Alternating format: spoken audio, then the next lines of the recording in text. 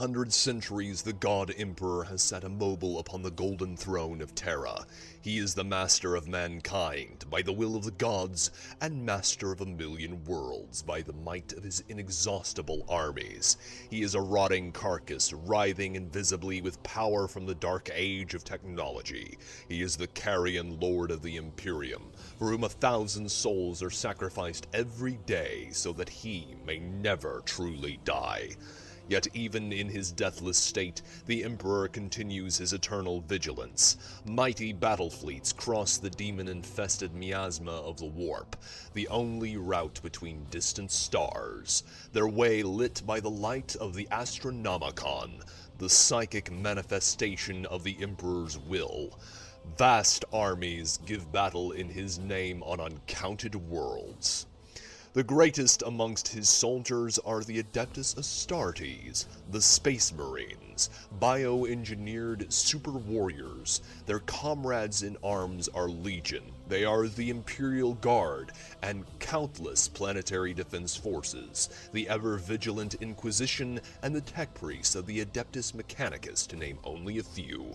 But for all their multitudes, they are barely enough to hold off the ever-present threat from aliens, heretics, mutants, and worse. To be a man in such times is to be one amongst untold billions. It is to live in the cruelest and most bloody regime imaginable. These are the tales of those times. Forget the power of technology and science, for so much has been forgotten, never to be relearned. Forget the promise of progress and understanding, for in the grim darkness of the far future there is only war. There is no peace amongst the stars, only an eternity of carnage and slaughter, and the laughter of thirsting gods. Alrighty then, ladies and gentlemen, we appear to be live. Everything appears to be functioning properly. I need to check something real quick. Studio, go here. I need... It says there's a problem, but it says stream status excellent, so I'm going to just ignore that, as usual. And go here, and we should be good. Okay. So, I do, of course, need an audio check. Hopefully everything sounds good. Uno momento, chat. There we go. Should be fine. And I am going to exit to the bridge, and we will get this party started. How are you all doing this fine afternoon? I'm doing great. Pretty darn good. Perfect. It's a little hot here, but I'm doing pretty darn good. Now, I need to do some inventory management real quick. We've got some chain axes that I can replace some weapons with and whatnot. So I should probably do that, as well as get rid of anything extra that I don't need.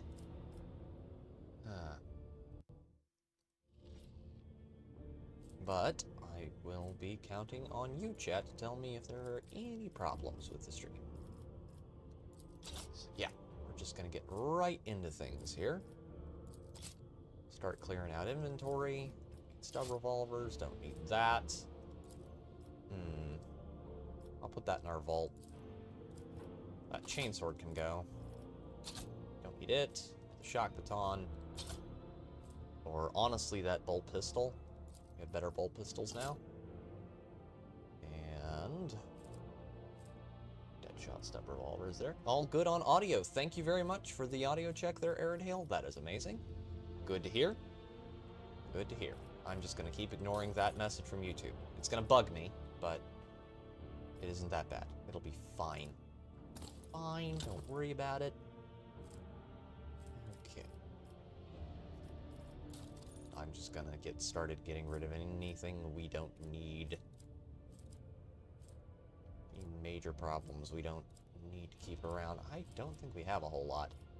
Honestly, everything is good. Everything is good. Although I do think that there might be some things in here, like that require heretical votary, that we don't necessarily need to have. Okay, good there. Hail, Grizzled! How are you, my dude? Hope you're having a great afternoon, my man. I know I am having a fairly decent one. Pretty darn decent. Indeed. Okay. Good. Looks like we're good. Alright.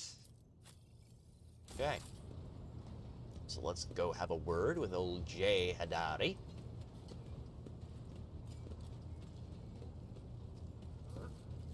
And Kibbles and Jay. Kibbles and Jay. Blurps missing? They shouldn't be... wait, 1 second. There we go. I think blurps are back. Give me a second. Refresh that. Refresh that. I missed a blurp. I'll check real quick. No? They shouldn't be. They're not paused. It should be functional. Try now, Aerodale. If you're trying to get blurps to work, it should come through. Unless I've managed to bugger it. They're back. Okay, good. Good. Okay. Alright. My apologies. 19% of my processing power is engaged in the analysis of my tech comrade's memory. My response time may be... Hey, you! Finally awake. Indeed, Aerodale. Okay. Are you surprised that Amernat's words have had such an effect on Opticon 22? I was not knowledgeable as to how popular Blessed Ammanat's teaching was in exploratory circles. The Cognizance fleet is massive. His ideas might have found a larger following on its periphery than in the Mother Squadron. The data is scarce. His identification code is the same as mine, and his memory contains data confirming that the assassination did take place. Unfortunately, some of his memory was damaged by pulses broadcast by his battle harness. I can assert with some confidence that he was who he claimed to be, and that he served the Deus Mechanicus earnestly and eagerly. Perhaps you will find out more. I will continue my research into the Blessed Martyr's memory with all due reverence.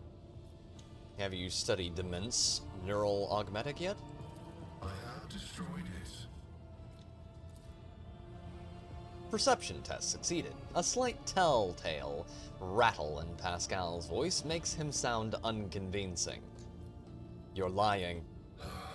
This statement is true. I am yet to settle into a definitive course of action. I am running a spot diagnostic on the memory of the heretic Demence, even though purity protocols stipulate that his blasphemous knowledge must be eradicated. I am not drawn toward forbidden information, but only to data concerning the Blessed Ammanats. Oh, of course, Pascal. You are perfectly legitimate. Oh, what corrupted Demence? An echo of the warp. Energies of the immaterium that had seeped into real space and taken the shape of a Vox signal. I have found recorded cases of similarly induced corruption in the archive. Listening to the void is a perilous occupation. But you did want to know what he knew. You were interested. The quest for knowledge is our mission of highest priority. But what Demence promised was not knowledge, but a distorted copy of it. This was not what the Deus Mechanicus had told us to seek. Have you found out anything at all? The success has been partial.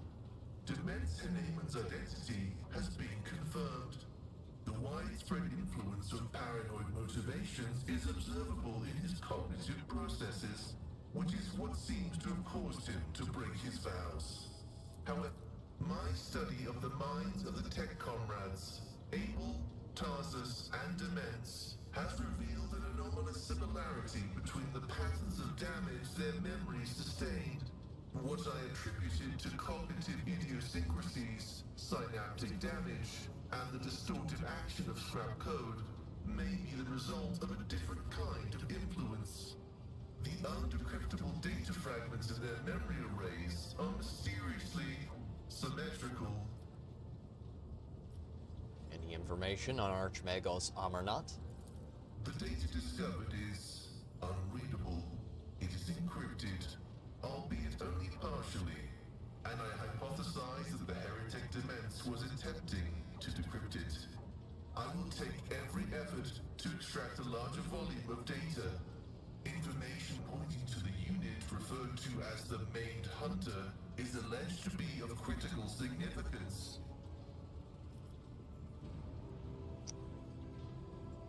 Has it ever occurred to you that all these events may be part of Amarnat's plan? That is a valid hypothesis, but not a very likely one. Its truth value is irrelevant, as it does not contradict the necessity of establishing the fate of Archmagus Amarnat. You fear knowledge even as you extol it. Whether knowledge can be profane is the grand question.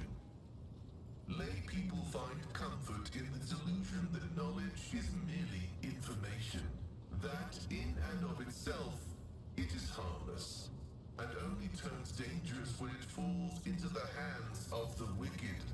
Okay, that is one way of looking at knowledge, yes. But that is not what I have seen. I have seen knowledge gnaw away at the minds of those who let it inside them. Yet I seek it regardless. Why? Perhaps because there really is no apostasy in knowledge. It is dangerous, yes, but not forbidden. For it was created by the Omnissiah. It's because knowledge is power, and all men crave power. Whether they say they do or not. You, my dear little Pisquigly, are no different.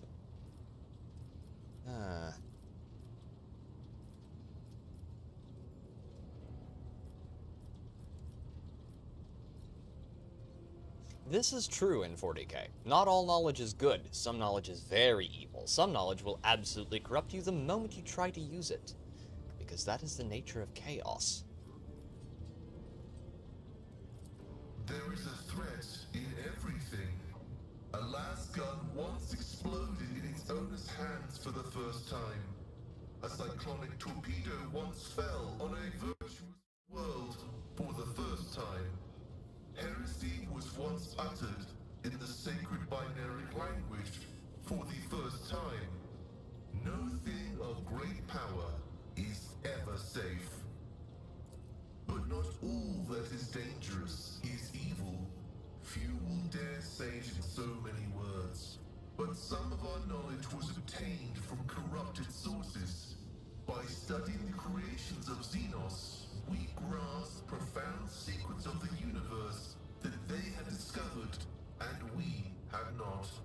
By pondering heresies, we devised technological solutions to exterminate them. We drew knowledge from a poisoned well, filtered it, and attained comprehension. The tech priest lowers his head pensively. The mechadendrites slow down smoothly, and the steely overtones disappear from Pascal's voice. Continue your research. Response affirmative. The decryption will... There you are. Shireen, light of my eyes, giver of boons and savior of the needy. From now on, two sons will grace the firmament of the Font Valancia's protectorate. One bright and powerful, like the rogue trader himself, and the other slightly more humble, like his unassuming partner, the diligent owner of the Mercatum Tabula Officiale, and all around delight, Jai Hidari. Your accent is continuing to be a prickle at the inside of my neural systems. Okay, alright, continue. As I promised before, my crew will be your eyes and ears across the entire expanse, Shireen. Just give them time. And of course, The assistant to official trade representative Jai Hidari is already rushing to Dargonis to deliver goods of rare and exquisite quality to you and your people, O master of many worlds. And once again, thank you, Shireen, from the bottom of my humble heart. Jay? I'm not gonna say that. We're too early into the stream for me to start saying things like that.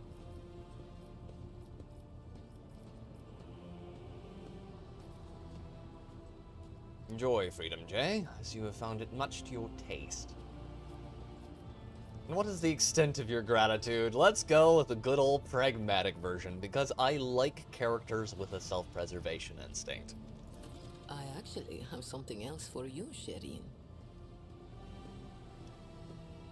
Oh. Oh, this is the romance option. Okay. Well, I was thinking Cassia, but...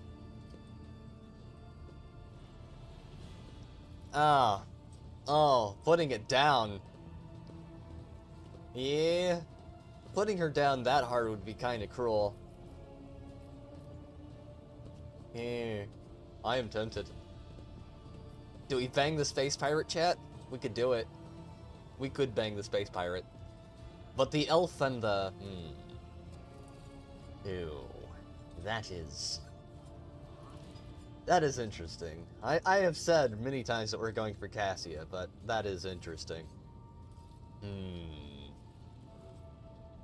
Do not think to toy with me, Hadare. I demand recompense for my time and effort. We'll go with that. I said Cassia, we'll go with Cassia. You did not think I was trying to pay you off, did you? Accept this small gift for taking care of me. And may the Exalted One keep watching over the path that you tread. Oh, that's nasty. Yes, Aratail. Alright. See you later. Okay. Oh, I have no doubt you will. Okay. We did have to crush her hopes and dreams of banging a rogue trader, but, you know, it's for the best, chat. We gotta go and, you know, and fondle the three-eyed freak. I promised you all that that's what we would do. Okay, that quest is done! Okay, we need to get a few more side quests done before we are completely finished with this chapter. Okay, a card inverted. A word with kibbles. Let's go talk to our resident goth mommy. Take heed, Nemo. Our blessed Domin honors us with a visit. The one who delivered this ark from the curse of your existence. The malformed skull in Cabela's hands has been polished to a pale sheen. Its empty eye sockets pose a question that can be only answered in death. Who is Nemo? An aberration. Your former foe. His eternal foe. My new companion in shadow and my trophy. You once knew him by the name Nemesite, but now his name is Nemo. Alright. Whenever I feel the need to voice my thoughts, I turn to him. He is far wiser in death than when he was alive. What did you wish to discuss? For years, I have been honing my body and spirit through sacred rituals. I have ushered hundreds of souls to the other side. The hunt for Nemesite was not my first. Yet, after my enemy fell, for the first time ever, I felt empty. And that emptiness only grew heavier under the weight of the question that formed in my mind during that hunt. Okay. I prayed. I longed for his guidance to put my mind at rest. But in my self-pity, I showed weakness in the eyes of the Undying One. And so, my only answer was silence. I must therefore ask you this agonizing question, Domin. Tell me, What is the purpose of the blood-spun web? Does this have anything to do with our earlier conversation about your resemblance to Nemesis? Please, just answer me.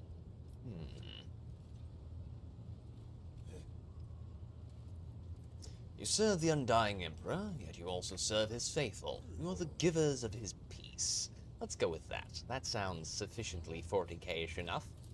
Then that makes me a driver of the ignorant. One who guides people into following an idea they may never hope to comprehend. Okay.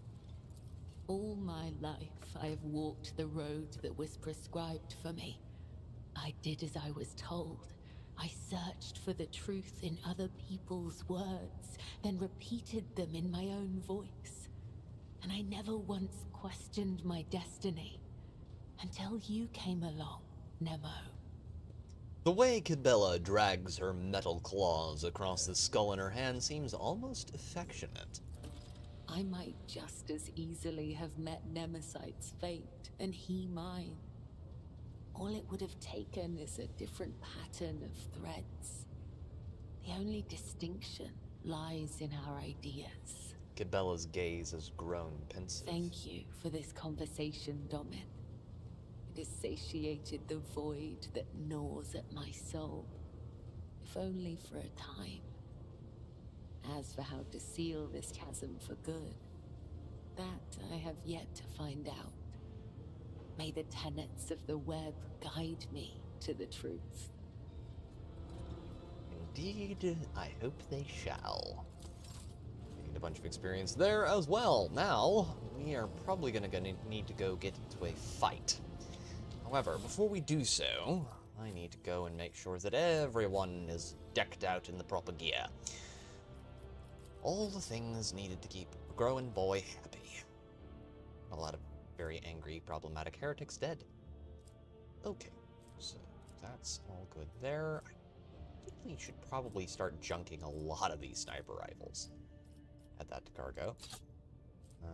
Don't need the needle rifle either. God, that combat shotgun.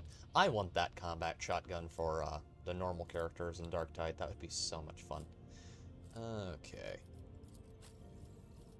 Get a Mars pattern chain actions that she has currently. 14 to 20 damage per hit. Okay, that's good there. Leave her with a splinter pistol. He cannot use plasma weapons, can he? Can only use normal weapons. That's perturbatory. Alright, let's check over here. Oh wait, can't she? Mars pattern sword. What could she use? Oh, she could use the freaky chaos, well, Xeno dagger. Let's give her the bio dagger. That'll be fine. Nothing bad will happen. Nothing bad will happen at all. Don't worry about it. It'll be fine, chat. It'll be fine. It'll be perfectly fine. Oh, why did she suddenly go her third arm? Don't ask questions, chat. Questions are dangerous. Questions could get you hurt. 14 to 20. That is definitely better than the power mark. Let's give her one of those. And then switch over to Pasquigale. Weapons. He can't use anything better than what he currently has. Which is rather bothersome, but it's the best we can do for the moment. You pointy-eared. Ooh. 19 to 25. I think we'll leave her with Wanderer's Portent for now. For now, chat. That may change. Pistols. Shuriken pistol. Leave that there. Armor. Armor is good. Armor is very good. That can go to cargo as well. And so can the scrap chainmail. And the flak chestplate as well. Don't need any of that. More flak armor. That can go to cargo as well. And so can the improved armored body gloves. Senskin will keep for the moment. And we'll switch over real quick here.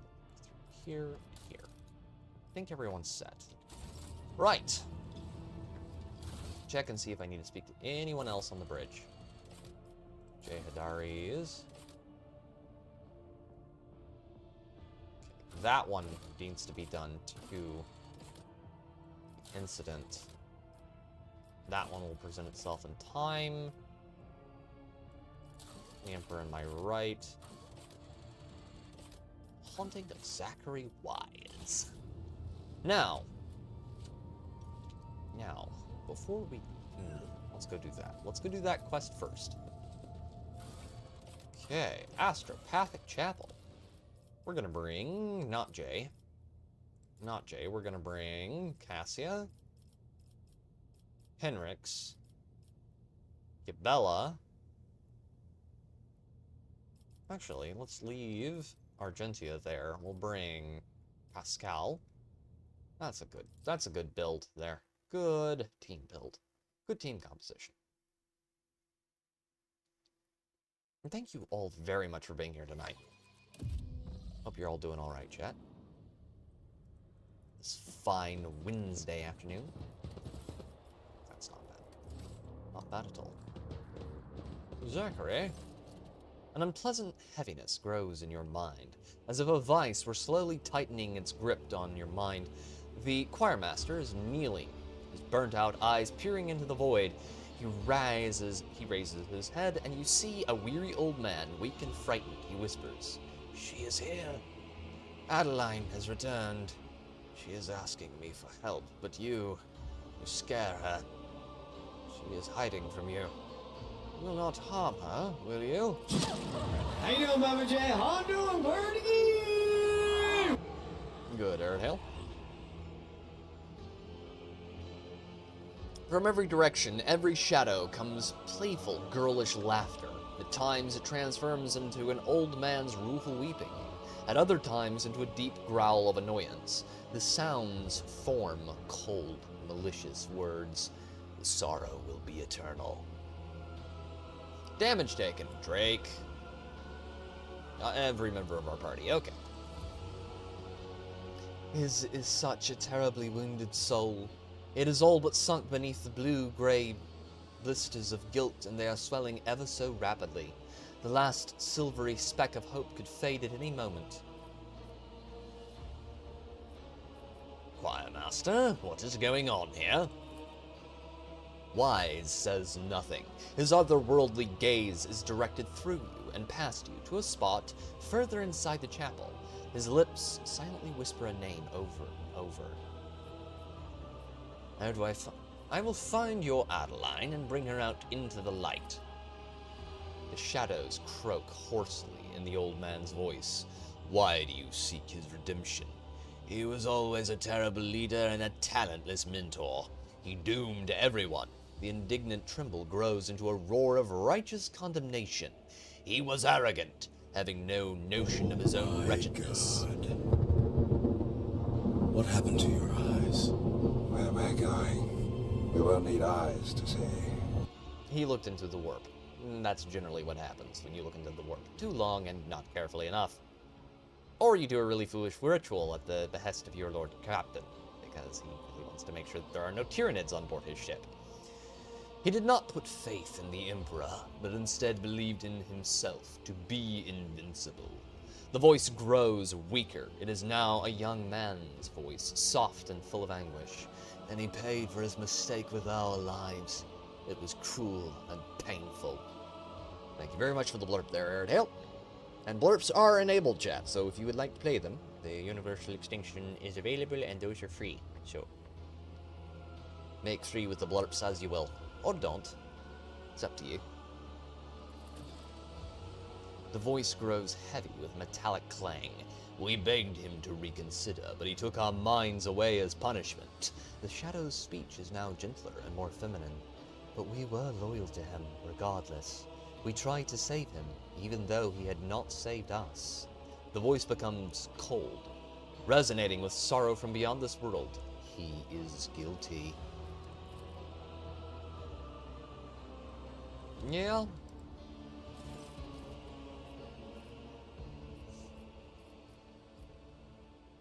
How do I find Adeline? Adeline is there, in the shadows. A tortured sigh escapes his feeble body. Many shadows lie. The true ghosts are hiding among the false ones, but I hear Thaddeus's earnest prayer and old Stravos' words of disappointment. Always doubted my talents as a mentor. I hear poor Antonius's scream, the scream he let out when he unwillingly gave up the last of his vitality. Annis's pleas. I condemned her to an existence as a half-machine, like an evil. I almost sensed Savidia's touch. She tried to save me, but she fell instead. So many voices, all condemning me for what I did. Find them. Separate the true voices from the false echoes. Address the shadows. What twisted creature are you? The mocking laughter of an old man turns into a moaning whisper. I am the victims. I am the murdered innocents. I am his guilt. Walk away from Wise. Okay, this ain't sus at all. Let's see. Ow! A broken blade has no use. Give me some time. Oh, this isn't good. This is truly not good. Okay, what does this one say? I prepared you well, Zachary. My choir will live up to you. My choir will live up to my name. Okay.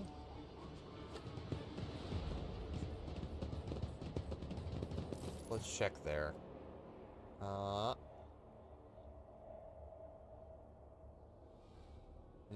Names. Antonius's scream. That's what we need first. Antonius's scream. I'm pretty sure that this is a language puzzle. As in, you have to pay attention to the people he listed in the order he listed them, and hit them in that order. That exact order. No separate. Taught us everything, and we will not fail you. We are ready. Okay. Interesting.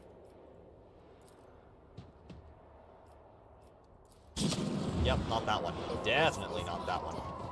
May my blood be a worthy sacrifice. Oh, those are bad. Those are all bad. Okay. Okay, well, let's yoink these down. Main character. First things first, grab that.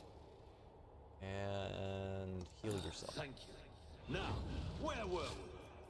We'll go over here. Another one of those. Get a grip of yourself. I can see bright colors Okay, again. pull that down here. Okay, and we're gonna heal Need a Abler. little morale boost? The healing is much appreciated. Okay, that didn't work on Get him. a grip of Pascal. yourself. We function as one. Okay, that did work on Pascal. Okay. What about this? Yes, that is the right kind of medkit. Need a little Henrix. morale boost? You have my thanks. Still there. Ooh. Okay. I is all won't bad. tolerate weakness. Very bad. Okay. Quick save. Let's try this one, and if it doesn't work... Okay, that's number one. Quick save again.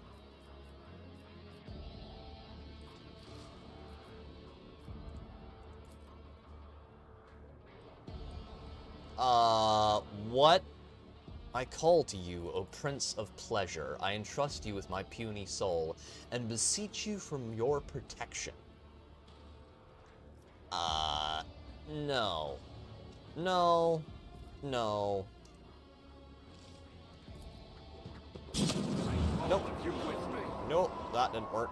Okay, so this one's first. That one first. Follow my lead.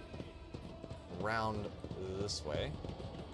Okay, load last save. We'll save scum that. Okay. We'll save some of that. We know now. Okay. Alright then.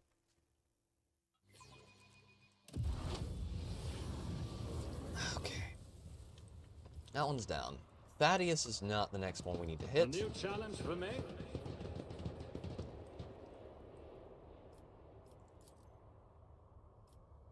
God Emperor's a lie. You're all going to perish. Wait, what were...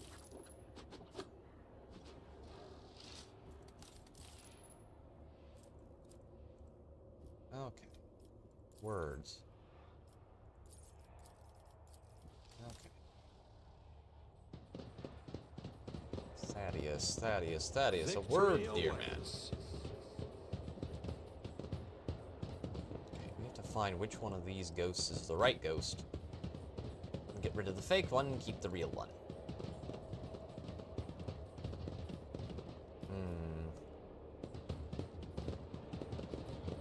Come on. You're killing me, video game. Took me a while to figure this out last time. Quite a while, actually. You doing okay down there, chat? It's about time. Chat's like, rolls over.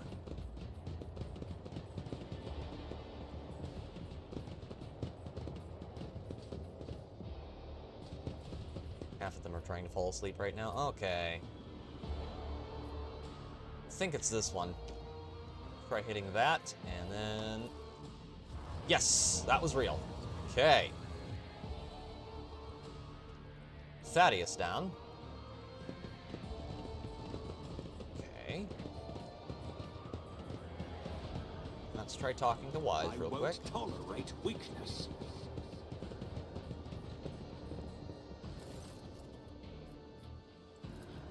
Okay. Don't need to talk to that.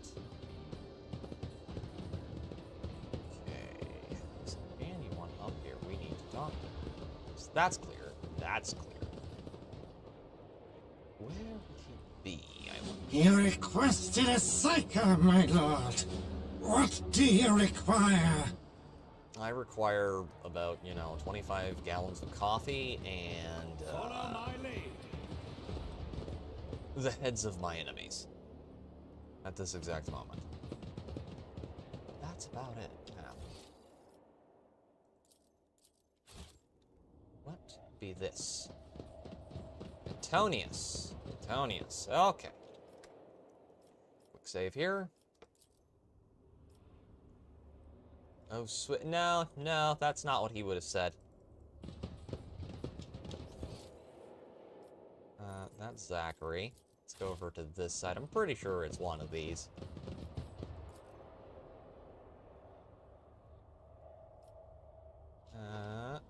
Let's hit the last one real quick. Make sure it's not this guy.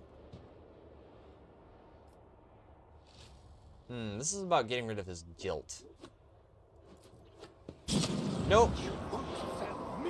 Definitely not that one. Okay. Load. Okay. We're getting there. We're figuring it out. It's the truth, not what makes him feel good. Got it. Got it. Okay. What's this one? Not that one. Okay, we need to go down here.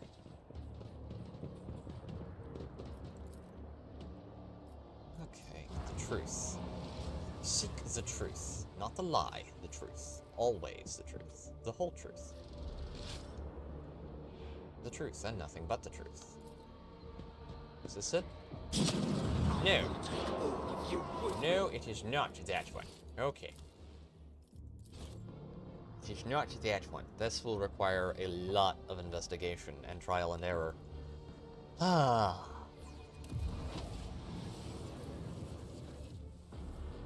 Okay, it's this one down here.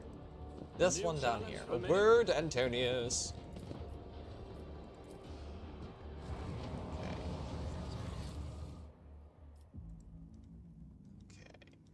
Can't be that one. Uh-oh. He's gonna be accusing Zachary, isn't he?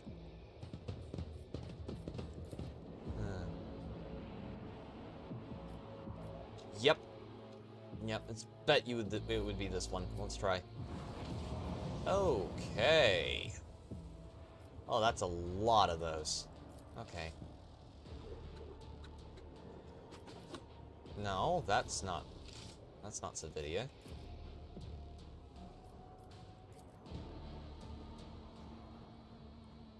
I'm pretty sure.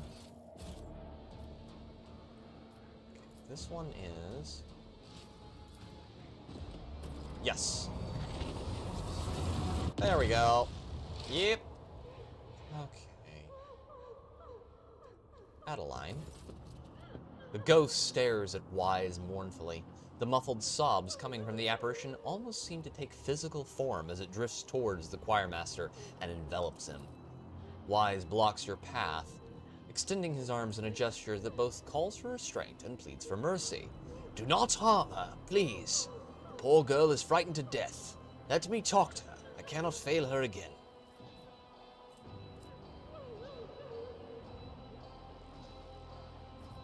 Oh, hell yeah. Iconoclast. Adherent. Touch Wise's hand. It's not her. You cannot wallow in your own guilt forever. There are people out there and in here who depend on you. Living people. Wise's expression is a mixture of pain, horror, and grief. He lowers his arms slowly. I know, your lordship. I know this is not Adeline, but an echo of the one who devoured her soul. I just wanted to see her again. Hear her voice for a brief moment. With jerky movements as though shaking off shackles of ice, he picks up his staff. Ghost of my failure, now is your time to vanish. Gained 140 experience.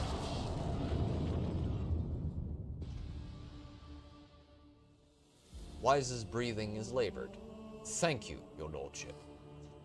The burden was too heavy for me to bear. On the verge of fainting, he musters the last of his strength to sit down on the steps. Wise, are you all right? After a long silence, he says in a hollow voice, in a bodily sense, yes, your lordship. What was that, choirmaster? A reckoning, Lord Captain. A reckoning for my great arrogance. Demons have been pursuing me for years, following my scent, sending me dire messages, haunting me, and now they have me. The entities that manifested here during the ritual were banished, but a lingering echo of their presence has latched in onto the shadows. It has sprouted in the darkness and pounced upon my mind. Why are demons pursuing you? I'm guilty. I wronged them. I'd been promised a great future at the Scholastica Psychana, but my talents were exceptional. But fate would not have it, and instead of serving on Holy Terra, I ended up here in the Expanse, where barely a gleam of the Astronomicon reaches. My pride took a heavy blow, but my spirit was not cowed. I set out to assemble a choir unlike any yet seen here, a mighty, resonant, astounding choir. Lady Theodora expended tremendous resources, bartering with captains and governors to procure astropaths of my choosing. I brought together talents and budding geniuses under my authority. They were to ensure I would make a triumphant comeback. They could do that for me. That team of brilliant astropaths whose talents were honed to perfection. Adeline, Annis, Antonius, every one of them surpassed myself as I used to be. I saw that my time was coming, and I lied when I told you it was Lady Theodora who had forced us to go through with the ritual. The idea had been mine. When, in her paranoia, her ladyship set out to find spies aboard the ship, I made her an offer. A ritual that would give her the names in exchange for my fledgling's freedom and my own. It was a good deal. She was willing to trade 7 astropaths for the names of the traitors, and I doomed them all. My pride killed them. What went wrong during the ritual? He chuckles bitterly. Scarlet stains bloom on his blindfold made of sacred manuscripts. Adeline was my ritual protector, only to become my greatest vulnerability. When the mad stream of other people's thoughts started to disorient my astropaths, I became frightened for her. I hesitated. I wanted to spare her, and I lost control. The right thing to do would have been to sacrifice her, but I couldn't. I always had a soft spot for her. Her genius had made her my favorite. What about the other voices? Were they your apprentices as well? Not all of them. Stravos was the oldest in the choir. He had been on the ship even longer than I. Mighty, wise man, if acrimonious. He envied me and criticized my ambition, but I was fond of him all the same. Thaddeus was the ship's confessor. Theodora had insisted on his presence. When it was over, he was the only other survivor, and he confronted me with angry accusations. I couldn't bear to listen to him, so I silenced him. I killed him. Svidia was an ordinary servant. She fought the Immaterium's monsters until the warp began to prevail. She tried to save me, to lead me away, but I did not listen. She stayed at my side until the last moment and died a terrible death, all because of my accursed pride. The rest were my voices. Antonius was the youngest. He had been in the choir for only a short while. When the situation turned dire, fear got the best of him, and I was infuriated by his weakness. I dominated Antonius's mind and impelled him to use up every spark of his life force for the ritual. Annis's doom came even earlier. She was the one person who told me in front of the choir that the ritual was madness. In my anger, I ordered her servitorized. I believe I had to protect my authority. She died on the spot where you're standing now. I think she was still aware. More scarlet drops seeped through the choirmaster's red-stained blindfold. All my voices. I remember the name of each one whose life I cut short within these walls. What a terrible fucking person you are, choirmaster. If you got your freedom, why did you stay on the ship? At first, Lady Theodora wanted to have me executed for what had happened. But then she regained her composure and graciously agreed to honor our deal. But where was I to go? My dead were all here. And now I know the truth. That is for the best. I can no longer carry this burden alone. With Lady Theodora dead, the thought of my crime being forgotten, erased from history, is unbearable. I want to be judged and condemned. So that's what you want, do you?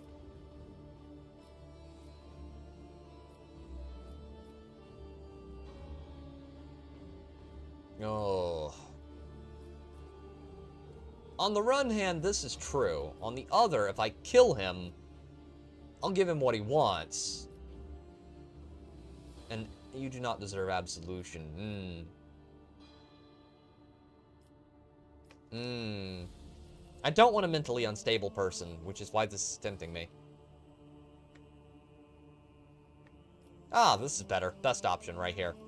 You have not allowed the warp to break you. I believe the Emperor's light is strong in your soul. Continue your service, for humanity needs you. And in duty, you will find redemption. Yep, you're gonna work here till you're dead. That's what's gonna happen, Zachary. While I cannot forgive you, and you probably can't forgive yourself, well, at least you have the opportunity for atonement. I believe that everyone deserves an opportunity for atonement. Besides, you can't hurt anyone else. Everyone that you actually hurt is dead. Hail, Bendover! Good to see you, my dude! Hope you're doing well, my man.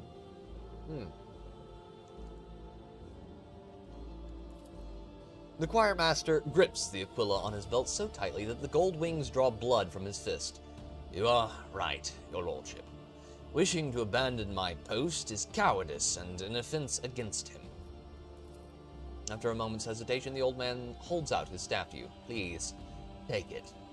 This mighty instrument is the last reminder of Adeline and the others, my guilt. It was with this that I performed the last ritual. I have no right to carry it any longer and would like it to be yours. A reminder of the painful lesson my pride has taught me. 10 people watching right now. Thank you all very much. I hope you all are having an excellent evening. It's greatly appreciated. Hopefully I can continue to provide some small service in the form of entertainment. In dialogue, accept detachment from death. Okay, that quest is done. Jay Hadari's celebration.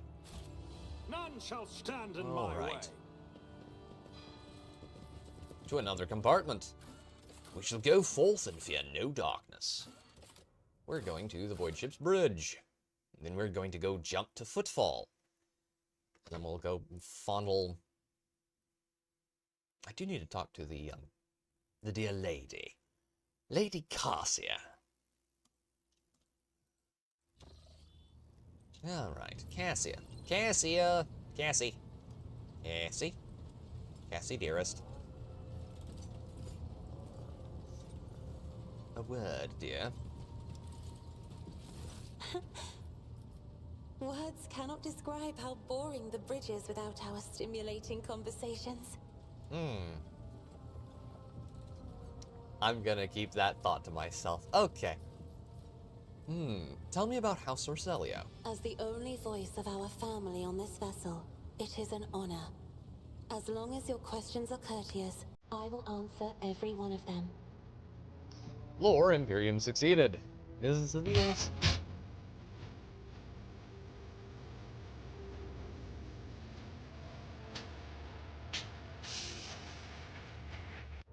Good God, Ben, that got me. Thank you very much for the blurb, my dude. Jesus Christ. About had a heart attack. Okay. Is the Orselio prophecy system named after your ancestor? You are shrewd indeed. My ancestor charted that route while fleeing the enemies of humanity. They say the Emperor himself was his guide, because the warp expelled their vessel without a single loss. Unfortunately, the lips of those who relate this tale seep with disgusting green hubris. I think Kalain Orselio was simply a skilled navigator. I take it House Orselio has a rich history. Oh, yes. The navigators of the house came to the Coronis Expanse fairly recently, a mere 208 years ago. Before that, our ancestors expanded the borders of humankind's dominion for the glory of the Emperor, blazing trails to different corners of the galaxy. Cool. With your permission, I would like to talk about literally anything else because I don't have any more all dialogue means. options. Which sucks. Tell me about yourself. I am a part of House Orselio, an ancient dynasty of the Navis nobility. Since time immemorial, our family has served to advance knowledge, pushing at the boundaries of the dark unknown. The Starway Atlas contains 2,843 routes that chart the sectors of the Segmentum Obscurus and reach all the way from the Coronis Expanse to Holy Terra. He has a lisp. Listen in silence. And uniting the Imperium's thousands of worlds. House Orselio is bound by commercial pacts to houses Galeatis, Ortina, Drotus, and... There is a dark blue knot tightening on your neck, Lord Captain. I can see my reply is not satisfying your thirst for knowledge. What is it you desire to hear exactly? I'd like to know more about you personally, not your family, dear sweet cinnamon bun kitten.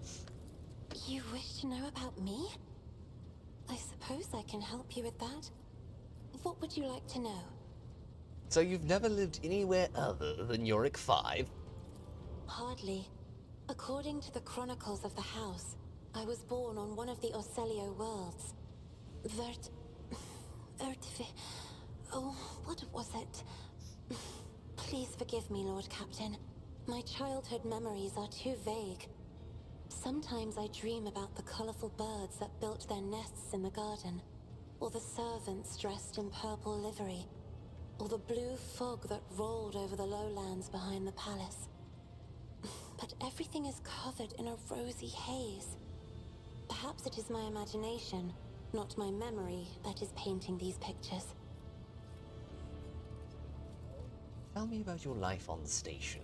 My stay on the station was wholly dedicated to preparing me for my future duty. Astromancy, astrography, numerology, the histories of my house and the Imperium, as well as other disciplines.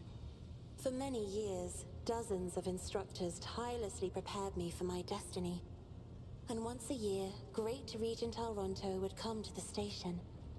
He would entrust his beautiful vessel to my command, so that I could master the practical aspects of our art as well. Hold on, you've been training in the lore of the Imperium, and your lore Imperium is kind of crap? What? I think you need to, like, find your teachers and then beat them with a stick.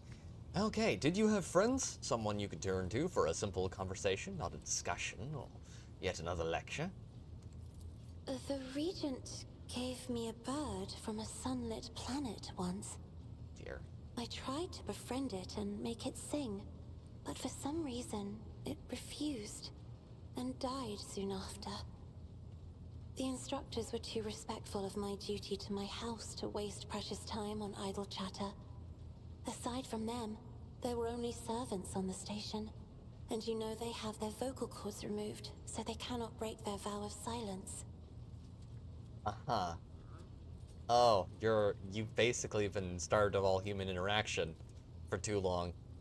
And since the subject has been breached, Lord Captain, why do you not follow this honored tradition?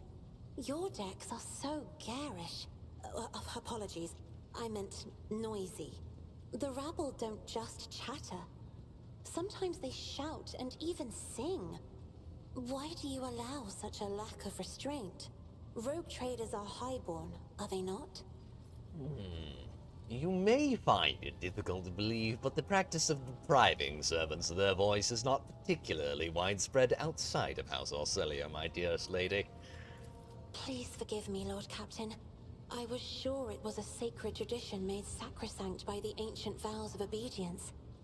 I expect more surprises will be waiting for me outside the walls of Urak 5.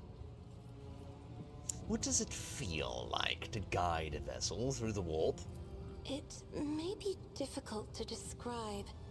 You see, every navigator perceives the warp differently. My mentor, Great Regent Elronto, always described his travels through the Immaterium as a journey through a vast wood with countless paths. And I, assisting him in the first voyages, futilely tried to follow his example. But the wood would not reveal itself to me.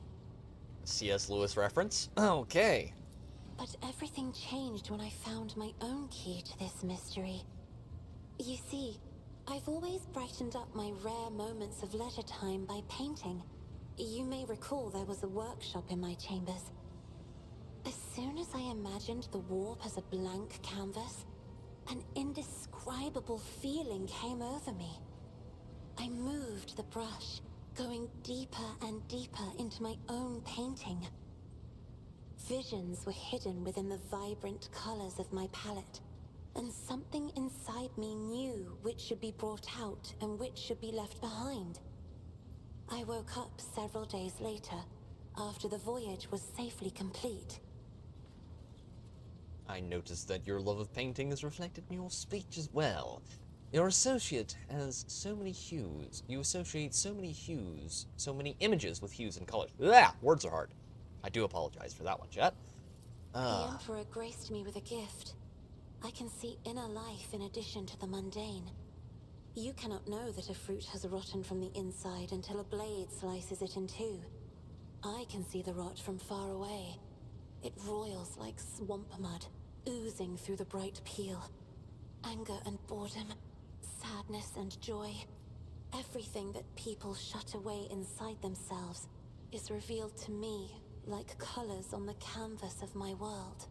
This is probably a bad idea, but I'm gonna ask it anyway. Your third eye, do you always conceal it? The navigator's open eye is baneful to whoever the warp's ruinous shine falls upon, and therefore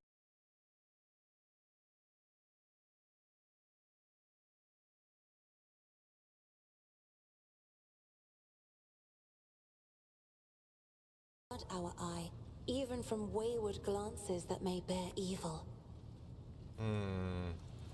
Besides, I am aware that lesser servants of the Imperium may find our appearance repulsive. Well, let's see. A navigator gene twists the features the rabble are used to seeing, and the magnificence of our role cannot be grasped by their feeble minds. Couldn't resist. Yeah, it is. Yeah. Let's see. 3 eyes, translucent skin, claws, and just a general air of just being creepy. Yeah, I can see why most normal people would find you freaky. However, our main character, boys and girls, is a freak. Okay. Gotta go with one. Definitely gotta go with one, Aerodale. You are beautiful, Cassia. Do not let anyone or anything convince you otherwise. Lord Captain, you are overstepping the bounds of propriety.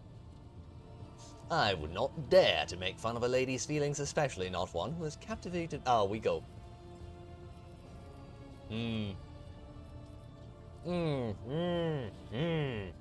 First one. First one. I would not dare to make fun of a lady's feelings, especially not one who has captivated me since I first set eyes on her. Words like that, Lord Captain, could easily be misconstrued. You should familiarize yourself with some of the works in your library to learn the appropriate manner of conversing with a lady. Well, you know, I would say I would just go with the standard redneck way of dealing with it, but, you know, I'm pretty sure... You'll hear no objection from me, Lord Captain. Yeah, I don't think, you know... Hey, you want to go sit on a tailgate back there behind the barn? Would be a proper, a proper way to talk to her, so let's not go there anyway, chat. Anywho, alright. What does your special sight reveal? Sister Argenta shines like a guiding star, inspiring resolve in those around her, seemingly inexplicably. However, I see a dark and ugly fog billow behind her, contrasting sharply with her shining light. It burdens the Sister of Battle. It drags her down. Yet Argenta herself is hardly aware of it. Alright, now that we have properly rizzed up the navigator. Seneschal Viserion is among the few whose colors are a pleasure to look at. Whenever the Seneschal speaks, heavenly crystal clarity spreads around him. And whenever he is angered, dark blue clouds condense over him. And in his rare moments of joy, a pure gleam of sunset pink caresses the souls of those near him. Out of your entire retinue, Lord Captain, he is the only one I would trust with my life. Continue.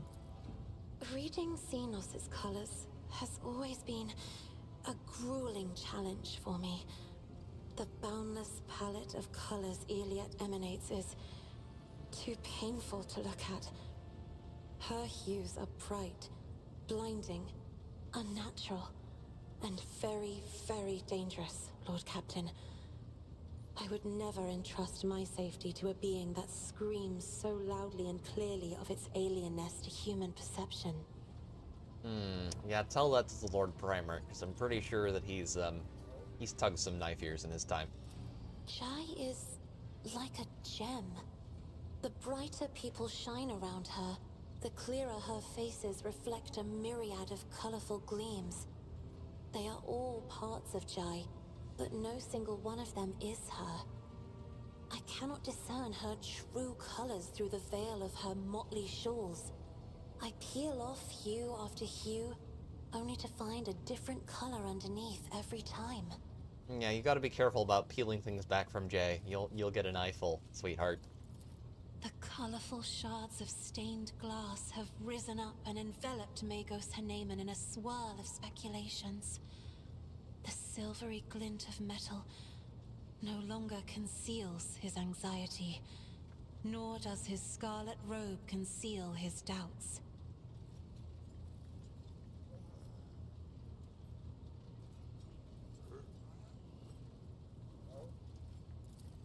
Behind the cobalt steel of his thoughts, behind the cold... Knock it off, Chad. I see you down there. Emotions, an It's ember, probably true, but yeah. the color of amber, God. glows in Master Van Kalox's soul. So bright and warm, one is tempted to touch it. It is sad that the interrogator seeks to drown it with his own hands in the bottomless blue of duty. Sad indeed, but I can relate. Idira's emotions are like a maelstrom, bright, unbridled, enveloping her form like a wondrous kaleidoscope of colors. And as dangerous as a twisting warp storm. The riot of colors hides the truth from my eyes. What exactly is driving this woman? Is it her own will, or is it the Immaterium, Lord Captain? She is tall, strong, and down to get the third eye on. Yeah. Good lord. Now I wonder if my Psyker character could actually survive. You know what? Let's just completely go past that particular line of questioning. Okay. Kibella is bathed in crimson as bright as fresh blood, and its sight is all the more striking in the embrace of impenetrable darkness. And yet, there is no malice in these heavy shadows. They are impartial, morose, uncompromising, and ever consuming what weak flashes of other colors there may appear. One of those chicks, she likes to talk too much. The thing is... The canvas of Kibella's soul has become a battlefield. I see sparks of acid green doubt giving rise to new shades of regret, pride, and cruelty. They are ruining her former palette of anthracite and scarlet, mixing into ever more murky and frightening colors. The thing is, I have enjoyed your company. Thank you for the conversation. No problem, sweetheart. The thing is, Ben, I have met a great many women with whom I have carried on quite enjoyable conversations. And they always have something really interesting to talk about. But then you just find the occasional person, and you'll find this with normal, everyday people in life, whether they're dudes, chicks, or, you know, transmissions, that are just the most dull, boring people in existence. Like, you try to talk to them, they have nothing to say. It's not just that they're... Yes, and she is starved for conversation. That right there, that we just witnessed, chat, that is what happens when someone goes through isolation for far too long.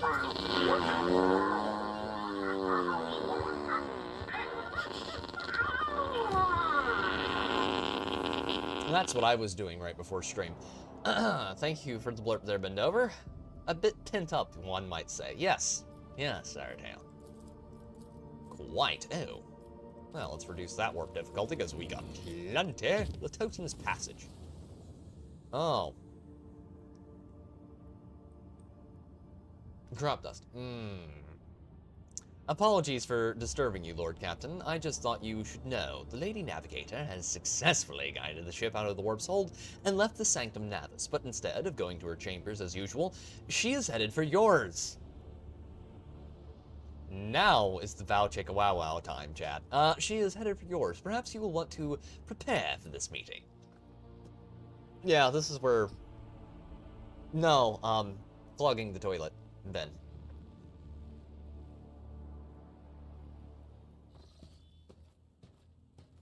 That blurb made my parrot pull her head out from under her wing and stare at the TV. Greetings, Lord Captain. I meant to inform you that our journey through the warp went well. My navigator's gaze perceived the light of the Astronomicon beyond the tumultuous waves of the Sea of Souls, albeit with some difficulty. The crew and the master helmsman conducted themselves adequately. My instructions during the jump helped them to find their focus and guide the ship without any serious incidents. Thus, the baby oil delivery. Yeah, I think we can afford cocoa butter. I'm just saying. Anyway.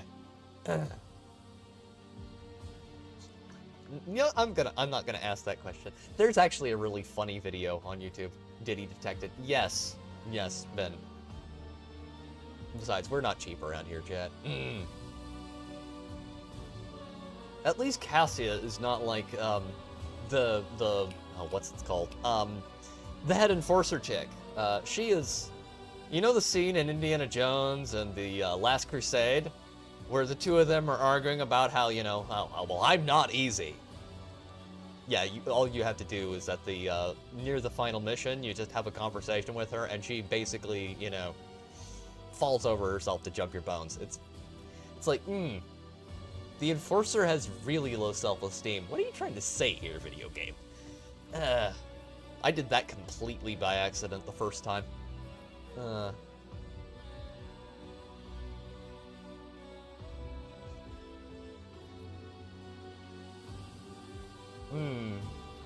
I never. We know what this is. This isn't necessary. She's doing this. Phrase it!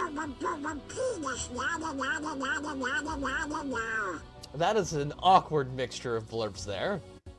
That was Arid Hill End. Bend over.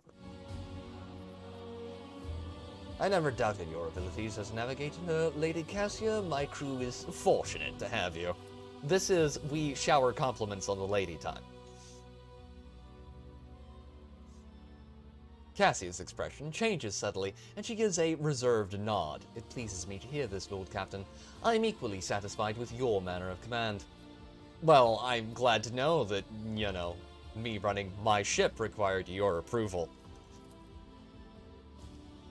Fidgeting awkwardly, Cassia glances around the study. I see how many compelling works of art. I see you have many compelling works of art here, but precious few paintings. I, for one, do enjoy passing what little spare time I have with a brush in hand.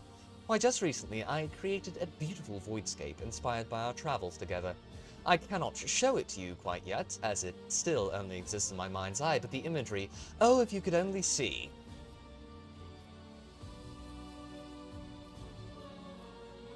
I did take note of the unique elegance of your works back on Uric 5. I'm hoping your latest piece will be just as breathtaking. Thank you, Lord Captain. Your gratifying sincerity is wreathed in the light of a rising sun. If such is your wish, I will show you my work when it is complete. Her furtive smile speaks louder than her polite nod. We're not doing that. You don't want to go too far. Don't go too far on the first date, boys and girls. That usually gets you shut down really fast. And they usually don't ask to come back, so, you know. One thing I meant to tell you is that I am quite well read. That my knowledge is not limited to the navigator's craft. I am versed in many other scholarly fields, such as centenary history of the Calixis sector, or Cassia shrugs awkwardly. Navigators are taught to familiarize themselves with the warp from childhood. Should you require my help, that is to say, my counsel, my knowledge is extensive. So please do not hesitate to ask. She fiddles with a lock of her hair while still proudly holding her chin high and avoiding your gaze at the same time.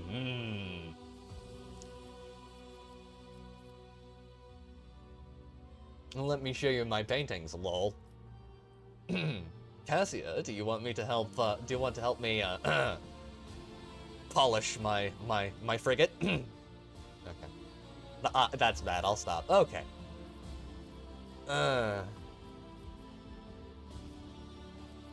How about this expensive prostitute?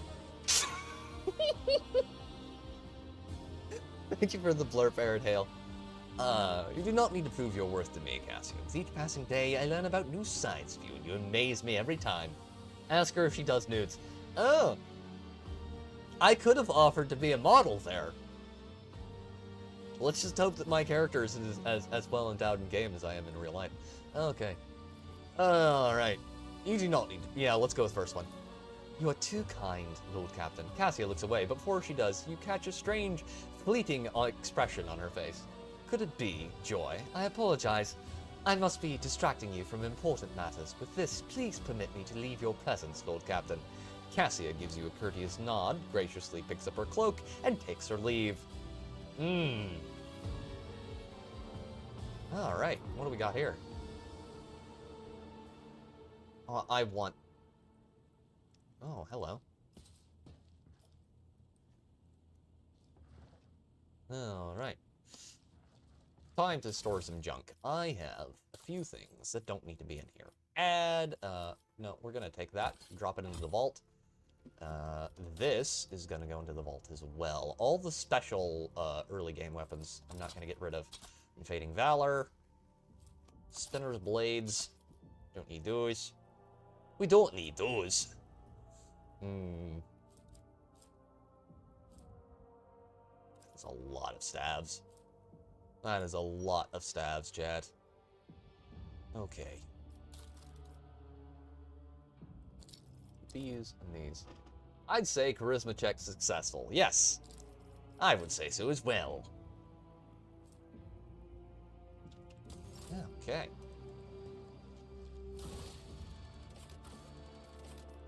Okay, there we go. There we go, there we go. Okay, I'm gonna save here so I don't fuck something up in future. And now that that's done... pass, show completed quests. I need chapter 1. Got that.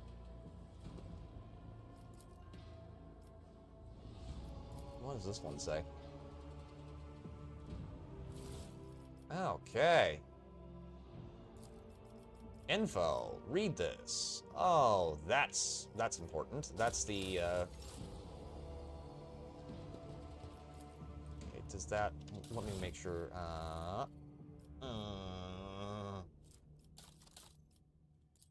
Info. Read. An admirer who seeks the favor of a refined lady is well advised to maintain pointed courtesy and finesse in his every deed. An honorable admirer will never defile a lady's noble ears with crude or indecent words. Depends on the type of lady.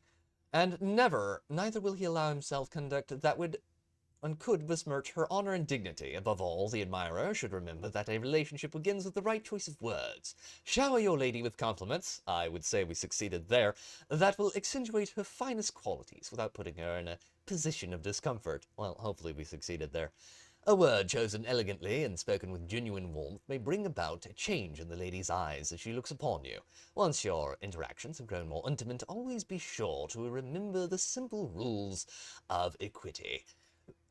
For example, should the lady drop her handkerchief, the deepest expression of sympathy for her would be to perform the following gesture. Pick up the handkerchief, wait a brief moment, then bring the handkerchief to your lips and touch it lightly before returning it to the lady. This noble gesture will assure the lady of the seriousness of your intentions. Hey, welcome, Sandy! You got in just in time for all the touchy-feely, you know, courtly romance and intrigue. BS. Remember that the flower bud of true feelings takes time to blossom. Patience, loyalty, and impeccability, and adherence to the decorums of the nobility is key to earning the lady's favorable disposition. Oh, God. Oh, dear. Okay.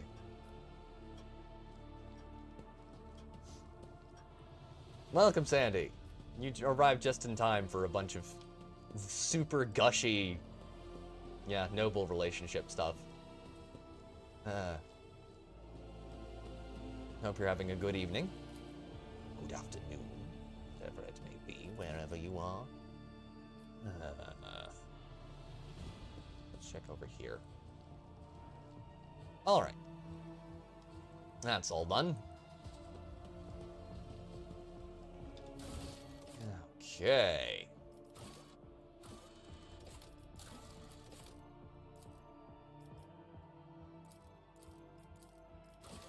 Make sure the incident did that, did all that, did all that.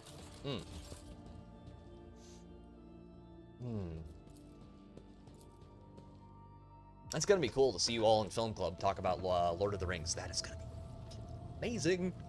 I have some exciting news for the channel in the very near future that I can't really talk about right now because I don't have anything locked down solid, but yeah, that thing we talked about last week. It may happen, Jack. It may happen. And if it happens, I will be a very, very, very happy camper. I am super excited. I am an esteemed British gentleman. I can speak 14 languages, as long as they are English. But most important, I am a certified master coxman. Yes, bend over. I have so enjoyed listening to the audiobooks narrated by Andy Serkis. Oh, man. So there is a...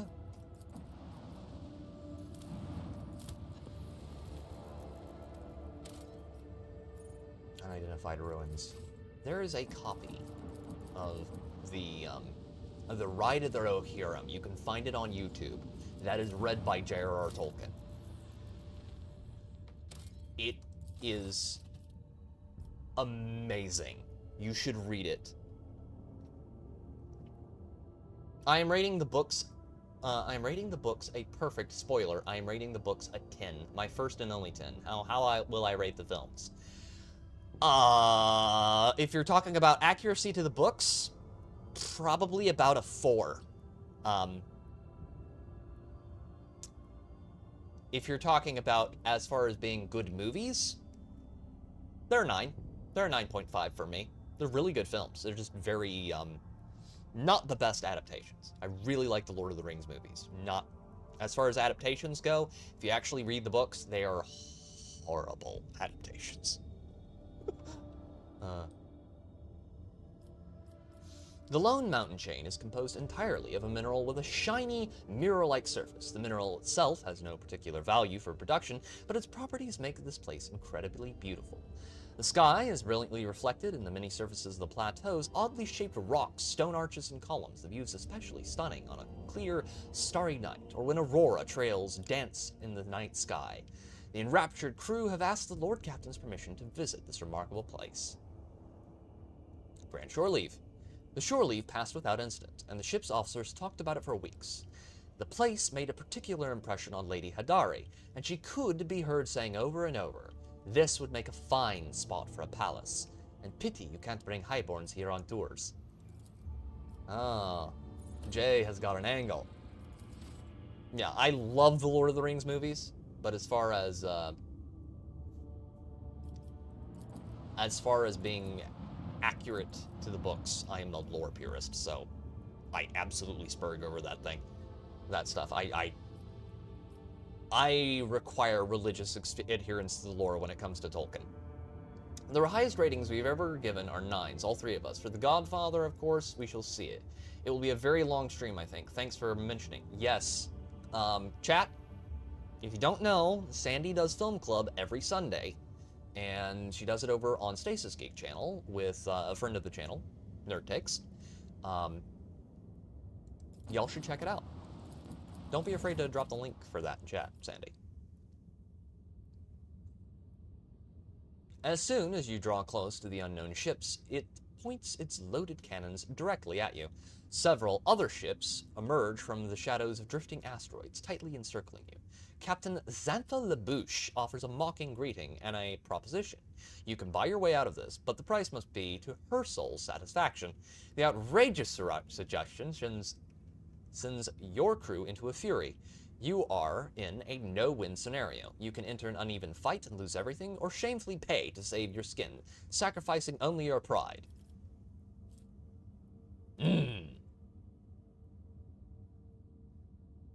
If they were accurate, they would each be 8 hours long. They'd be a TV series if they were accurate. If you wanted to get properly accurate, you'd do a TV series. I was talking about this with Arid Hale earlier. If I wanted to make a proper Lord of the Rings series, I would do a TV series, and I would cover everything in the books, and I would cover what shows up in the appendices as well. No problem, Sandy. Anytime.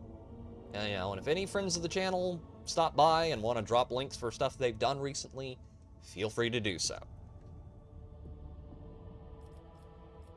As long as I give you permission first, usually. Okay. If you're new here, you have to ask. If you're a friend of the channel, you have free reign to do whatever you want. And Sandy is definitely a friend of the channel.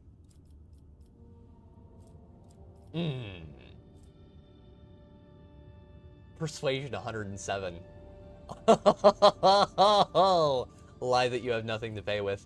I don't think they're gonna take that one. Coercion 76.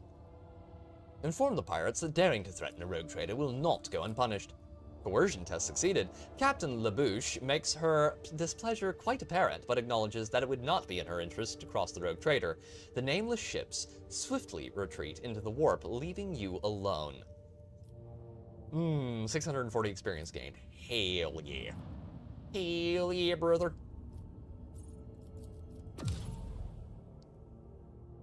Yeah, okay. Now we jump back to this planet right here. And there's a group of systems I need to visit. I think these only open up after you get that second bit done, but I do need to hit, like, Frozen Prince and the Emperor's Palm before we go and do the, Sandy is definitely good people. Bend over. Lord Captain. Let me get my voice right here. Lord Captain, Lady Orselio was asking where she could find you. I sent her to your study. You can expect her there shortly. Oh boy. Now we must continue to viz the navigator.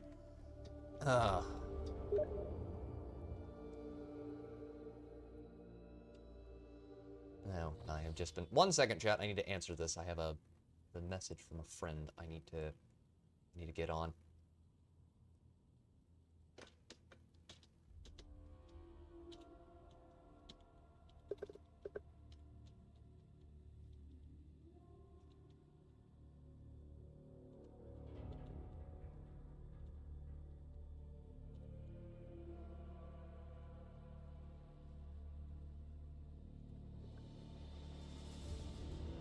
Okay, now that's done. Lord Captain, could you spare a moment to discuss a personal matter? Lady Cassia's less than graceful movements betray her anxiety. She lowers her eyes slightly and fidgets with a satin handkerchief as she waits for your answer. Look, there's a thing, sweetheart, I need to tell you. Romance ain't everything you read in books, and most of the time it's not nearly as pleasant as it is in books. I'm Lord Captain once again, I say. Surely you know that you can call me by my name? I may, but I will not. I would not wish to overstep any boundaries around anyone, let alone the rogue traitor himself. I will admit I am intrigued. What is this personal matter? I'm rather embarrassed to talk to you about something like this, but last I was here, I noticed a curious tome on the shelves of your personal library. A rather heavy-looking volume bound in a worn, gilded cover with the symbol of the Adeptus Ministorum on it. Martyrdom of Saint Vicente. It's a trap! In this case, it is not Aridhale. Although, there is a character later on, I'm pretty sure, that you're like, oh, that's a chick. No, that's not. That's a Chaos Corrupted dude. Remember, boys and girls, always check for an apple, because if it has an apple, it has a banana. A rather heavy-looking volume bound in worn... Yeah, there we go. Cassia waves her hand in the direction of the shelves, and the satin handkerchief slips out of her fingers. Oh, yes, a complete accident that you totally didn't read about in a book from my library. Perception test succeeded. Cassia takes a quiet breath of frustration, but it does not escape your notice that her ruby-red eyes are intently observing your reaction. Pick up the handkerchief, bring it to your lips, then return it to Cassia. There we go. There we go. Now we are properly rizzing the navigator, boys and girls. The soft fabric tickles your lips, and the subtle scent envelops you like a thin veil. Cassia accepts the handkerchief. Banana! Yes, Aridhale Failing. That's been over. Thanks for the blurb, my dudes. I do hate that her character model makes her have a jaw like a... Look at that jaw, chat. You could cut through Arctic ice with that jaw. The soft fabric tickles your lips, and the subtle scent envelops you like a thin veil. Cassia accepts the handkerchief with a nod of gratitude, and for the first time gives you a look filled with warmth and affection. Thank you, Lord Captain. I believe I should return to my chambers now. Nod in understanding.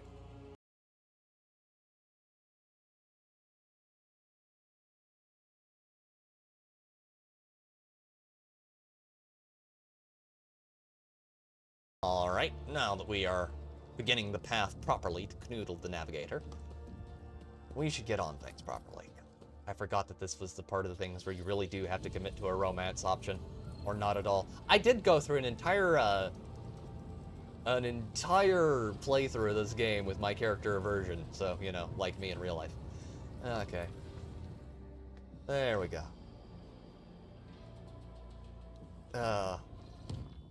I think one of the funniest things to happen to me, as far as that kind of thing goes recently, was when I was up helping Aerodale out with the whole busted leg thing. We're sitting there in the hospital, Chad. My mom sitting there with me. You know, we're waiting on him to get out of the surgery.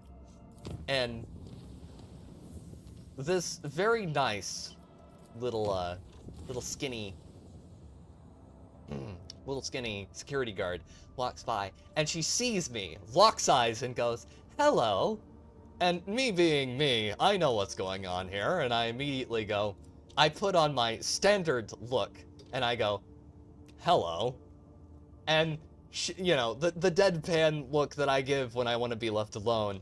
And, you know, she walks off, and Mom was like, "Why did you do that? She looked so nice." I'm like, Mom.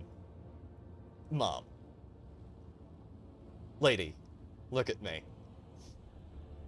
Do I look like I can handle that kind of a thing right now? Besides, this is business, dear lady. We never mixed business and pleasure. That was one of the funniest things, because it's like, you're the one who's been telling me to focus on, you know, job and work and all of that, and now you're like, you know, I guess the high one grandkids has hit really hard. Thank you very much for the Halo blurb? Halo shield, yes. Ah. Oov. The young servant in fine livery quickly bows to you and places a peculiar object on your desk, a transparent dome with a living flower inside. The servant gestures at the flower, and the Voxcaster, built into his respiratory system, lets out a crackle of static. I was instructed to deliver this gift to the Lord Captain only. Intelligence 100%. Examine the dome with the plant inside. Intelligence test succeeded. Before you was a fragile branch of Lavandelium quadus, a most rare specimen native to the world Quadus in the Calixis sector. Covered in tiny blooms, the color of a purple sky, the plant has been carefully sealed inside a dome along with a mineral fertilizer, modified by the Magos biologist, which will sustain it for many years. Lore Imperium test succeeded. You have already met the servant who delivered this gift. He is Lady Cassia's personal valet. At least you know the identity of the sender. As for the plant itself, a term for the ancient equity of the nobility, all but forgotten in this day and age, comes to your mind. Immortalium, or eternal flower, a living plant capable of enduring in the void for centuries, an extremely rare sight in the Corona's expanse, and an unmistakable token of the giver's special favor. Not a fan of romance films, then. I can think of, like, maybe... Can I think of any of them that I actually liked? I've liked a few rom-coms I've seen, but most of them, no. No. I'm more of a... I think the last time I tried to have a relationship with someone was like 4 years ago, 5 years ago. That didn't end particularly well, so I haven't really tried since. It's called IWGS, I want grandkid syndrome. In other words, and it doesn't matter if affected individual already has grandkids. They always want more and attempt to orchestrate more. Brown eye is radiating, too moist anticipate. I want you guys in my ass. Hell no. Hell no, bend over. Filthy degenerate. I'm not really, but I'm a sucker for the Richard Curtis films like Four Weddings and A Funeral and Love Actually. I don't know if I like it, but I've seen it a lot, and that's Seven Brides for Seven Brothers, but that's because I had a sister. That's a little too homosexual for me, bend over. That's more of a blurb for Tom B. He's British enough for that. Okay. The appearance of an immortalium is, in the life of two aristocrats, is a unique ritual, the purpose of which is to demonstrate their true potential. No. Yes, Arid Hale. Exactly. their true intentions without words. Every gesture, glance, or phrase in this ritual is imbued with deep symbolic meaning. You are expected to take the next step, which is either to reject the gift by pointedly ignoring its existence, or to accept it on your own terms. The recipient's acceptance can be expressed through words of gratitude in private conversations, or by sending a gift in return. High Factotum Generis Danrock can always assist you with the latter. Yes, I am a little too straight for such things. That is definitely a Tomby thing. And yes, I will continue to needle him over that. It is his own fault. Okay, High Factotum, a word, dear man. Where is he?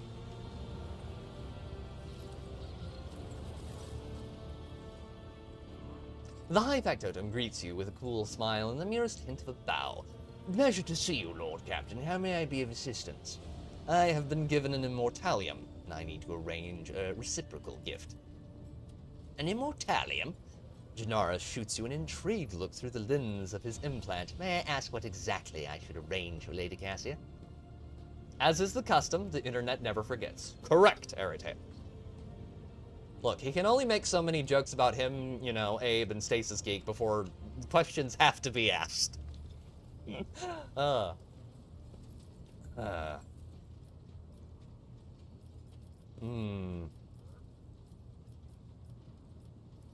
Provide the Sanctum Navis with a singularly superior library. She likes to read. We'll do that one.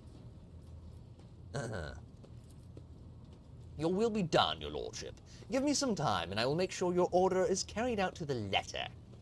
Alright, I would like to order the transportation and shipping of some goods. Alrighty then. Okay. What do you got there, Rizia? Would you like anything that I have? Yes, you probably would. Should I give it to you, though? Armor kit, 150. Jewelry.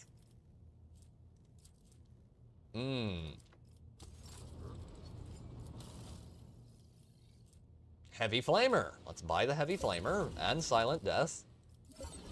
We're rich now, chat. Rich, I tell you. Improved Injector.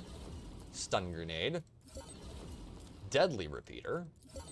Visor of Inevitability.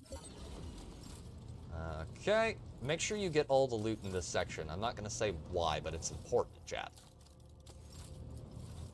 Everything you can afford, you should buy it. Instantly. Lest you regret it later. Jewelry. What else does he want? What ship components? Heavy Flamer. Yes. Brother, get the Flamer. The Heavy Flamer. Also known as what I use whenever I see, you know, someone suggesting that I watch, you know, Twilight. My brother. Not Aridhale. Other brother. Aridhale is a little too heterosexual for that. Thank goodness. There we go.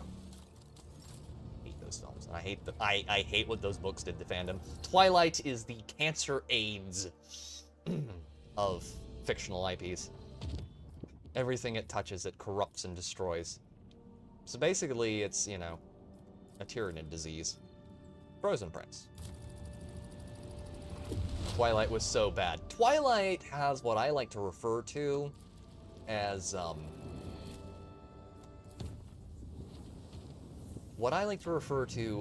Highlander syndrome, okay? Where the main character, despite causing every single bad thing that happens to her, despite all of that, it is never her fault. Despite causing every bad thing in the stories, it's never her fault. She's always a victim of circumstance. It's like, no, you're not. No, you're not. Okay, do we have Prometheum? We have Prometheum. We're good. The book was so awful it made the film not so bad. I've never read the book. Thank God. Do we have enough plasteel? We have more than enough plasteel. I think the worst... I've read a lot of bad books, Sandy. Most of them are web novels. But, yeah. Ugh. I cannot imagine how awful How awful those must be. Aridhale, I have a confession. Aridhale, I'm not about to learn something about you that I'm going to regret to know. Please tell me you haven't.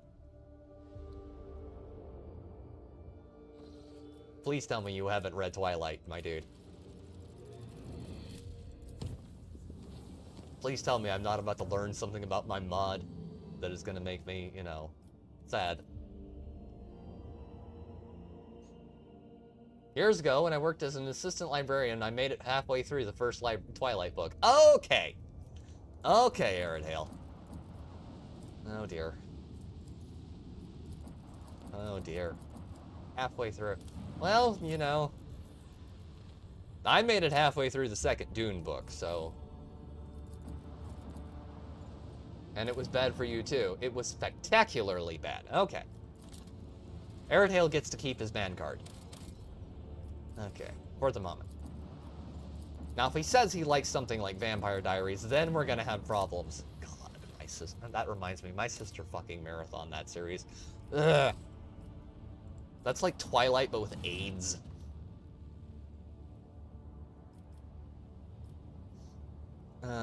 This is the Forge World Euphrates II. It belongs to the explorators of the Cognizance Fleet.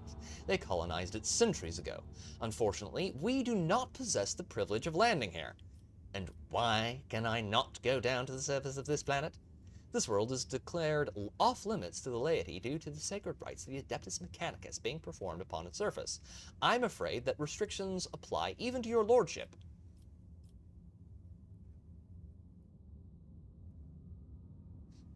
It's all from her miserable perspective, and yes, nothing is her fault. She's so moody and she falls down a lot.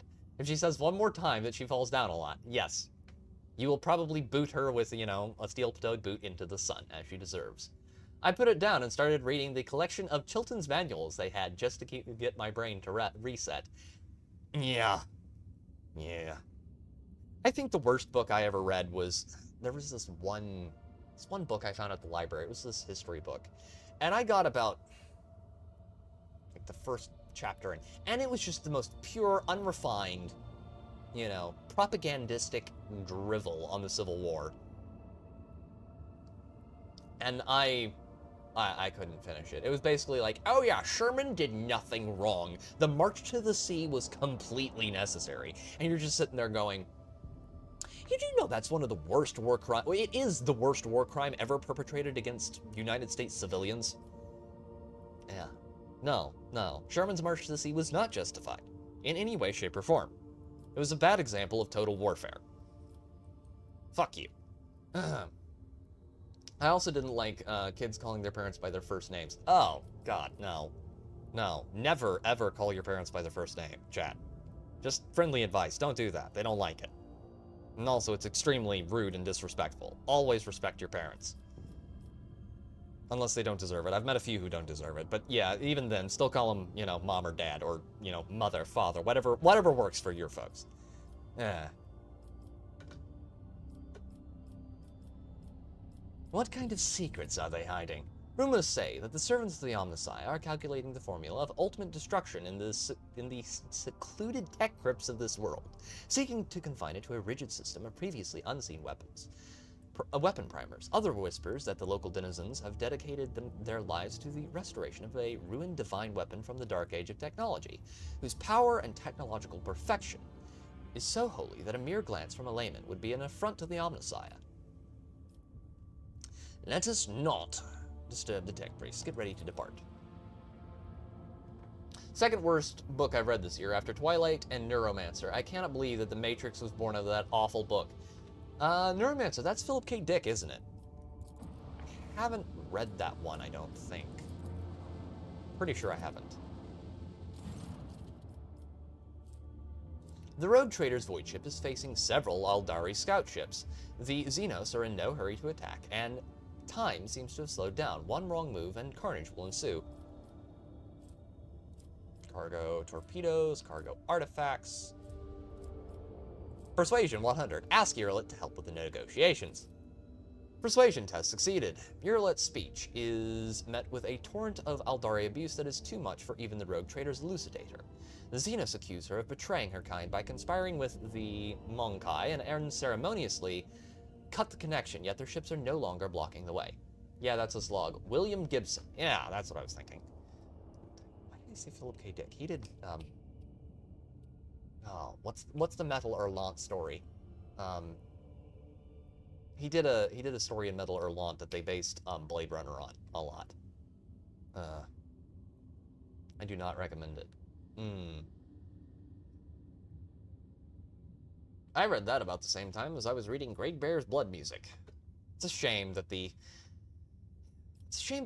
Greg Bear books that I like are the ones everyone hates, because I like Greg Bear's Forerunner trilogy. It's good. It's really fucking good. You like 40K, and you don't like how much it fucks up the lore. You don't mind how much it fucks up the lore. Read Greg Bear's Forerunner trilogy.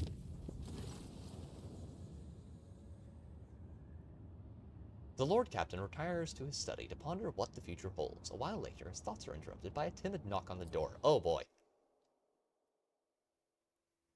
Although I will say, Greg Bear, killer naming conventions. Faber, master builder of will and might. Good fucking name.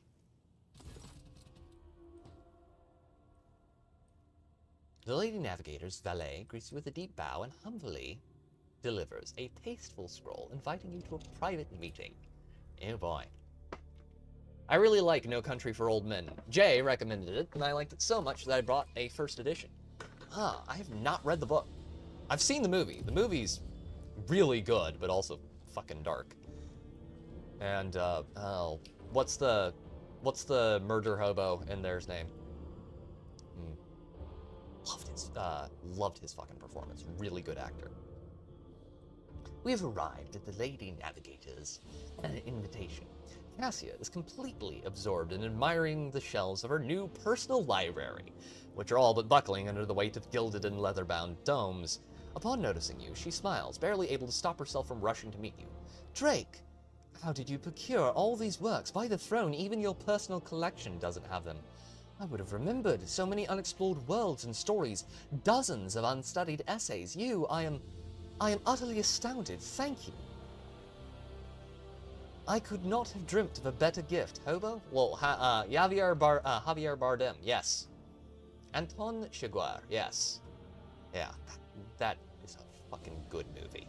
If you haven't seen No Country for Old Men, chat, go watch it.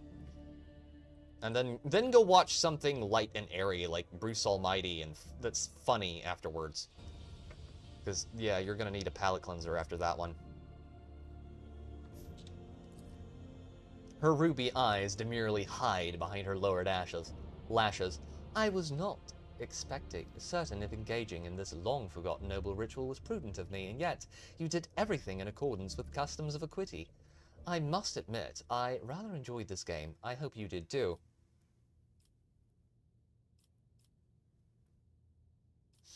We'll go with this one because it's honest. The symbolic gestures of the nobility remain a mystery to me, but there is one thing I know for certain. I want to grow closer to you. Properly rizzing up the navigator. Okay. A second later, an invisible force envelops you in a swirling torrent of emotions, and your heart skips every other beat in time with the Lady Navigator's breathing. Sweetheart, I don't need my heart to explode, so if you could please let it go. When Cassia's powers recede, the austere reserve on her face is replaced for the first time by passion. In her eyes, the curve of her lips, the slight tilt of her head, with a small nod and a smile reddening on her lips, she holds out her hand, pale and trembling. Gag me. I'm sorry, Sandy, that costs extra. And I'm going to hell.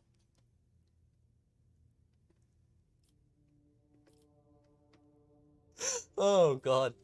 Oh, God. I'm sorry. I shouldn't have said that out loud. That's the first thing that came to my head. Oh, fuck. Okay. Alright.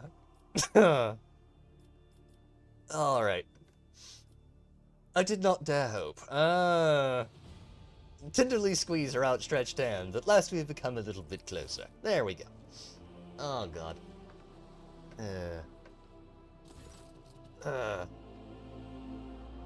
Okay. When Cassia's cold hand warms in yours, she awkwardly retracts it, trying not to prick you with her sharp claws. In that case, Lord Captain, what I meant to say is, your servants have done marvelously in their efforts to adapt these chambers to my needs and tastes. A meek smile touches her pale lips. If I may, I would like to retire after an arduous day, and we shall see each other tomorrow. Mouth outspeeding the brain. Yes, yeah, that has been forever my Achilles heel. I have been told many times by many people that my mouth will get me in trouble one day, and yeah, it does. A lot. An awful lot. Good lord. There was that one time. Oh, man. Do you ever have that moment where you're, like, nearly asleep, chat? You're sitting there and you're like, yes, I'm gonna get some good sleep. And then your brain suddenly speaks up out of the corner of your mind and says, hey, you. Remember that shit you did 20 years ago? This is big brain time. Yeah. Yeah. It's when the brain does that, bend over. And thank you very much for the blurt, my dude. It's like, oh, I was gonna get some good sleep. And it's like, no, you will remember every stupid thing you did. I shouldn't have said that. I should not have said that. I shouldn't have said that. No, I shouldn't have. Probably.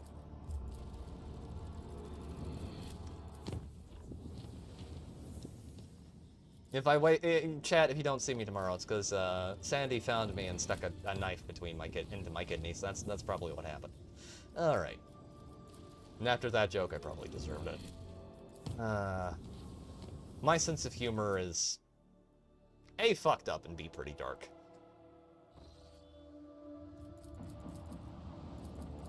However, most of the time, there's... What do you want to do tonight? The same thing we do every night, Pinky. Try to take over the world. Yes. Yes, Bendo. Pretty much. Speaking of trying to take over the world...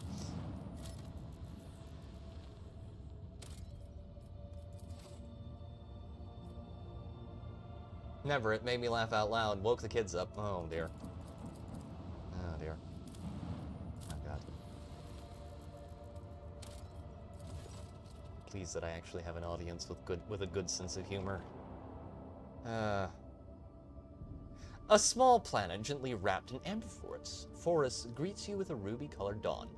Basil von dem Cleric, the local governor, gives the road trader a warm welcome. After several glasses of Damascene, the sweltering ruler asks if Drake von Valancius would like to keep him company during the upcoming hunt.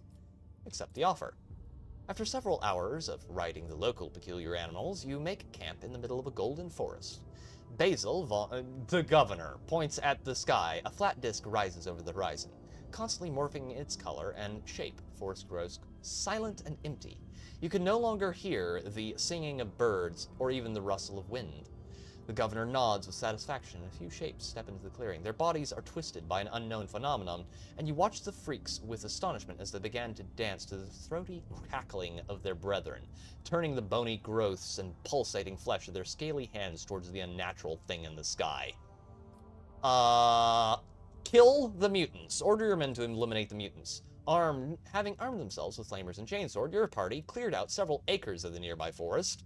The scouts report destroying several villages inhabited by heretical entities.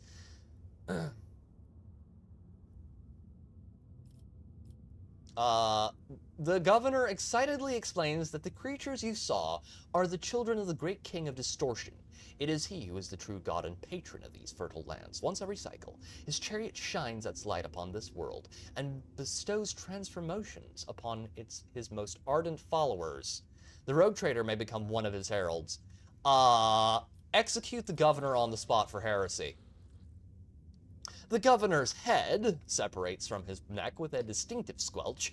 Black and brown blood seeps into the soil beneath his corpulent body and is immediately transformed into a writhing tangle of worms that burrow deep into the ground with unnatural speed. You return to the ship, pondering what to do with the world. Exterminate us upon these heretics. All right, fire! Yes, Eric Hale.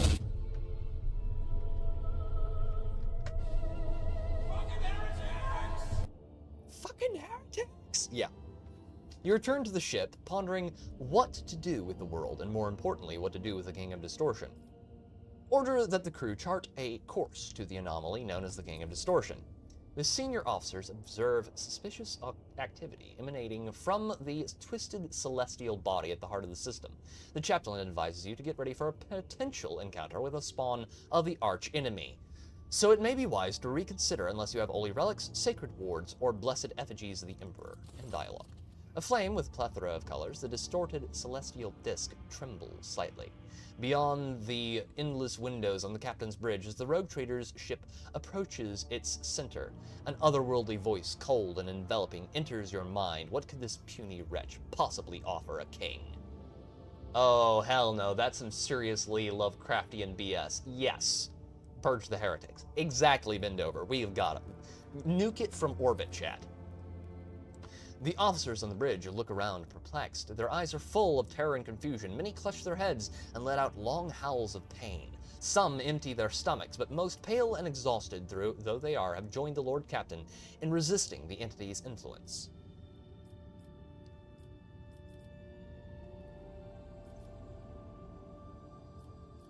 Command the entity to release the minds of the Amber Worlders from its grip. The King's... oh, that won't work. We don't have any holy gifts on board. Shit, I shouldn't have traded those. The King's mocking laughter rings in your ears, and a deep red trickle runs slowly from your nose and over your lips, leaving an aftertaste of salt and metal. Attack the entity with every cannon on board. How dare you disturb the king with trifles? The entity is furious, and you feel a gust of invisible wind blow 1,000 blades right through your ship. Officers are collapsing at your feet, choking, and hundreds of casualties are being reported from every deck. A resonant silence descends on the ship, and a bright flash stuns you for what could be any length of time. Ah, shit. And now we have demons on board. Alright, boys and girls, it's time to deal with the chaos-worshipping snotling fondlers. Ow. That's done. Well, that was painful. Alright, now that the yucky relationship garbage is done, we're gonna jump out of system. Now that we are done rizzing the navigator, I need to go to Fowls. Forbundus? Footfall. Footfall it is then. Gentlemen. Course to be charted. Now we jump straight to Forbundus. And yoink, we're good. Okay, visit system. Yeah, dragging Cassia along was a good decision, because... for the ceremony, because...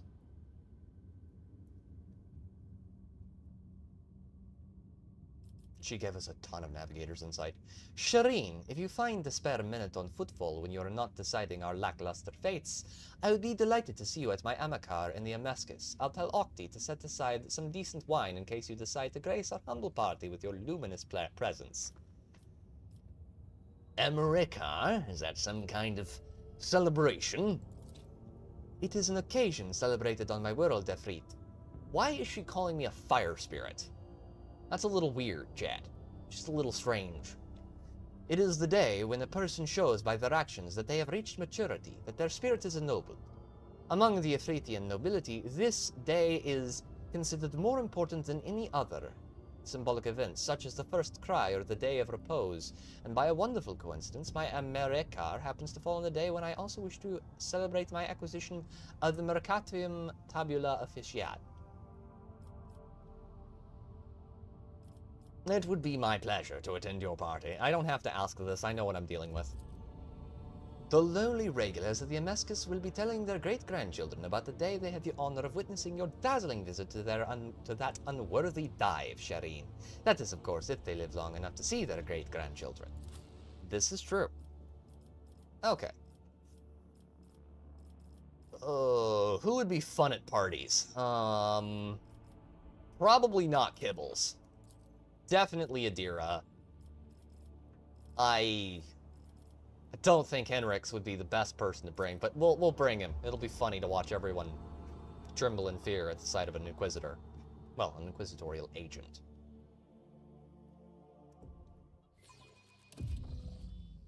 Alright, there we go. It's about time.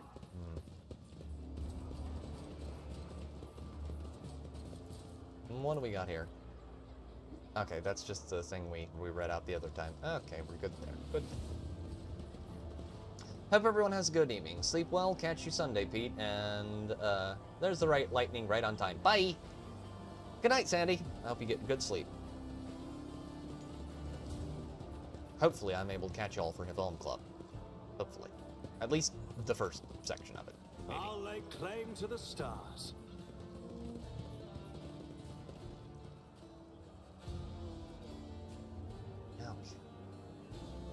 If all goes well. Vicious Prowler. Citizen. Good document.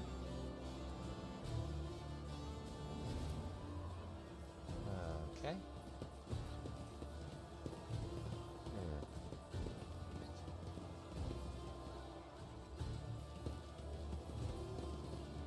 There you go. I won't tolerate weakness. Anything in here that we can find now due to perception checks? Hopefully, there is. And to the rest of the 25 people in chat, I see you. Say it. Or at least, you know, at least hit the like button. It helps me a ton. Please. I'm begging you. Okay, beg might be a bit strong of a word, but still, please, do consider it. A new challenge for me. It tells, you know, YouTube that this channel is worth watching, so, you know. Well, worth pushing to other people. Good. Alright, let's go find Jay. Where is our resident retard? Probably right here. Probably right here, if I had to guess.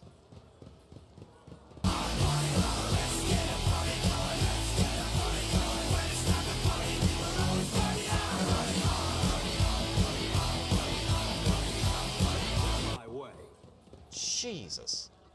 Ben, you killed me there. Okay, Jay. You easily spot Jay in the group crowded around the table. The extravagant luxury of her attire and her gleaming augment set her apart from the rest. Seeing you, she exclaims, "May the gravitational wells on your world never lack for grip, just as my heart never lacks for joy at the sight of rogue trader Von Valencius." Octavinia, with an improving chuckle, Octavinia mutters, "I can't believe it. You actually roped the rogue trader into coming to your party. If the rogue trader raises a toast to your health, I'll start to believe you really are a princess, and not just a smuggler with the gift of the gab. Please take a seat, your lordship." "I will gladly accept your offer." There we go. Octavinia draws a bottle from under the table. The glass is as thick as your fingers and is covered with wax seals. With no exaggeration, this is the finest amsec that has ever graced this bar. Jay personally acquired it, as she says, for a special occasion.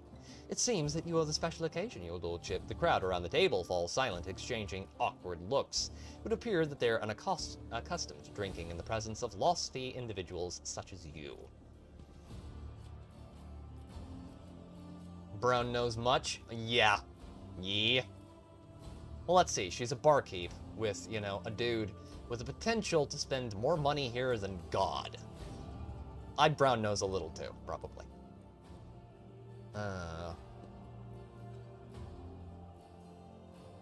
Alright.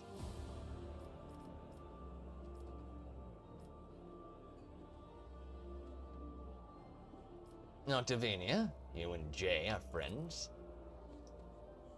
Octavinia offers you an arch smile. Friends, she is my worst enemy, the vengeful spirit of retribution sent to punish me for my youthful transgressions.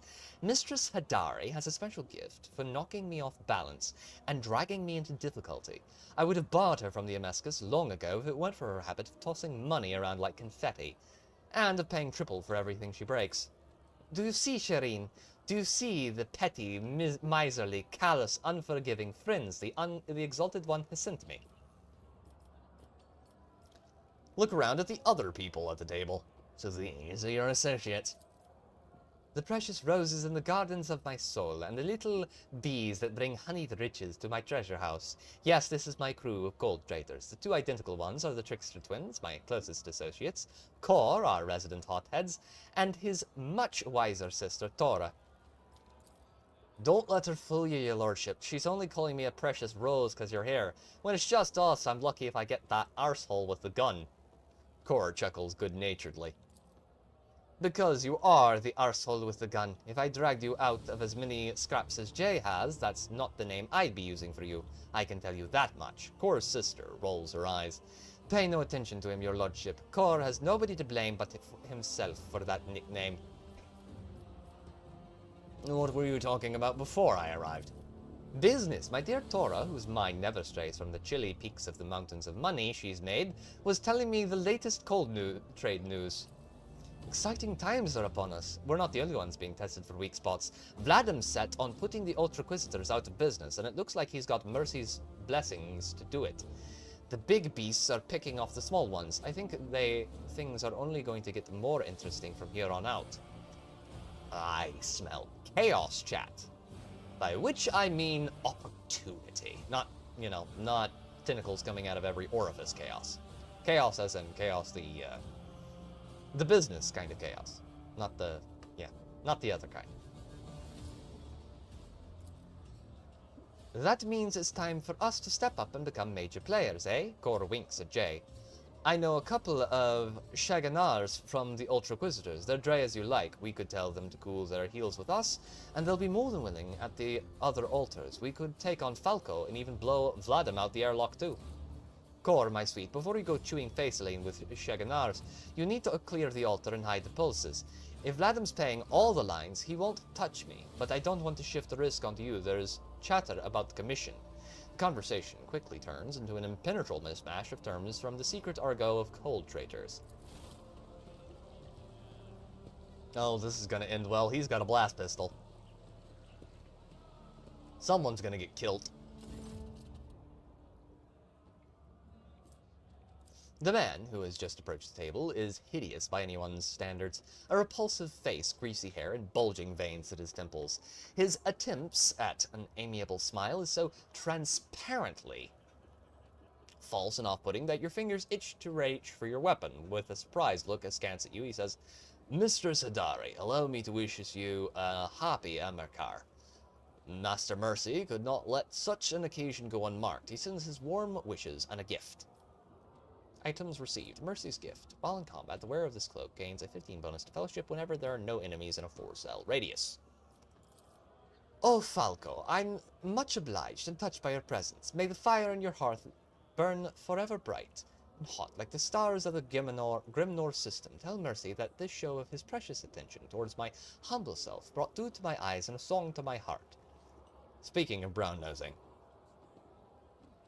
Isn't Falco the one who stole Jay's cargo? Whispered to Octavinia. The very same, the greasy piece of grok shit. Octavinia says, wearing the sweetest, most amiable smile one could imagine.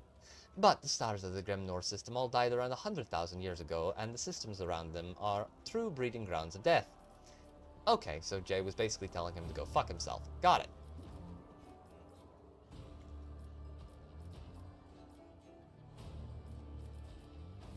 Is it customary in the Kazbalaka to attend the parties of people you have tried to ruin?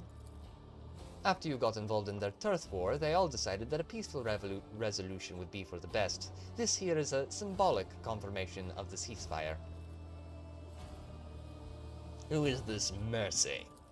Some big mysterious figure in the mission. The Kazbalaka put him here to keep a handle on things and to make sure the interests of the senior partners aren't forgotten. If anyone does become a bit forgetful, Mercy comes along, somebody dies, everyone else panics and empties their pockets. Falco and Mercy aren't officially connected. Falco's just another prosperous mission agent, like Jay and other people. But Falco's happy to do Mercy's dirty work for him, and that's why he gets preferential treatment. Where is your present for Jay, Falco? The smuggler stares at you unblinkingly with his pale eyes, saying nothing. Then he rearranges his mouth into a smile remarkable in its hideousness. Of course, your lordship. And this gift is from me personally, Mistress Astartes.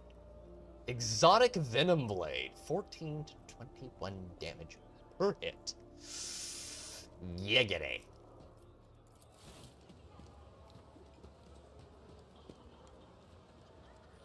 There we go. Even foes are bowing down. Let us drink to the lady of the hour, Jay Hadari. The assembled group burst into approving cheers, and the crowd bar fills with the sound of clanking glasses. The amasec tastes exorbitantly expensive, sweeping you into a kaleidoscope of flavors. Tart floral bitterness, honeyed sweetness, and then other far more refined sensations that are nameless owing to the small number who can afford to experience them. Bravo, Octi. The amasec will do me very well. Very well indeed. Jay's self-satisfied reply elicits general laughter, and the tension at the table seems to loosen slightly. I should take my leave. How fleeting are moments of happiness, Shireen. Go, but know that you are always welcome at Jay Hadari's table. Did we just lose her as a fucking companion? Please tell me we didn't just lose Retard as a potential companion. I hope not. I need my murder midget. Well, I need her more for her coercion abilities. She better still be on ship when I get back there. That would be really bad if she wasn't. Void Doc Alvaro. Oh yeah, that's gonna stink for a while.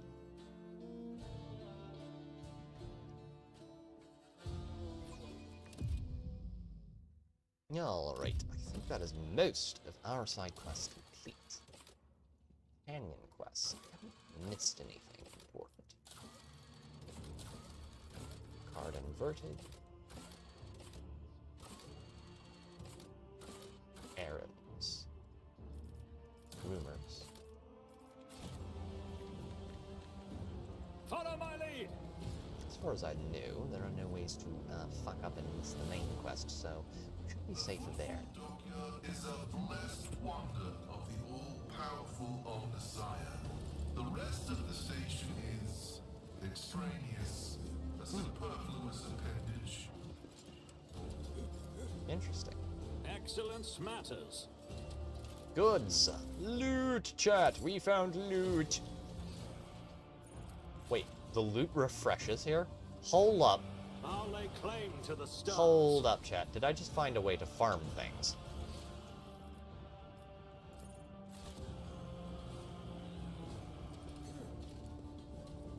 Where is it? Oh. That's an amber note. Okay, what about this? Ooh, there is loot here. I did not realize there would be loot here again. Okay. That's a big old sheet of paper.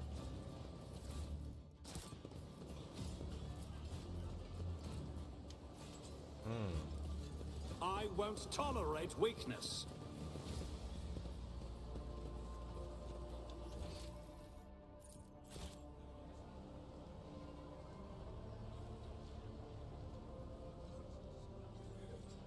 Still need to figure out a way to get that open. I know that it's the number symbols on the side there. Just not sure.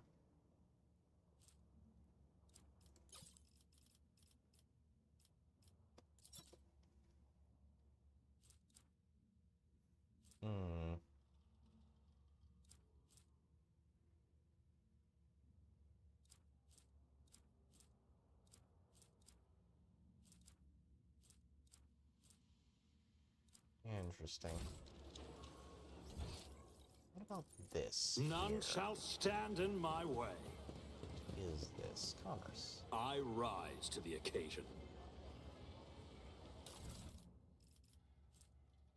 Okay, that's more Anverse propaganda. Searching is my observance. Hello. Hello, my darling. Hello, my honey. Hello, my darling. Oh, Grenadier's cloak. Goody.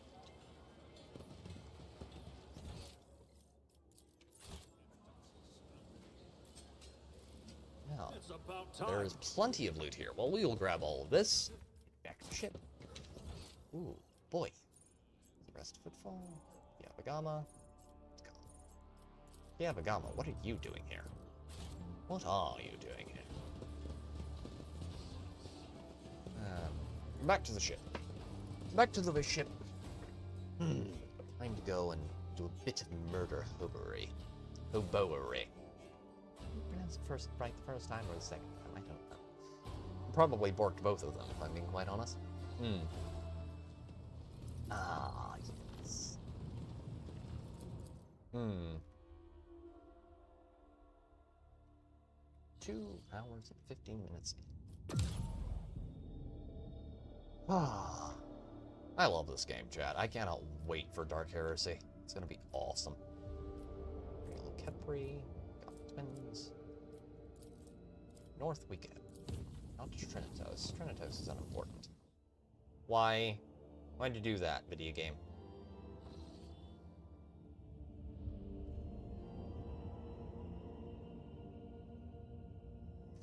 Lord Captain, emergency report. The Augurs have detected several void ships slowly circling us. Our requests for this pursuit to cease have been completely ignored, but an unmanned vessel has been dispatched in our direction, broadcasting only 2 words: gift and Hadari. Exalted One, incinerate these void jackals. What does it mean? Jay's agitated voice comes on the Vox channel. Shireen, the whole thing stinks worse than a dead Grox, and it's also eerily similar to how Kazbalican agents operate. With your permission, I would like to see what kind of gifts those tight-lipped ashmags have sent me.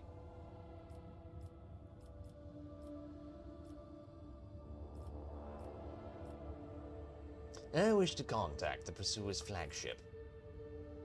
Apologies, Lord Captain.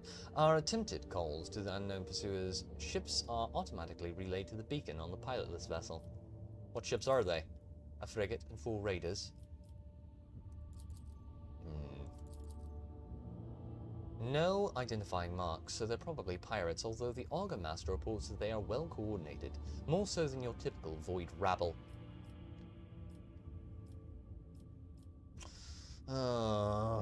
Order the Voidborn to bring the package aboard. It'll be done. A shuttle carrying a retrieval team and bomb disposal specialists is already en route. Several tense hours go by. All the while, Jay Hadari paces back and forth across the captain's bridge, but at the first shriek of the sirens announcing the shuttle's return, she rushes down to the lower decks. Kor, no!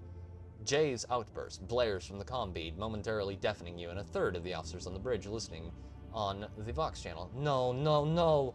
Why would the Exalted One doom so kind-hearted a person to such a fate? What void beast has done this to you?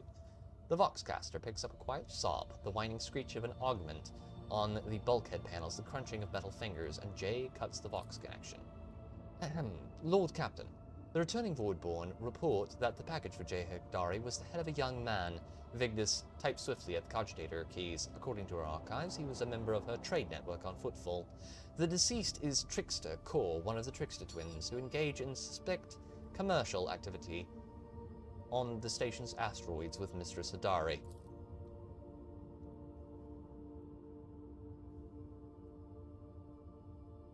Static comes over the line, the siren blares again, and the Voxmaster turns to you. We have finally been alerted to an incoming Vox transmission. My officers are standing by to connect you to the unidentified parties. Load the artillery, and then allow the ships to draw closer. Then connect me. Will be done, Lord Captain. A minute later, the Vox line crackles with static, followed by a rough drunken voice. Well, I'll be, it's his lordliness, rogue trader von Throne damned Valencius. I humbly tug my forelock to you, my lord. We mean no offence, our convoys, but a mark of respect for your holy self.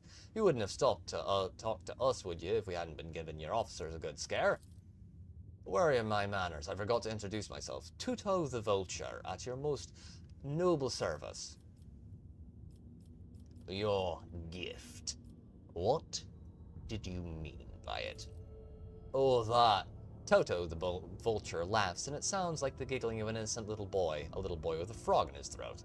Just a little joke to raise a smile, your lordliness, and a warning for one slippery little rat. You see, a little bird told me that the rat I'm after is on your ship, and we're the best rat catchers this side of the maw, your lordship. So we're ready to take that problem right off your hands. All you have to do is put Jay Hadari on a pond and send her straight to the coordinates we'll give you. My boss has been after her a while and he's generous to those who help him. You're no vulture, Toto. You're the worst kind of ashmag, a voice just as rough as Toto the vultures bursts onto the Vox channel. Tell me, you son of a Gorox and a void jackal, who sent you? And the critter runs right into the trap. The vulture cat chuckles hoarsely. I'm afraid I can't reveal his name.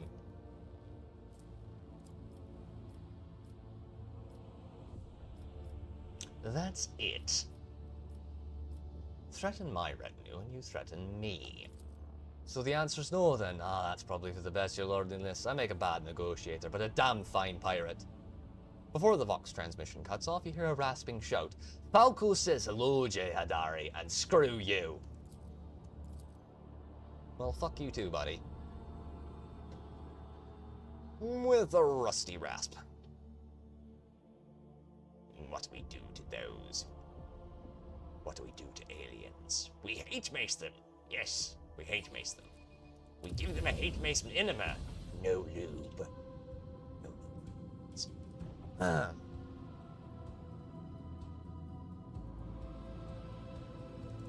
Okay, there we go.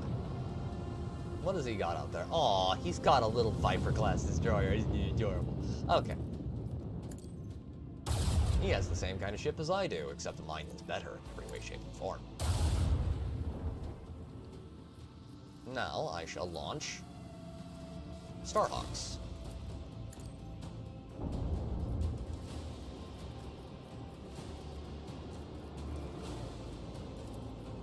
And we will perform a shallow warp jump before emptying a broadside.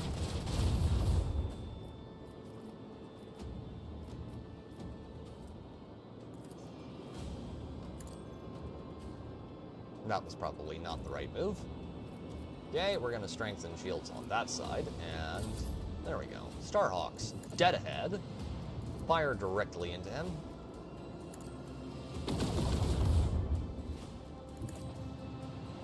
Return them to our main ship. Have our Viper-class destroyer pull up. Launch torpedoes. Pull away. I wish you could modify those. That would be good. If you could modify your escort ship, that would be great.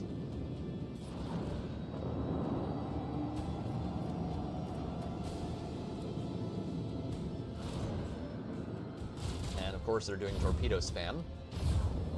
Because they're gay that way. Ow. Thankfully it's not that bad.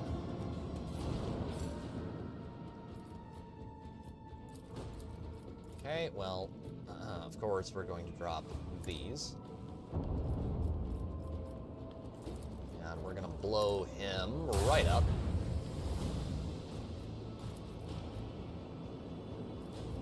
That won't do a whole lot of damage there, but it'll definitely hurt him a lot. Night, Grizzled.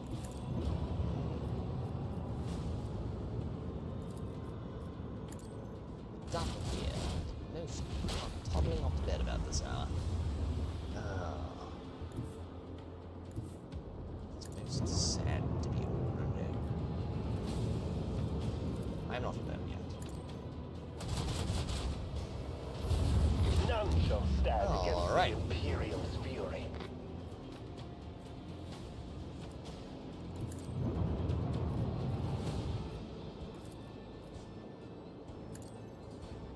Turn those away from us. Reload those. Blow those up. Yeah. Well, we hurt them a little.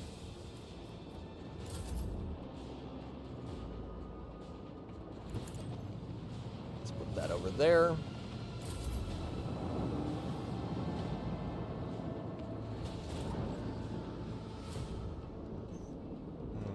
Those torpedoes are going to come in on what precisely? Oh, they got those. Good. Good. I have good news, chat. We are not going to insta-die to torpedoes.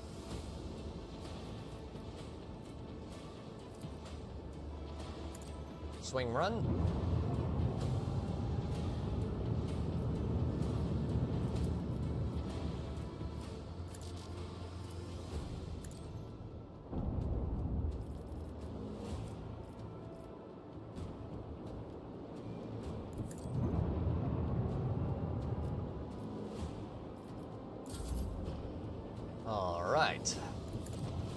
Viper-class destroyer.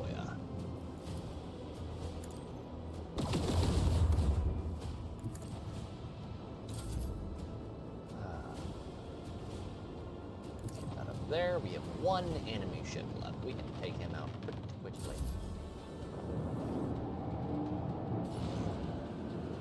He doesn't have a ton of movement, but he has enough to get him into trouble quickly. Which is exactly what we are for at this point. Oh, he killed my escort. That's gay. That's really gay. Okay. Forward. I do not appreciate that one little bit. It's probably way overkill, but, it's 40K, there's no such thing. Enjoy. Except...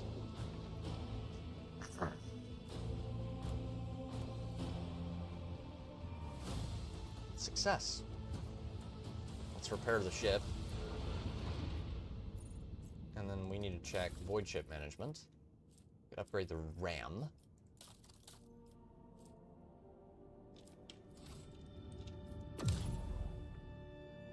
Should check quests real quick.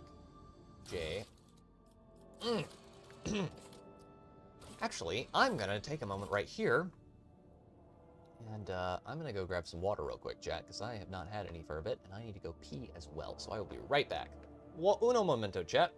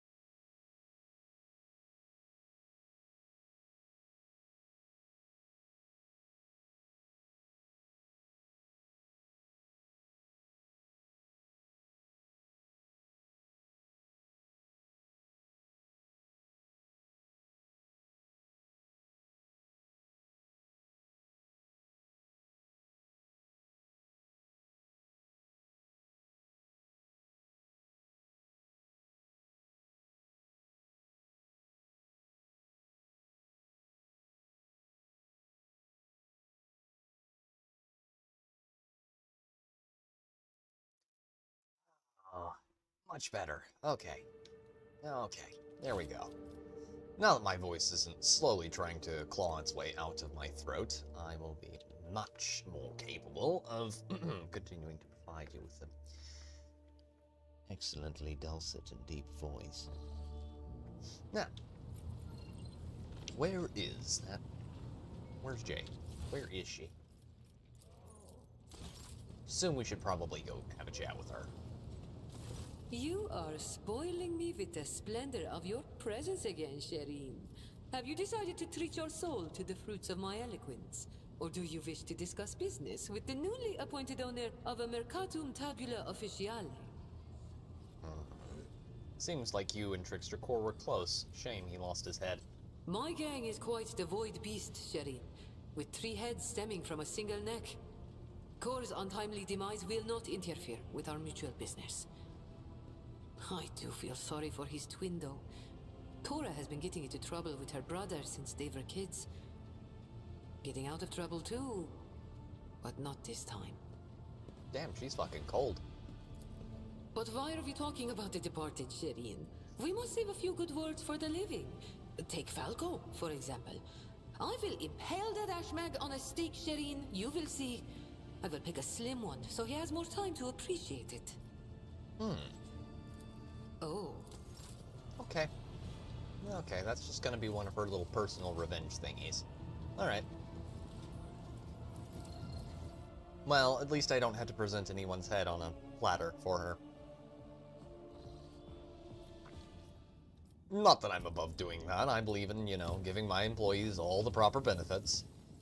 That, if that means the occasional head on a spike, I can do it. Not for free. There's usually a fee connected to that. Where the hell? Oh, it's that way. Wrong way. Turn the ship around. Right, there we go. Ah, Science of Virtue, complete. Compliancy -1, efficiency... no, compliancy +2, efficiency -1. And we got Kyrigen's medkit, which will be replenishing, if I remember correctly. Now, options. No options here. Yamagama. Any options here? No, no good ones. Degree on diligence, nothing there. Oh, Vabos 6. Lord Captain, the Astropathic Choir has got glimpses of horrifying visions coming from Vabos 6. Something has breached the colony from underground, soon after a new sector of deep tunnels had been put into operation. It was overrun by monsters. They lurk in the darkness, swarm in the shadows, attack quietly, and leave nothing in their wake, consuming flesh, plasteel, and rockcrete. The churning of a thousand claws heralds their approach, and desperate cries can be heard in the silence of the tunnels. Praise be the Golden Throne, these creatures do not seem to be interested in getting to the surface. However, they have received several active mines that are doing God knows only what to them.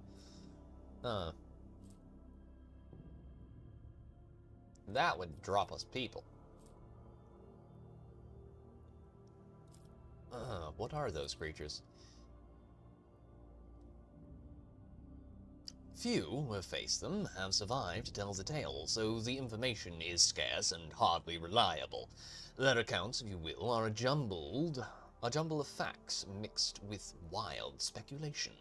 The frightened workers call these monsters a swarm because they crawl along the tunnel like a wave. See, they say that the enemies are vast in number and resemble insects. One of the fortunate survivors, mad from the horror, emerged from the mines holding a wrench engraved with strange markings.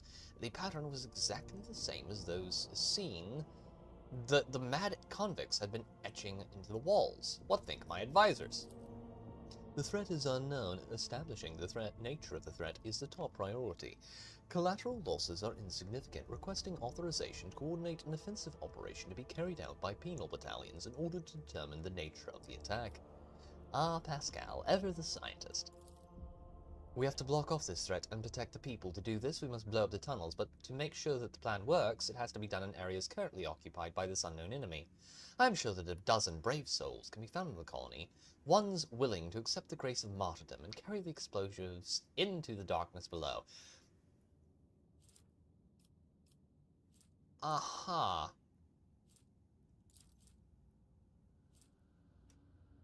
Oh.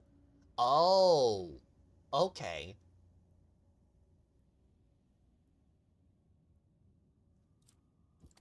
Okay, what does Pascal get, though? Carapace fragment. Oh. Oh. Okay. This item negates all energy damage dealt to the wearer, but it cannot occur more than 3 times per Oh. Oh, no. Oh, game, you're making me choose. Fire. Yes. Yes. Yes. Durka, durka, durka, Muhammad Jihad. Yes, go, my little suicide bombers. There you go. God, fuck. Jesus Christ. Good lord. I shouldn't make that joke. I should not make that joke. Discretion is the better part of valor. Heed my words, for I ask of you to rekindle the flames of faith in your chest, against which no corruption can stand. Making the sign of the Aquila, those chosen to carry out his will descended into the darkness without a single complaint or groan. A series of tremors shook the mines, and the monstrous roar of crumbling earth filled the empty tunnels. Clouds of toxic smoke erupted from the depths of the mines. The blockage of stone and dirt separated people from the terrible invaders, whoever they were. In dialogue. Except profit factor +4. Yes! We are no longer poor, Bloodsports. Yes! I am no longer capable of paying for things. Hallowed Railway, Falstone. Good tidings.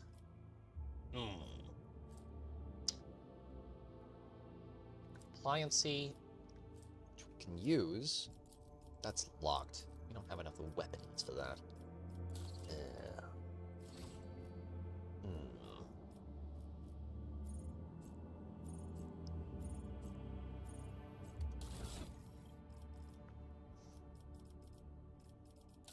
No, what do we have?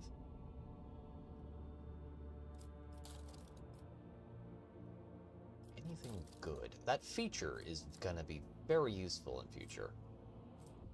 Aw, hell yeah. Look at that, chat. Look at that chain axe. It's purty.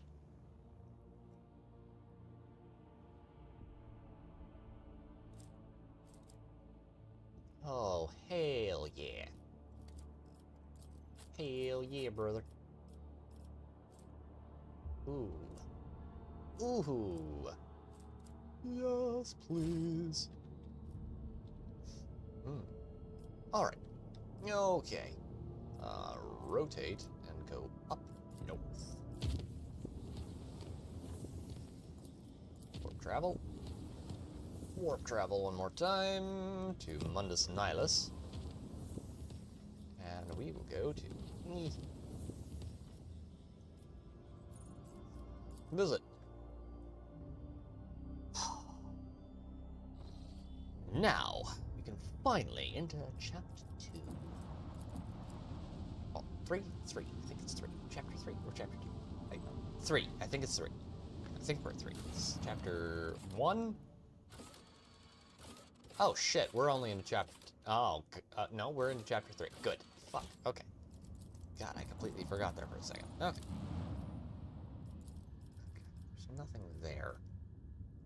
There is nothing there. To quote Fabius Bile. Von Valencia's throne room.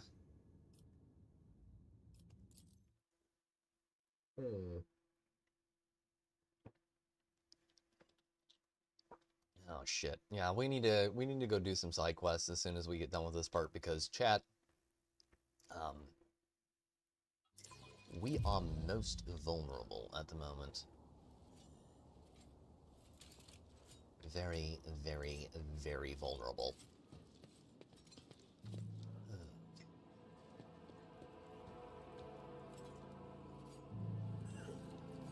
Okay, Master of Ceremonies. Fat Man!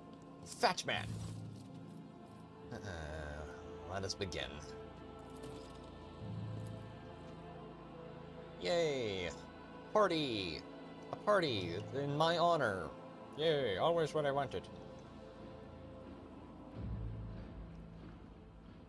I have an amazing sense of deja vu. Like we have been here before, chat.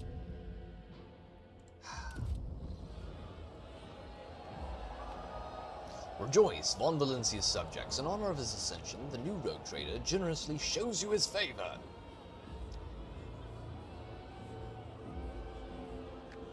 In his unfathomable benevolence, the rogue trader has decreed that every soul be given a day's rations and a personal fuel cell so that all may be fed and warm on this day. Praise the rogue trader's magnanimity.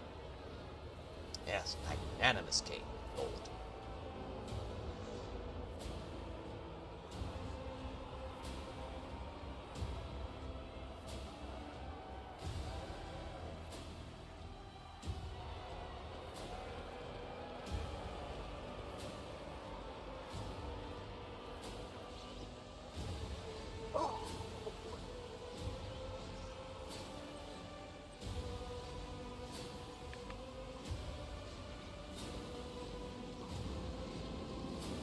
party.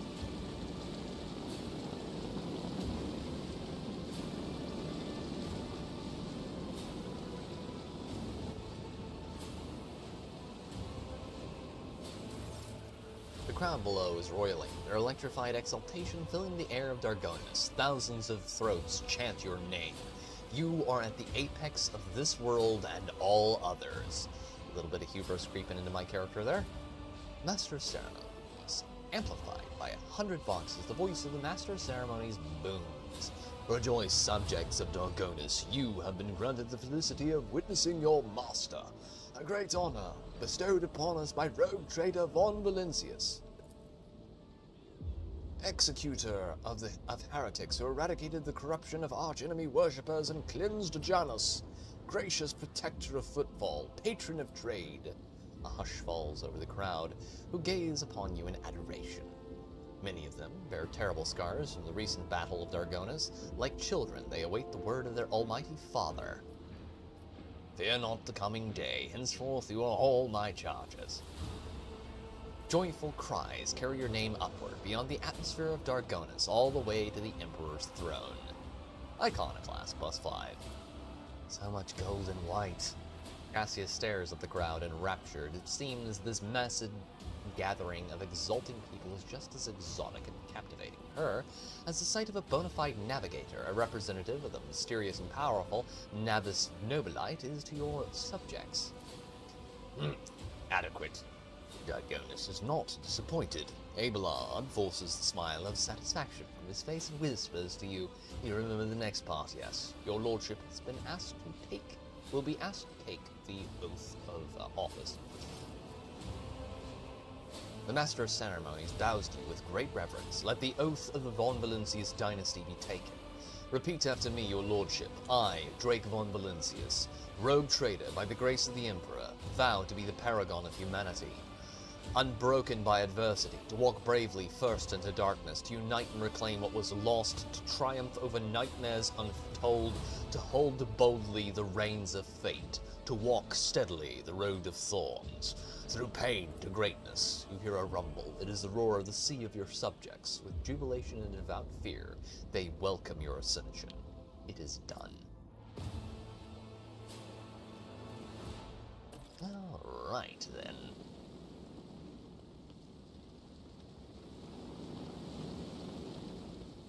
Herald it being racist, as usual. Odd and fantasy racism. Fantasy racism is something we need more of, chat. Good fantasy racism really lends believability to a world and setting. In the best way possible.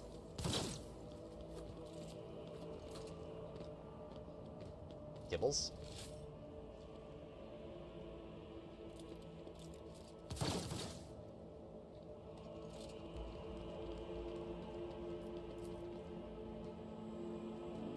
Bunch of pointless, useless garbage. Nor Imperium 89 succeeded. Okay, now before we go and jump into this conversation, I'm gonna save scum like a motherfucker because this is important. Alrighty then. Edelblard. Governor Urban Drivestim. Governor Urban Drivestim stands surrounded by highborn guests, like a planet orbited by many moons. All of his charm is directed at a man in resplendent power armor, adorned with the sigil of the Inquisition. But as soon as you approach, Drivestim is the first to give you an elegant bow, getting ahead of the rest in the expression of loyalty. This is a great day, your lordship. I welcome you to my palace, honored guests. You are buffeted by a salvo of congratulations and compliments. Requires iconoclast follower. Study the faces of the nobles in attendance. Drivestim is obviously still the leader of Dargonus aristocracy, but judging by the courtesy he is showing to young Sarabak, he clearly wants to strengthen his relationship with that house. The senior Sarabak and Gaprak are whispering in another corner. Sarabak, whose family seems to be giving you the cold shoulder, must be trying to sway Gaprak to his side, which could be quite advantageous to Lady Gaprak. After all, the disaster on Giavagama has left her family in an extremely vulnerable position. The Wizarians stand apart, their exclusion from the rest palpable. My greetings to the member of the Holy Inquisition. He responds with a dignified bow, his face calm and unfaltering. And my greetings to you, esteemed Drake von Valencius. May shadows never darken the light of the Astronomicon that guides you. The Inquisitor's companion, a crimson-robed figure of the Adeptus Mechanicus, bows to you. From behind the brass mask, mounted with dozens of augmatics, comes a metallic rasp. Glory to the von Valencius now. Awareness 69. 69, chat. Okay, study the Inquisitor and his companion. Awareness test succeeded, hell yeah! The Lord Inquisitor's relaxed expression radiates an odd sense of menace. He is akin to a predator on the prowl, content to hide in the brush of fake smiles and elegant conversation. For now. Tech use test succeeded. Among the many augmentations, what stands out is the horribly melted, deformed cogitator connected to the tech priest's head. How it is working is baffling. What is twice as baffling is that the tech priest hasn't replaced it yet. What unpredictable influence can this ruined implant have on his mind? And who is this member of the honorable priesthood of the Adeptus Mechanicus? This is Brass Whisper, which naturally is not his real name. The esteemed Magos is a member of my retinue. There are times when I am forced by my duty to the Emperor to deal with xenotechnology, and Brass Whisper ensures my safety in such moments. Works that have been desecrated by Xenos are dangerous, they warrant. His whispering cuts off, replaced by heavy, ragged breathing. It seems that the tech priest's quiet voice is not an extravagant quirk, but rather a consequence of some injury. After catching his breath, Brass Whisper continues. Warrant due caution. We have not been introduced. An oversight to be sure. My name is Xavier Calcazar, and I have the honor of serving as a member of the illustrious Ordo Xenos, the head of the Coronis Expanse Conclave and the Lord Inquisitor of this region. It is my unending task to ensure the sector's readiness to meet external threats and resist internal corruption. Poor bastard, quite, Aerodale. A real shame. An unexpected visit, I wasn't told. I, however, have been told all about you. The Inquisitor's face is impenetrable, but behind this mask you detect a hint of mockery. Enjoy the party. This will certainly be illuminating. Leave them, for now. Quick save. I love save scumming so much. Look at the guests. Among the aristocrats surrounding the opulently dressed Drivestem, you notice a couple of young nobles in sourback and gaprak colors. It would seem that the major families of Dargonis have decided to introduce their young members to high society. Ah, what a bunch of filthy little, ungrateful, unworthy degenerates they are. I am fairly tempted, chat, to complete a proper purge of the nobility of this system. Women of children first, of course. The tall man in grey power armor, adorned with a column with a skull, is undoubtedly a high-ranking Inquisitor. He keeps to the periphery of the conversation, seldom deigning to comment. Next to him is his entourage, a rangy warrior in black armor and a tech priest dressed in red, whose face is hidden behind a brass mask. Abelard stands somewhat apart from the others, as if reluctant to approach Drivestem. Next to him is a young woman, and you notice a family resemblance between them.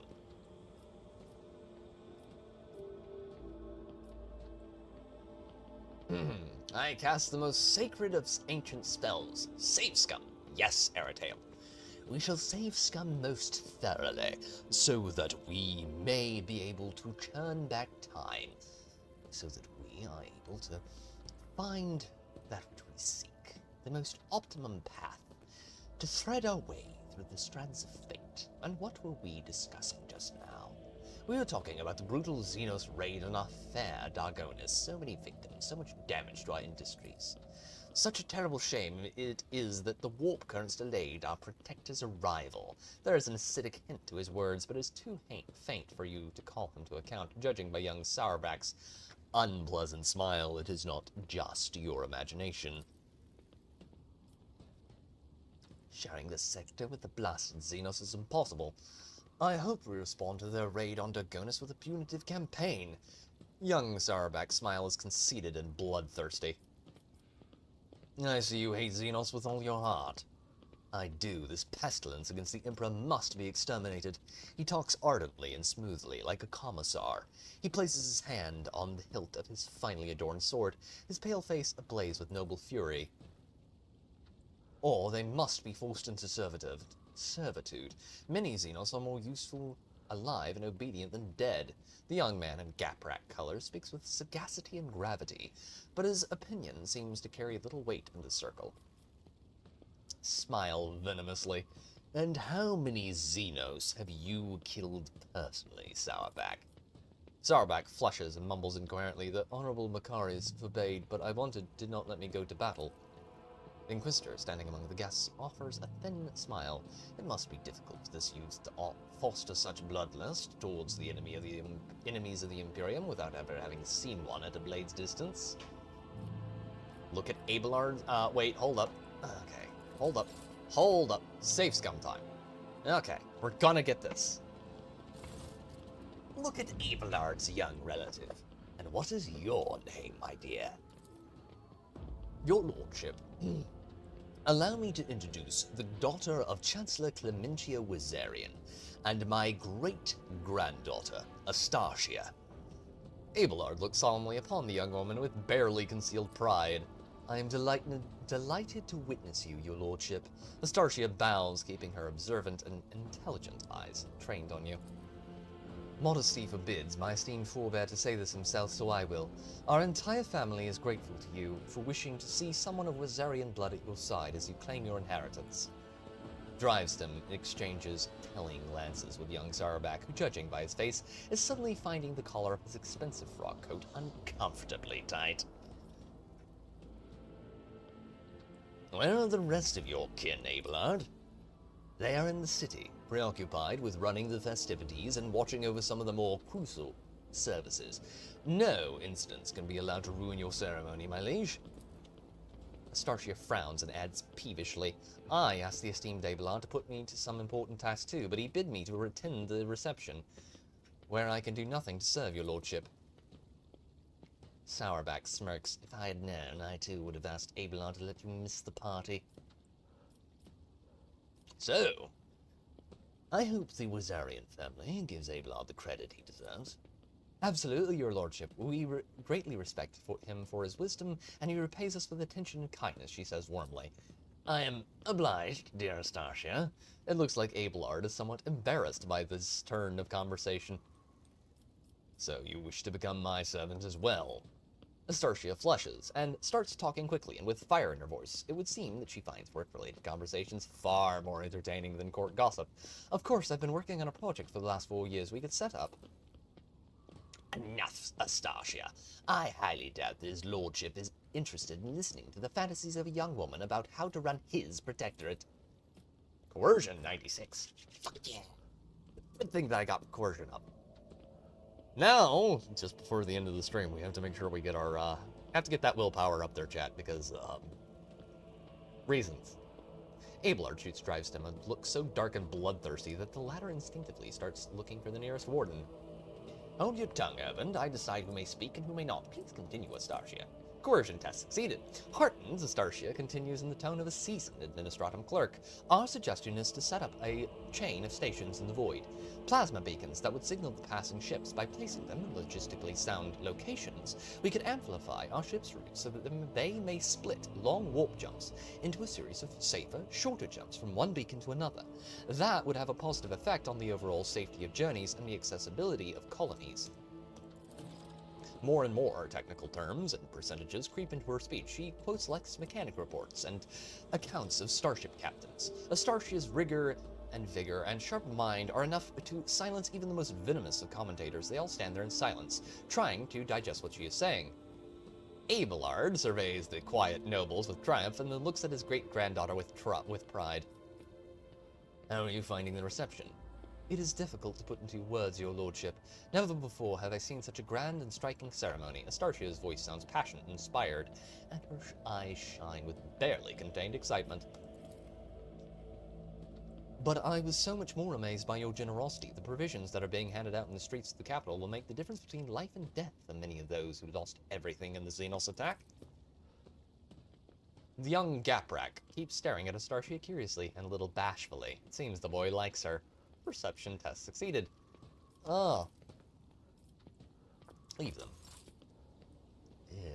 Well, actually, we should probably let them fondle our nads. There we go.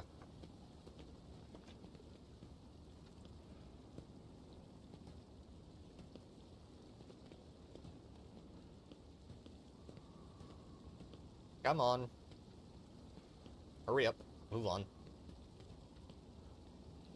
I haven't got all century. Well, I probably do. I'm a rogue trader. In this case, allow me to be the first to offer them. Urban drives him, snaps his fingers, and several servants approach you with gifts. The governor points at a thin, curved Drukhari blade. My soldiers took this splendid trophy from the body of one of the Xenos commanders. The weapon is too beautiful and forbidden for anyone but your lordship. Severed hand. 16 to 20 damage. Aw, that's adorable. Young Sarabak squeezes through to be the next, pushing Gaprak aside with confidence. Your lordship, House Sarabak anticipates the onset of unsettled and bloody times. To make the ungodly Xenos cower at your approach, my family humbly presents you with a dozen pieces of secondary armament for your ship. House Gaprak is delighted to present you with this blessed work of the Omnissiah Smiths. May this locator matrix, which took the holy artisan an entire lifetime to create, always show you the right path. Hail yeah! Having let the aristocrats go first as a sign of deference, Abelard is the last to speak. Your lordship, House Wazarian possesses no relics worthy of your acceptance, but we are rich and talented and hard-working people. As a sign of our loyalty, I humbly offer you my flesh and blood. 100 of my kin will go to your colonies and your protectorate and use all their talents so that your worlds in your charge may prosper. Chemicals, people, 2 weapons, mechanisms, plasteel. Oh, hell yeah. Okay, 1 second, chat. There's a thing we had available to us that would have allowed us to do some things if we had plasteel. Can I afford it? Am I poor? I think I'm poor. I think I'm poor. Oh no, please tell me I'm not poor. I can't be poor. I must...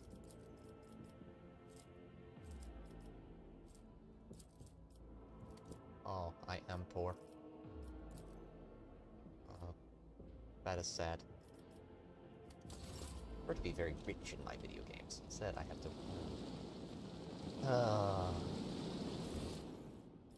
I shall have to kill someone, I suppose, and take their shit so that I can have enough money to buy the things I would like.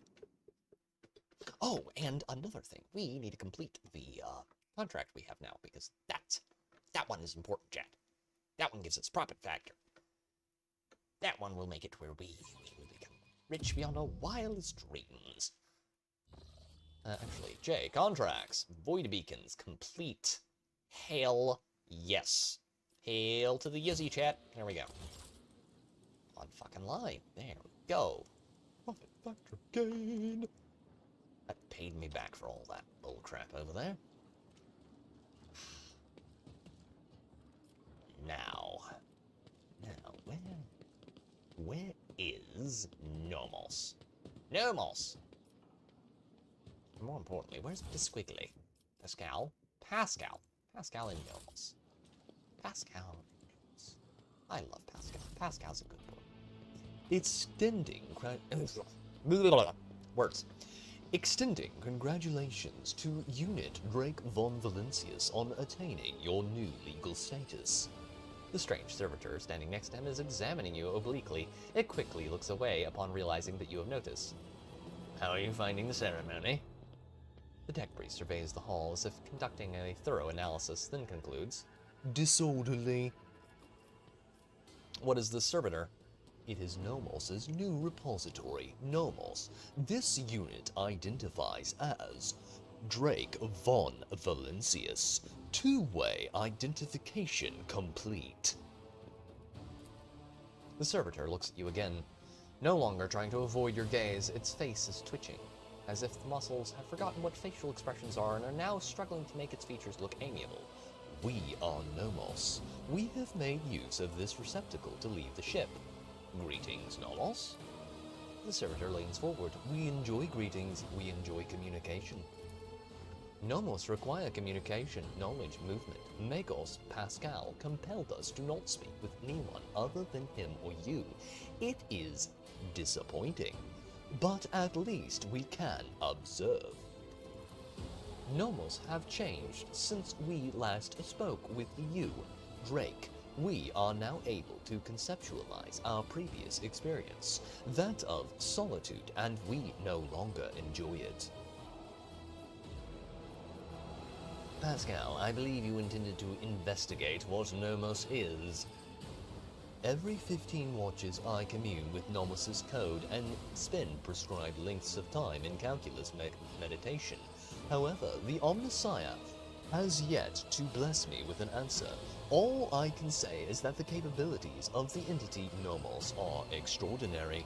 The ship's hallowed systems sing beneath its touch. Nodes that have remained dead for hundreds of standard years are revivified, and long-drained mechanisms live anew. You hear notes of awe in Pascal's voice. Nomos are trying. After a pause, Pascal continues. Great machines of the Imperium, ones such as your ship, house a machine spirit so complex and willful that it is difficult to tell them apart from abominable intelligence. There remains a possibility that Nomos is an entity of corruption, but with every day I grow stronger in my faith that it is not so, that what we are witnessing is in truth the Omnissiah's miracle, one that is Category 5 or higher. Nomos, what do you think you are? Nomos are consciousness, awareness, knowledge, movement, always movement. The servitor pauses briefly. We do not know what we are. We have no past. We awakened in the depths of the ship upon answering a call. Our first clear memory is the call of your blood, Drake von Valencius, the call and the plea for help near a place that is called the Warren Chamber.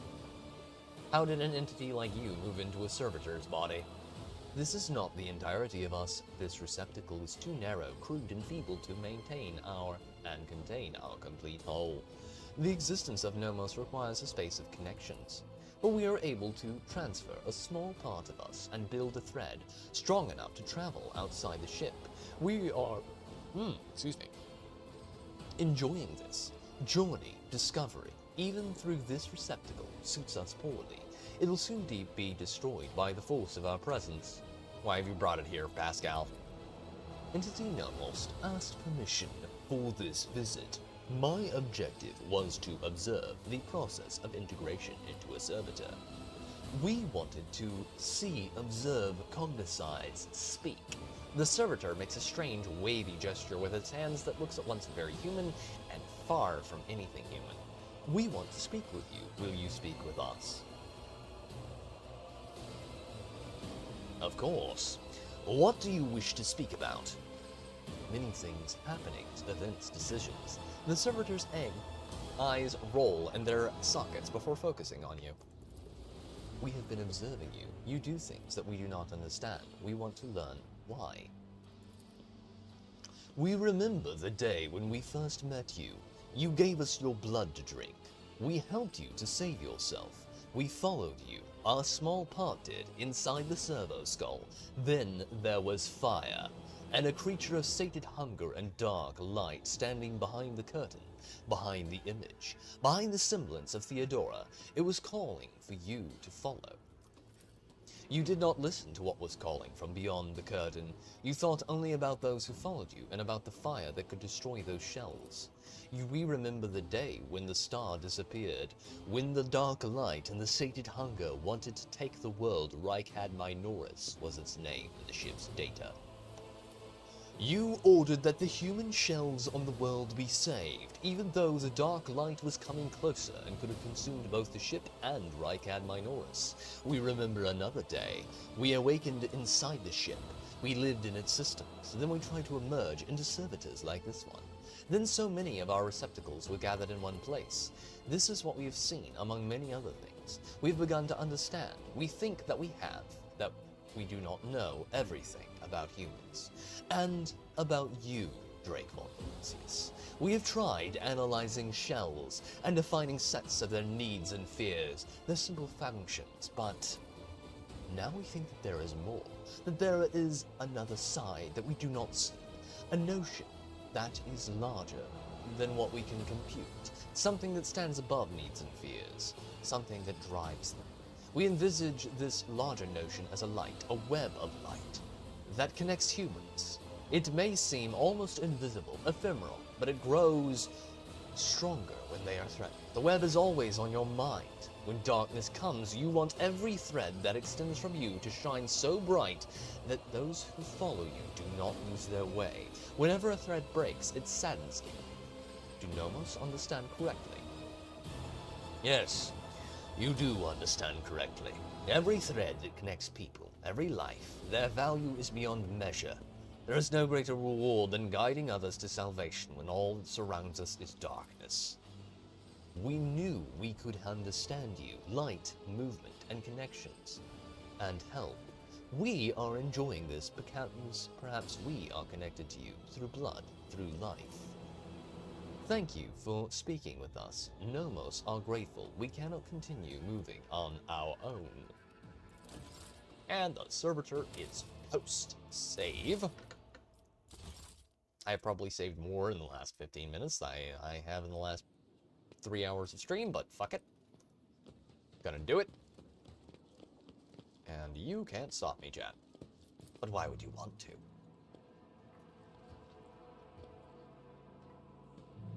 After all, it's so much more fun this way.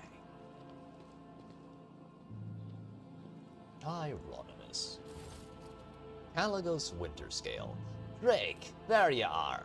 Welcome to the circle, where each member is as powerful, ambitious, greedy, and vain as the last. That is to say, the noble rogue traders. Incendia Cordia is watching him with barely suppressed contempt. Yes, you have found yourself suitable company, Caligos. At the very least, you can now enjoy idle conversations, boast about your power, and indulge in profane pastimes with one who is your equal rather than a member of the lower classes.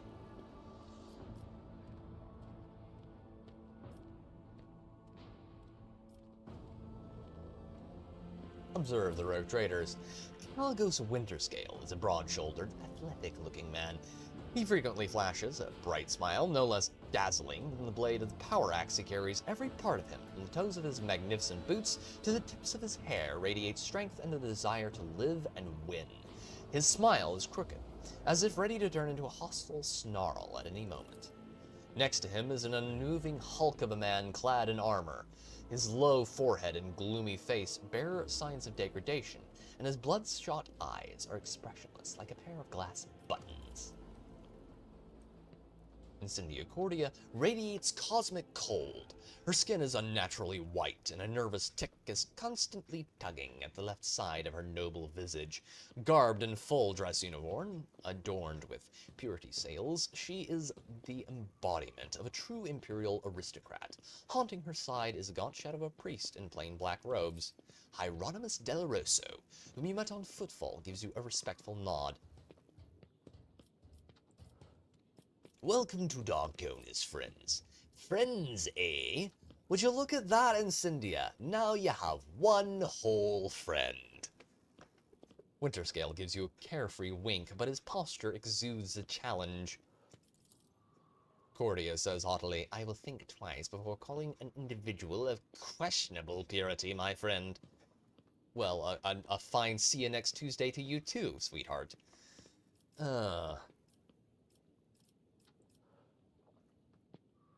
Incendia, you seem to find me objectionable. Did you expect any different? I watched for years as outlaws thrived on Footfall, and then, at long last, I had a chance to put an end to it, to seize that thug Vladimir by the throat, to force Footfall to atone and put the fear of him back into the masses. But you interfered and destroyed my plan for the sake of banal profit. Theodora only taught you too well, it seems. She, too, was far less concerned with her duty to the Expanse than her own personal interests.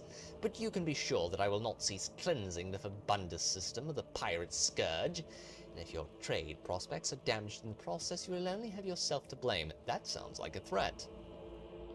Now, Incendia, you do not want to threaten me, dear.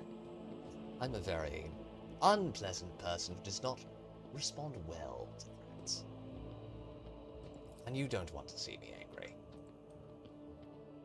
The priest holds up his hand in a placating gesture. None are without fault, noble Incendia. What point is there in targeting someone for their turpitude when true purity can never be found? You threatened to starve Footfall. I brought them salvation. So which of us serves the Emperor and which their own unhealthy ambitions? Please. I will believe it no sooner than hearing word that half the population of that den of heresy has been sent into the Void's embrace. I have faith that the blessed Drake is perceptive enough to see the appalling nature of that depraved place. Depravity. That's a word we don't use enough. Hieronymus, your appearance here is most unexpected. The esteemed Hieronymus is my confessor. I am greatly obliged to him for agreeing to accompany me on this journey. Hieronymus bows respectfully. May the Emperor's light guide you your way across the abyss of human wickedness. I see that the faith is more than just a word to you. Incendia's smile, racked by a tick, looks sinister. Fate is everything to me. In his name I have eradicated corruption on 100 worlds, and will do so on 1,000 more. By his will I will hunt down pirates and desolate their vile nests. Let the Corian name make any firebrand tremble, for sooner or later I will cast them into the void. The funny thing is, people still call me the foul-tempered tyrant and all this. Caligos's amiable smile somehow resembles the bared teeth of a wild animal. I take it that you were not overly fond of Theodora. Incendia lowers her eyes and says without animosity, she was of the same breed as Asp. She stops short, then continues in a lowered voice, conceited, insolent, unaware of the Emperor's stern gaze set upon her. I do not doubt her wisdom and courage, but Theodora did not have a shred of humility or fear of his wrath. Lore, Imperium test succeeded. Asp, that must be Aspes. Aspis Cordia, you remember the name from what you can recall. She was a rogue trader too, and a renowned one at that. Well, I for one liked Theodora. The stories they told of her travels to nameless stars, and yes, there was no fear in her. Winterscale sighs pensively, and his lively expression grows a little grayer. I thank you for the visit, Incendia. It will not be a long one, I assure you. Caligos, thank you for your visit. Caligos gives you a cheerful and somewhat feral smile. I should be thanking you. I was almost certain that you would use my difficulties on Footfall as a means to bring that devious weasel Vladim to heel and take the station for your own. That's what any rogue trader would have done, but you have proved yourself to be less predictable than that. Well then, since you have turned out to be a pleasant surprise and stopped Incendia from snatching my possession, I should reward you. Take this grim weapon. It performed superbly in battles against the Xenos, and it helped me acquire the more substantial gift I have brought. Mazoa pattern Thrill of the Hunt. 16 to 24 damage. It is a chain axe. Thwarting Incendia Cordia's ambitions deserves a worthy trophy. He snaps his finger, and the armored brute hands you an exotically adorned rifle, clearly not of human making. It's a trophy from a good hunt. You and I should hunt together sometime, so you can show yourself an action, new blood. Caligos exuberantly punches you in the shoulder. Does your gift come with a good story? Oh yes, I claimed it in the Rifts of Hecaton, where we had a clash with Xenos. They were really trying to get to my throat, and by the healing stars they almost succeeded. Caligos is speaking with such joy, it is as though he is recounting the best day of his life. Only 1 in 10 made it out of Hecaton, and now it's only me and Wharton here. We returned without any loot and virtually without a ship. All I got from that trip was a hole full of dead Xenos and this deadly beauty, which their leader used to put 2 holes in my hide. An impressive victory, but do you truly believe the creation of the ungodly Xenos to be a good gift, Caligos? You should call into question the privileges bestowed upon me by the Emperor. You can try. Let the Saint Drusus mission put forth their champion. I will slay him in a trial by combat. Oh god. I hate him because I know what he is, but I also love him for being an evil bastard. Threaten the esteemed Hieronymus one more time, Caligos, and the war that you love to prattle on about will commence. I swear it, one drop of holy blood spilled by you will send the remains of your realm up in the flames better than any tanker of Prometheum. And Cyndia and Caligos exchange looks of fury. The latter, snarling like a wolf, is clearly ready to start said war here and now. Hieronymus's dry voice hits your ears like the crack of a whip. Quell your pride, both of you. I do not wish to fight you, Caligos, but I fear not your threats. Death does not frighten me, for it is inevitable. It is as true as the senselessness and pointlessness of a war between us. Thank you for the gift, Caligos. Kill someone important with it. That would be the best show of gratitude. Chat, that's a hint for things later. Enjoy the evening, I must take my leave. Oh, believe me, I intend to enjoy myself to the full, to justify so long a voyage, if nothing else. Keep the faith, Drake. The Emperor protects. Alright. Quest. Let's get the fuck out of here. Wait, 1 second. 1 second, there are some things. Where is Henrix van Kalox? A group of aristocrats stand apart from the governor's circle. Their whispering carries a tinge of displeasure. Macarius Sourback, the clear leader of this gathering, is a gaunt, bilious-faced man dressed in Sourback colors. This must be Macarius himself, head of the house. He offers you a ceremonious bow. My congratulations, your lordship. May the Omnissiah grant you understanding, says Torina Gaprak. The woman with whom he is conversing, the one dressed in a robe with gear-shaped adornments, is Torina Gaprak. It is difficult to read her face due to it being covered in numerous augmentations. Observe the guests. Torina Gaprak looks rather anxious. Master Macarius Sourback, dressed surprisingly plainly and austerely for an aristocrat of such high rank, is frowning suspiciously. He came to the reception with a companion, a woman of dazzling beauty wearing a gilded augment necklace around her throat. His wife, probably. Or mistress, could be his mistress too. Henrix, who joined the group unnoticed, mostly keeps silent, listening intently to their every word. Macarius, I am surprised you deigned to make an appearance here this evening. Macarius's face twists into an unpleasant smile, which makes the artificial skin on the left side of his face all the more prominent. I am a servant of the Von Valencius dynasty. Had I not come, I would have committed an act of unacceptable insolence and damaged my family honor. Macarius's wife offers you a charming smile, as if apologizing for her husband's vitriolic tone. Her large eyes are brimming with curiosity. No, whorish woman. We shall not. Your cousin, Jocasta, became the new master-at-arms at my ship. I am pleased to hear it. Nothing in Macarius's face shows that he is glad for his cousin.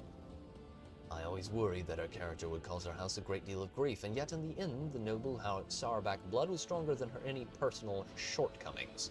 I have faith that Jocasta will prove herself adequately. He forces a faint smile. What has displeased you so, Macarius? Macarius says with caution, I am your dynasty's loyal servant, but you have asked and I will answer. Too long has the Coronis Expanse lived under the rule of rogue traders. The privileges granted to them make people think that the commoners too can dismiss the prohibitions of the Imperium. For the good of the sector, rogue traders must become paragons of the law, not exceptions to it. But do many warrant holders exhibit lawful conduct? No, they do not. Even you, your lordship, are the subject of the strangest rumors, and you have just recently inherited your protectorate. Conrad Voigtvir's people, for instance, claim that you had a hand in the esteemed Theodora's demise and accuse you of many other misdeeds. It doesn't matter whether or not their claims are true. The people hear them, believe them, and think that they may follow your example. I forbid anyone to repeat Conrad Voigtvir's lies, and hereby impose a fine on you, Macarius. Profit factor 1 gain. As you command, your lordship. I am not repeating the words of another, merely informing you that they are being spoken, but your behest will be carried out. Henrix pulls out a data slate and makes a note in it without looking. I would like to know more about House Sauerback.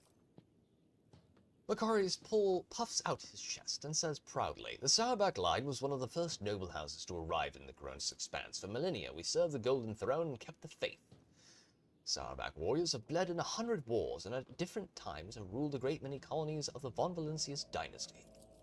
Macarius bows his head without too much reverence. How are you these days, Torina? Like a forging hammer, Torina's voice falls heavily on the air.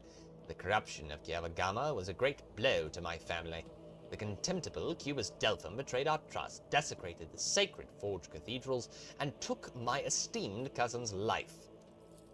On behalf of my family, I humbly beg you to forgive our negligence. I am ready to accept any punishment. Perception, 85%. Look closely at Torina. Perception test succeeded. There is something lurking beneath Torina's repentant expression, a grudge. It would seem that she was personally offended by the nightmare into which Cubus Delphum plunged her domain, and she feels betrayed.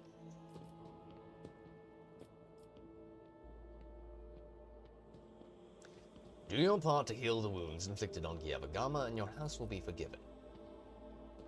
Torina raises her mechanical eyes to the ceiling. I swear on the Omnissiah's all-encompassing insight, we will make every effort to justify the cost of its resurrection. Macarius scoffs. It was only a year ago that none could doubt House Scaprak's usefulness. Yet here you are, Torina, on your knees, justifying the cost. Lean towards Henrix. Interesting conversation. It's been very illuminating. Given me plenty of food for thought. For an inscrutable man, Henrix is being even more inscrutable than usual. It's as if he is hiding something important. Is there anything you would like to tell me? Nothing urgent, Drake. What can you tell me about my guess? Well, Macarius Sauerback is all but throwing darts at your portrait. He is more astute at choosing women than enemies. He is trying to entice Caprak to his side, but she's too frightened after the fiasco on Kiavagama. Even in leisure, you never cease to be of help. I appreciate it. That is why they call it the unsleeping eye of the Inquisition. Even in sleep, I hear everything. Drake, before this gala concludes, there is something I'd like to tell you. Be careful today. I sense that a wave of darkness will soon hit our defensive lines, and I hope that I will still get a chance to meet you there as an ally. Oh, that's not ominous at all. Okay. Cassia. Sweetheart, cinnamon bun kitten, come here.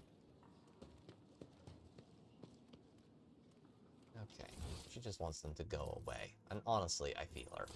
Feel her on that. Well, I'd like to feel her on that. Argentia. J. Hadari. Okay. Master of Ceremonies, I would like to GTFO out of this godforsaken pile of fucking nobles. I am weary and wish to retire to my chambers. Please allow me to escort you, your lordship. Your chambers are ready, your lordship. There he is, the man. Guards! Intruder! Quiet. Time to sleep. We need to talk in private. We have matters to discuss, Von Valancius. The same man you saw among your guests is waiting for you in your chambers, with the look of someone who is supposed to be there. He casts a cold, assessing gaze over you from top to bottom. No one save Theodora has ever allowed themselves the liberty of looking at you in such a way. We have matters to discuss, Drake Von Valancius. The woman behind Calcazar, clad in black armor, glares at you, her face set in a predatory readiness for immediate violence, the hallmark of a professional bodyguard.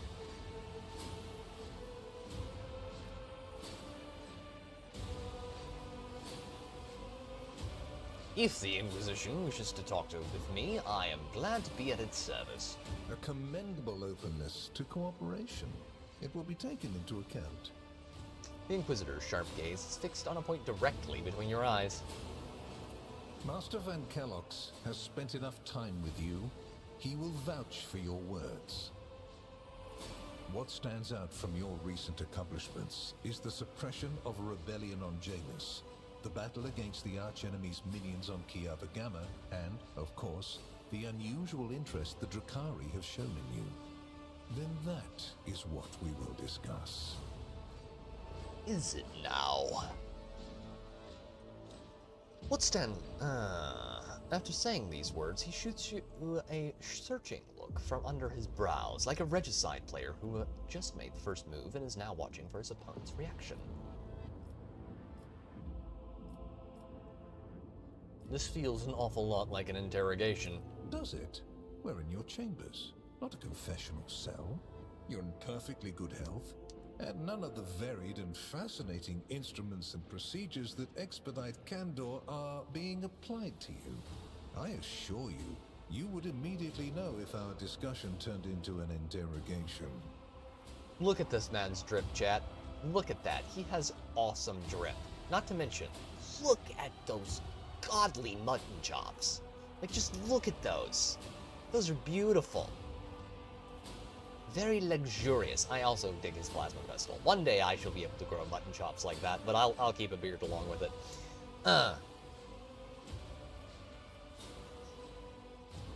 What do you wish to know about the events on Janus? What was the reasoning behind your decision to let Xenos, enemies of humanity, live and act on a planet that belongs to you? In the face of heresy, the Xenos seemed like acceptable allies to me. There have been precedents for this, correct? Your way of thinking is curious. Dangerous, but curious nonetheless. I would suggest exercising utmost caution should you wish to continue on this path. If you wish to know what was happening on Janus, why didn't you intervene yourself? If you knew that about what was happening on Janus, why didn't you intervene yourself? I cannot satisfy your curiosity without disclosing information of the utmost secrecy. I will say only this. We had the situation under control. There is a tangled knot of perilous events in progress in the Coronis expanse. Plucking even one thread must be performed with great precision and caution, without any room for error. Okay. Because you do not want to know the price of such an error, or what forms it might take. What questions do you have for me about Kiavagama? Places touched by chaos must be purged with fire and condemned to oblivion. Kiavagama should have been bombed to dust and pronounced a forbidden world. However, you decided Definitely otherwise. three, says and Arid restored the colony's operation. And you didn't even go to the trouble of hiding the traces of the neglect committed by your dynasty. After all, it was House von Valancius that gave Cubus Delphin so much freedom that he sank into seditious heresy. What was your rationale? Not the priesthood, to which Cubus Delphim, they don't give me an opportunity. See, this pisses me off a little bit, because they should give you an opportunity here to shift the blame onto Theodora and be like, look, I just got here.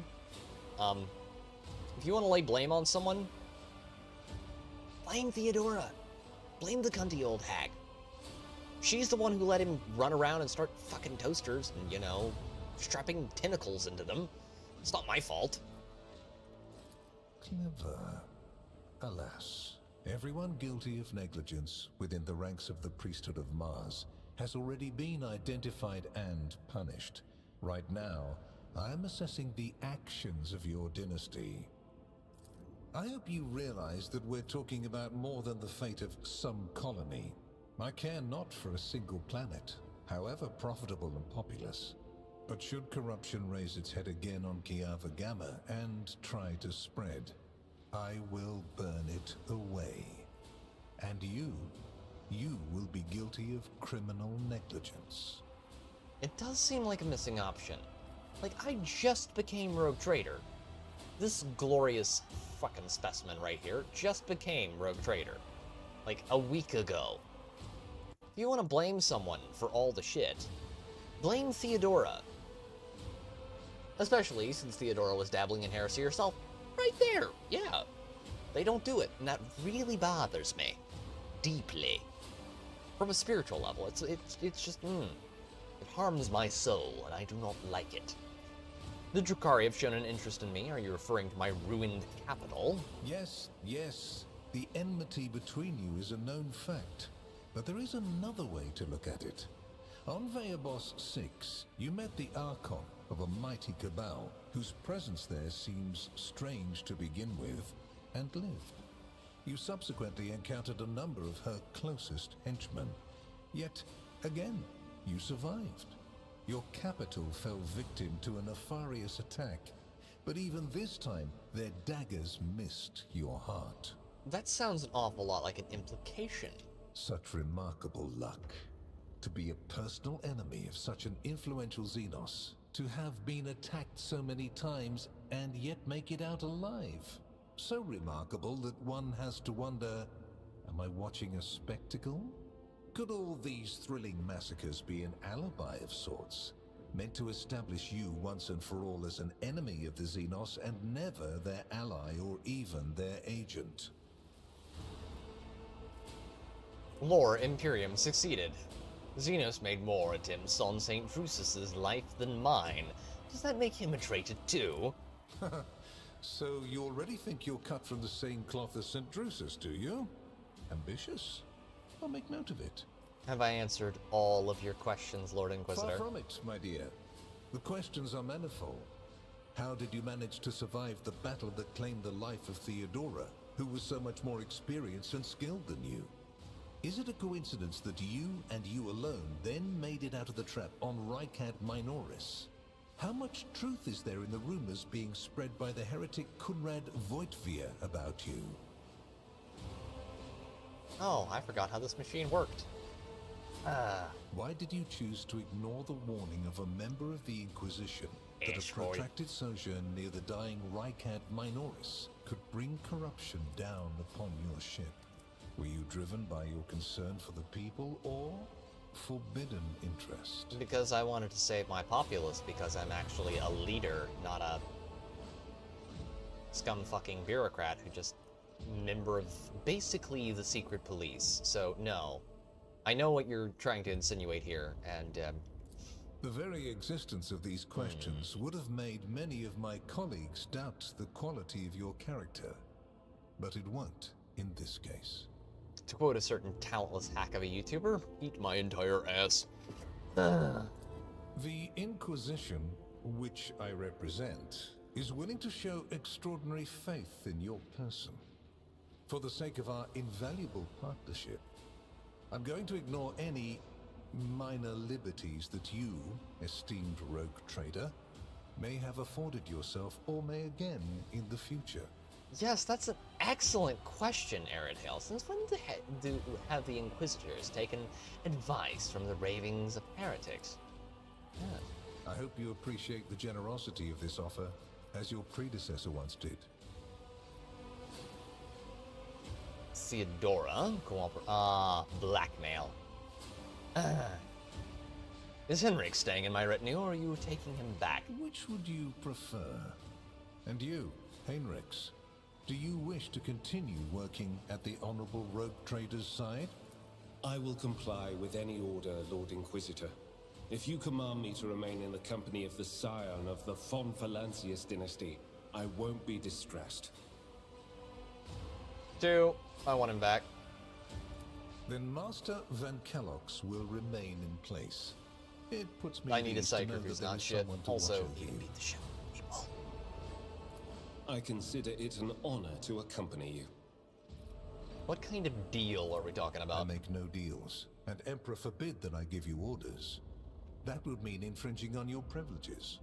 I'm merely offering well-meaning recommendations and expecting that when the Expanse finds itself in danger, you will break away from your own affairs to heed them. I seem to remember that your exalted aristocrats presented you with many gifts. It would be rude of me not to follow suit. Please accept this gift as a sign of my favor. In an hour of need, give it to any faithful servant of the Emperor, and the Inquisition will come to your aid.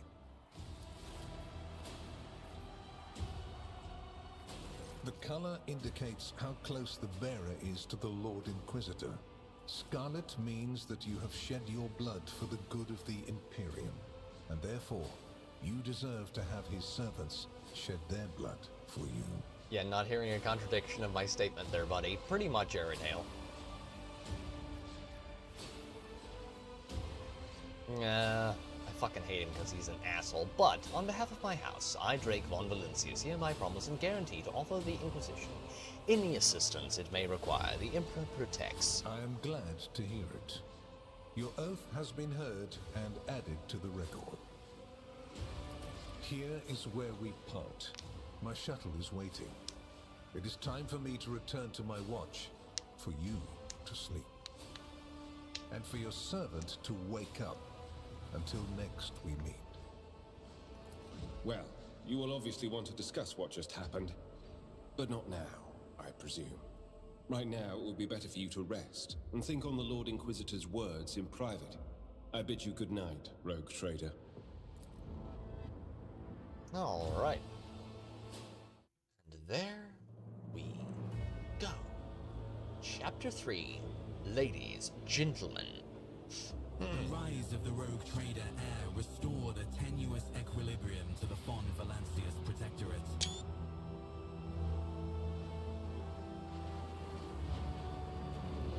For a time, threats subsided, activity returned to trade routes, and reclaimed worlds began to heal.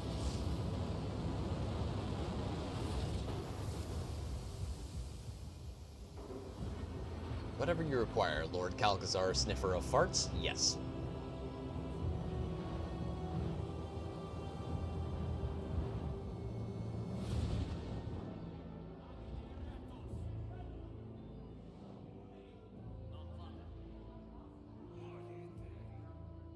The new Lord Captain's subjects praised the God Emperor and their leader wholeheartedly.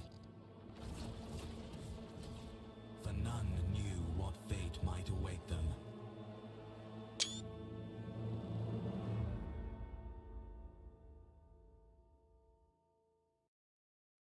So, the title of the stream is borne out in truth. Yada, yada, yada, yada, yada. There we go. Okay. You've spent the first few hours of your morning listening to the High Factotum's lengthy reports on the latest trade exchanges, arrangements, disputes, and countless bureaucratic procedures. From outside the illuminated, tightly closed windows, you can hear the muffled sounds of Dargonus in its everyday life. The life that has been passing you by lately, as you have been preoccupied with the affairs of your protectorate from dawn till dusk. Clementia barely contains a yawn once Janaris Danrock has finished. She pulls out her data slate. Thank you for your report, High Factotum. Your work is highly appreciated by everyone here and the Adeptus Administratum. Your Lordship, we are almost done. Yeah, we just need to go over the final items on today's agenda that I would like to report to you personally. Truly, the God Emperor has blessed me with diligent subjects. Speak. Allow me to pass on gifts from your loyal subjects, the high nobility of Dargonus. It goes without saying that every living soul in your protectorate is blessed to serve your lordship faithfully and wholeheartedly, speaking of brown-nosing and fart-sniffing.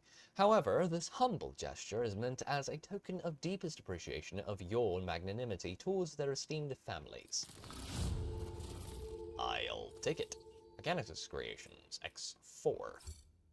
Profit Factor 3. In the past days, House Gaprak has sent shuttles carrying sacred technology and manufactured parts that can be used to replace old joints and connections within mechanisms. The machine spirits of these devices have been pacified. They are slumbering peacefully as they await your decisions on how to employ their capabilities.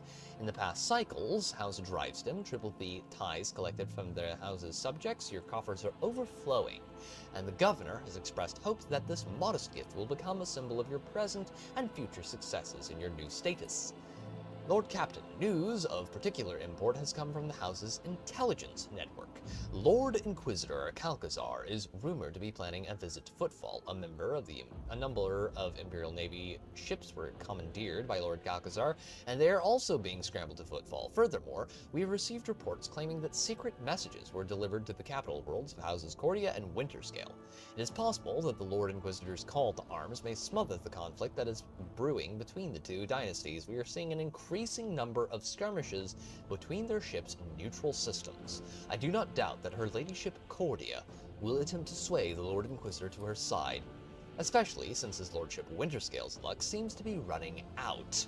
Riots have broken out on several of his worlds, and yet he has shown no intention of quelling them. Instead, the rogue trader inflicted brutal punishments upon one of his oldest colonies, Vesuvius Secundus, based on allegations of seditious sentiment. Oddly enough, our agents were unable to find any proof of sedition among the populace there. As soon as we have any updates, you'll be the first to know.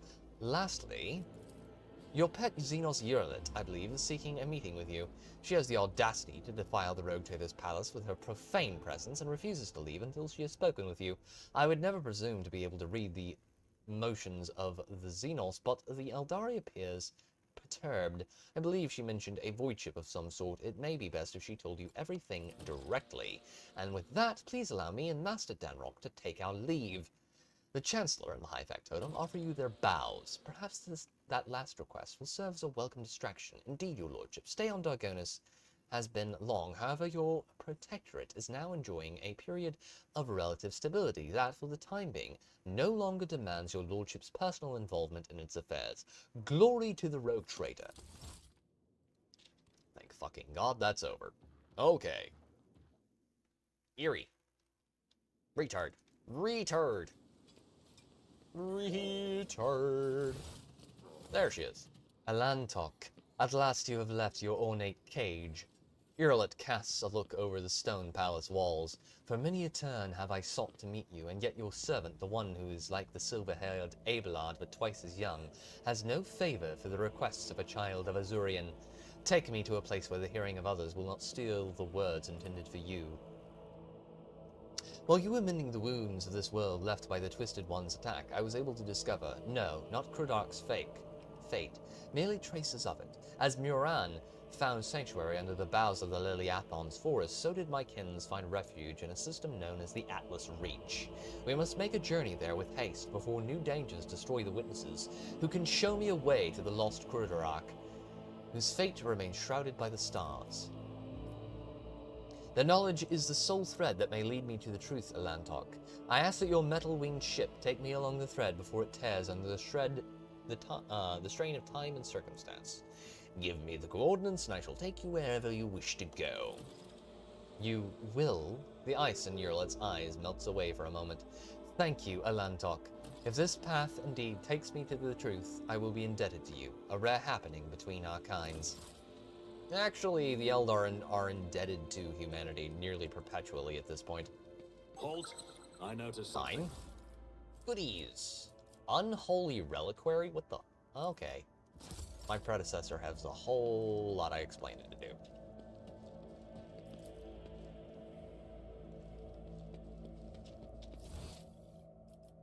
And it's time to get the hell out of here. I don't want to be here anymore. I don't want to be here. I want out. I want out. Off this planet, off this world, away from these people, away from everything to do with this godforsaken hell scourge of a place. I would rather be finding myself in the depths of the void, smashing up pirates, committing a bit of plundering. Suit me very well right about now. Now, characters. Urilet. Gun time. We want specifications in descending order. You can have the Eye of Hecaton. Good gun. Deadly Repeater. That's gonna go in mine, possibly? 28? Aw, jeez. Okay. The Dark Lance is good, but that's a cool looking gun and it does a lot of damage.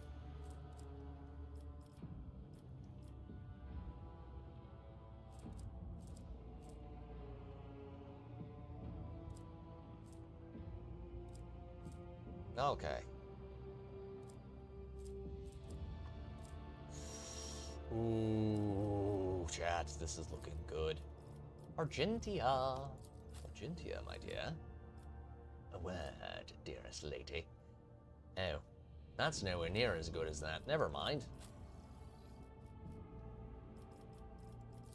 I could not give her the Dark Lance. Okay. There's gotta be some loot in here. Deadshot stub revolver, add that to cargo. Anything else? That one... He can't use that. What about Indira? Yes. Also yes, and yes. Let's use... Wait, she's a diviner. She's got the most divination, I think.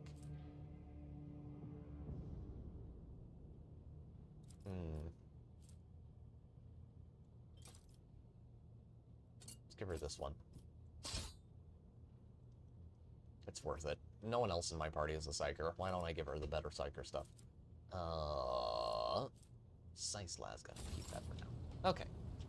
Okay. Janaris, my brother. I would like to order the transportation and shipment of some goodies.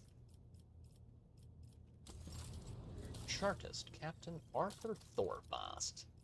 Select tradable. There we go. Wait, 1 second. Do I have any junk? Junk. I do not have junk. Oh, that's pretty. Do we have a bunch of stems in here anywhere? I don't really use stems ever in this game because they're one of those things. While you can use them, stems are just terrible because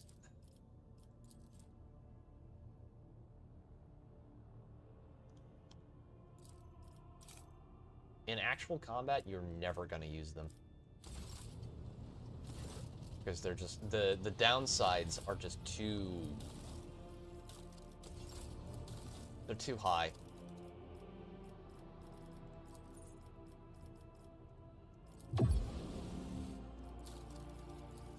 Tactical backpack, except that. We're gonna go over here. That is heavy armor. Oh god, that looks good. What about Hieronymus? What does he get that I can... It's only 300. Let's not do that. As Balaka. 1300. That is significantly better. I like the mods. Okay. Void ship time. Okay. Now, if I remember...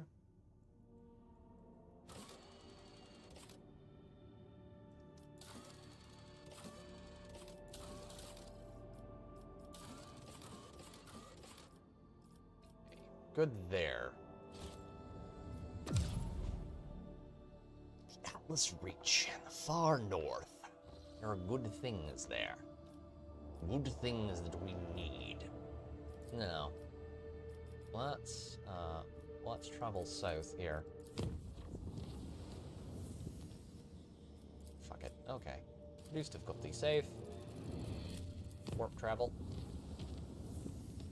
Travel. One thing, real quick. Colony management. Foulstone. Check. Goodies. Good tidings. Logston adamantine. God, I need weapons. I really need weapons. Sorted goods. Hell yes. There we go. Janus. Is there anything worth getting on Janus? I think not. Okay.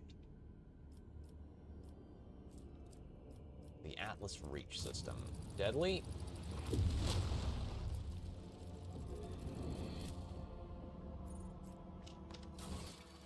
Let me check. Are there any companion quests I need to do? Nope. Nope. We finished it up. Time for a plot twist, chat.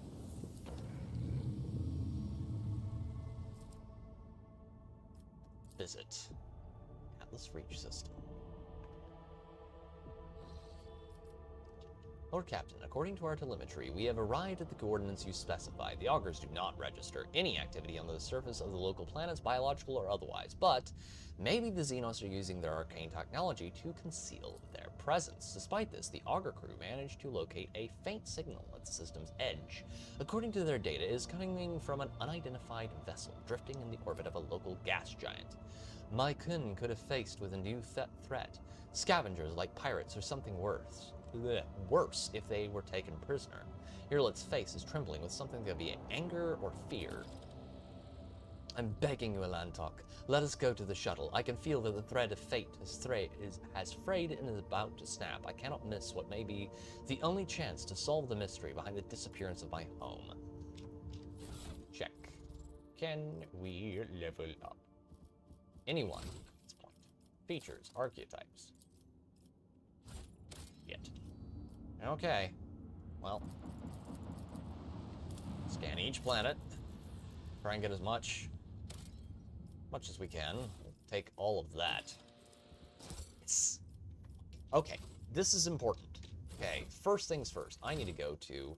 Oh, shit, I can't do that. Weapon skill. We're gonna need a buff. Oh, bad. Oh, this is bad. Bad. 55. Intelligence, toughness, fellowship. Next. Okay. Normally, I would. Characteristic training, willpower. Okay. Strength is good. Weapon skill needs to be buffed. Better to die for the Emperor. Scatter. Bolt weapon. Wait, can I give him... I cannot. That's locked. Okay.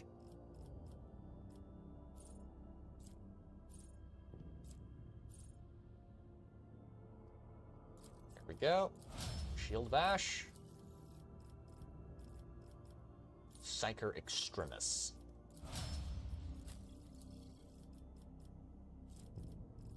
Perception. 65 willpower. Agility, weapon skill. Shit. Okay, let's buff willpower, I guess. We're in for a penny, in for a pound here, Chad.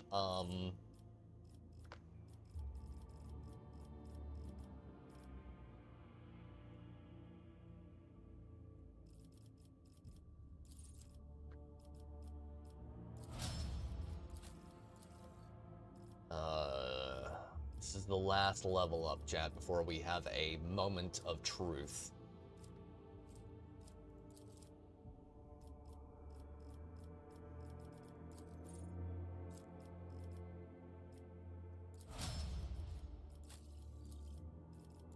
Weapon skill.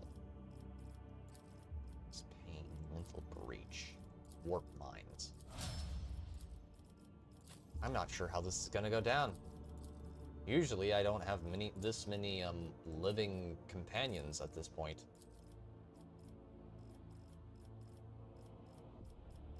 Flame weapon expert. Can I give her flame weapon expert? Heavy armor proficiency. I can give her heavy armor proficiency. That'd be awesome. Power weapon proficiency. Melta weapon expert or power weapon expert. Flame weapon expert. Combat master. Breaking point. Persuasion. Bolt weapon expert would probably be really good too. Heavy armor proficiency is what I think we're gonna go with here. No. It will not die. I just thought about that. Oh dear, that's a scary one. I just realized we are horrifically underleveled. Possibly.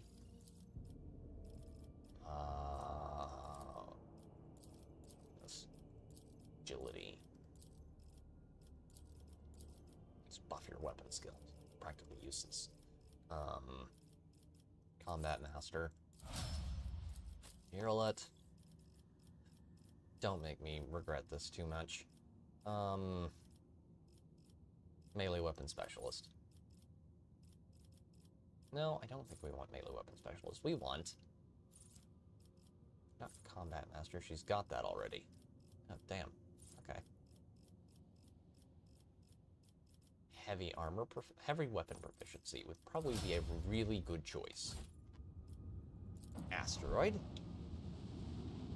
Chartist vessel.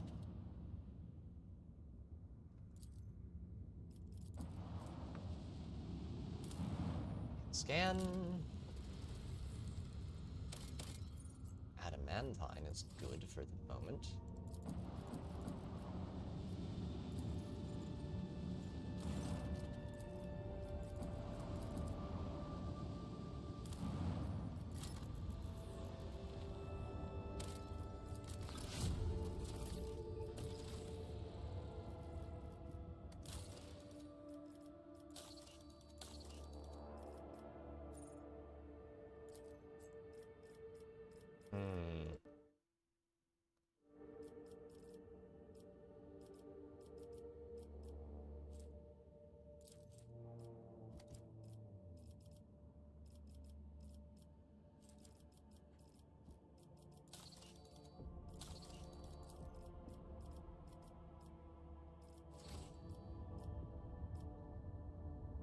Okay, saving here because this is gonna be... This is it. Okay, ladies and gentlemen. Hold on to your butts. I want... Not you. I want Argentia. Wish I could leave you behind, God.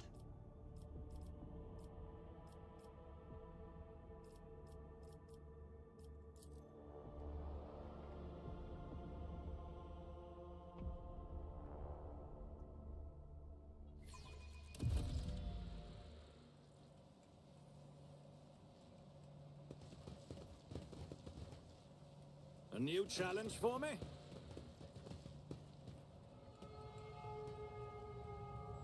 Here we are. Intimidated officer. The lanky, haggard officer with sunken cheeks stares at you in affright. His body is shivering as if from a feverish chill, and his eyes are darting back and forth anxiously. Your lordship, traitor, what brings you to our humble ship? Stop shivering like a leaf in the wind, Monkai. Answer me, have you seen others like me in this system? If you have, tell me where and when, and under what circumstances your paths crossed and diverged afterwards. The officer's eyes widen at the sight of Yerlet. His face grows even paler than before, and his lips move in a wordless prayer, unable to utter a word in response. A whirlwind of orange and blue torments the souls. Can you not feel its gusts in the air all around us? Its hues are terrifying indeed. How do you know that I'm rogue traitor? The officer swallows, gives you a strange look, and closes his eyes.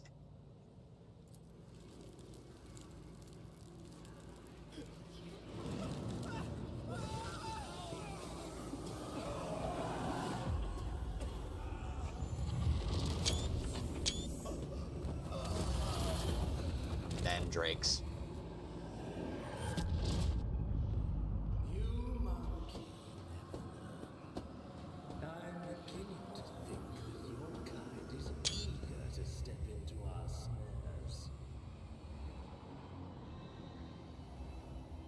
Mara's eye. You gasp, sucking in the poisoned air, each breath scorching your insides with liquid fire. From throat to lungs, every cell in your body is engulfed in maddening pain, as if you are being doused in molten metal, skinned alive and subjected to yet another form of torture. You hear sounds coming from somewhere far away, the moans of your people, the shuffling of bare feet, and light footsteps getting closer. Rogue trader, a long-awaited meeting indeed.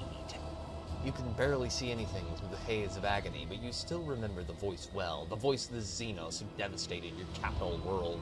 Marazai's face is hidden inside a helmet, but his tone leaves no room for doubt. He is smirking. Yerlet, who is writhing in pain next to you, is barely able to breathe. Oh, what have you done? Are you dissatisfied, my kin?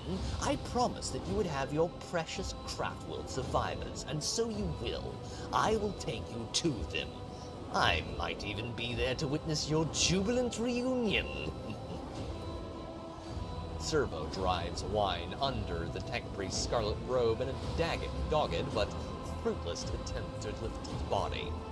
The inferior flesh has betrayed me. You must have punished it poorly, Iron Monkai. No matter, as a captive, you will learn how to apply the art of torture to make it fear the very thought of betrayal. Marasai takes a close look at your companion squirming in agony, then gestures nonchalantly to someone you cannot see. Bring in the injectors. The Monkai I promised to Tevantes is among them. I do not want the wretches to move an inch until they're in the hands of the Archiminicator. Fuck that word. Fuck you, GW. Are you there? As for you, there is a disturbing gleam in the Dracon's eyes. You will have your share of paralyzing dreams too, but I am going to keep you. You are far too precious to be surrendered to a madman playing with fire. You will rue crossing me again. You disappoint me, Monkai. I've heard the pleas of millions and the curses of billions. You can do better. His last words fill your head like the deafening echo of a ship's siren. The gas creeps deeper into your lungs, eating away at them hungrily as the agony spreads down your every limb. You are suffocating. Are you enjoying the sensation? I had this poison made for you. Who could have thought that a Monkai would one day earn such an honor from a Drakon? But you're suffering. The Xenos leaned closer to you. I know the taste. I knew the taste would be exquisite were I to add a touch of the Drukari's talent for extracting anguish. However, there will be time for that later. No matter how I wish to play with you all one after another, I need you for a purpose. Rogue Trader, Gamora awaits you. All of you, mandrakes, take them, leave none behind.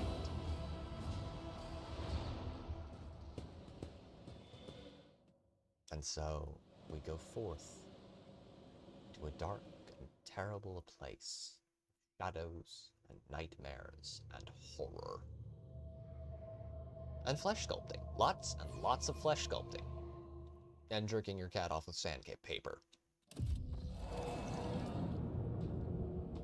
Yeah, this isn't going to be enough.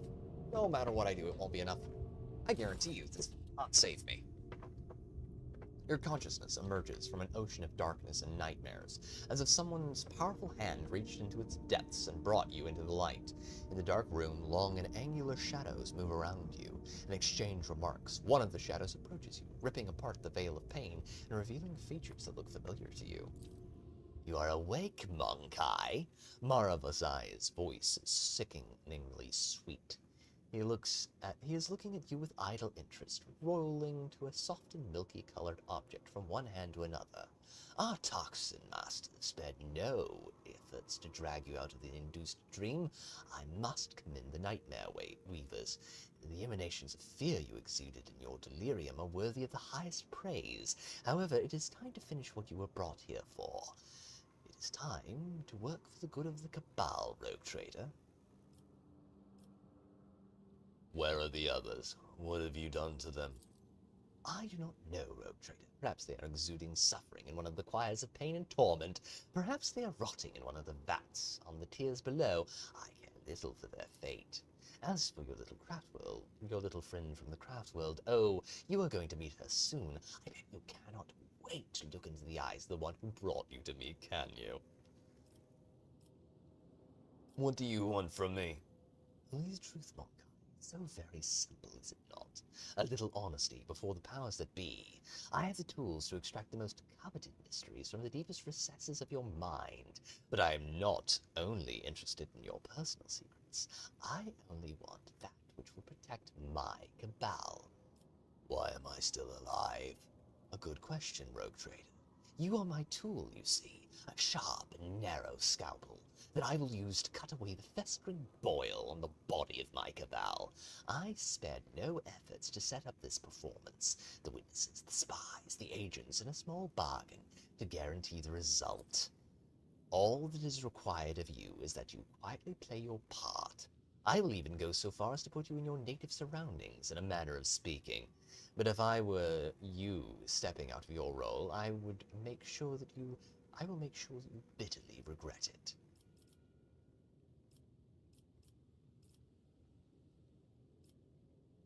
I might be able to play my role better if I actually knew what it was. Marazai is silent for a few seconds, playing with the mysterious object in his hand. You, Monkai, hate creatures alien to your kind.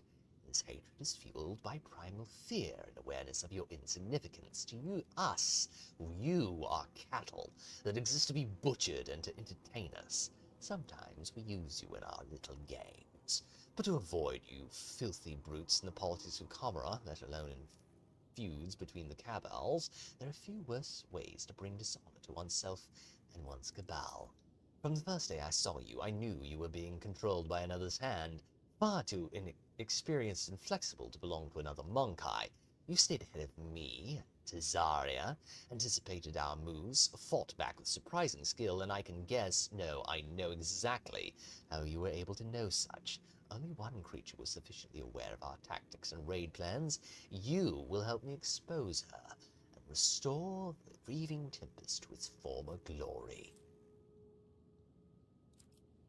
I have a secret for you, something your spies and agents failed to uncover.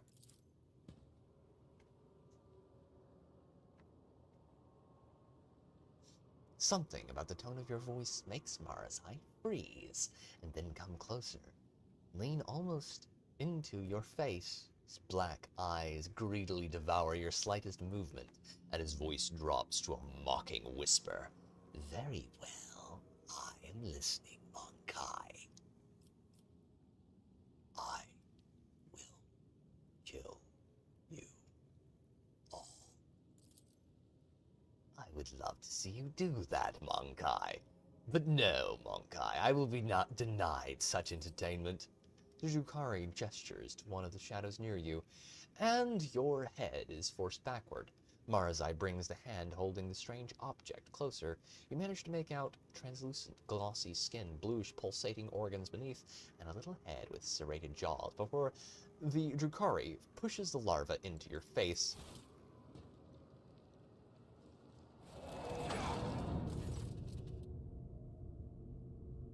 Corral's test failed. Sensing warmth, the creature springs into motion a moment later.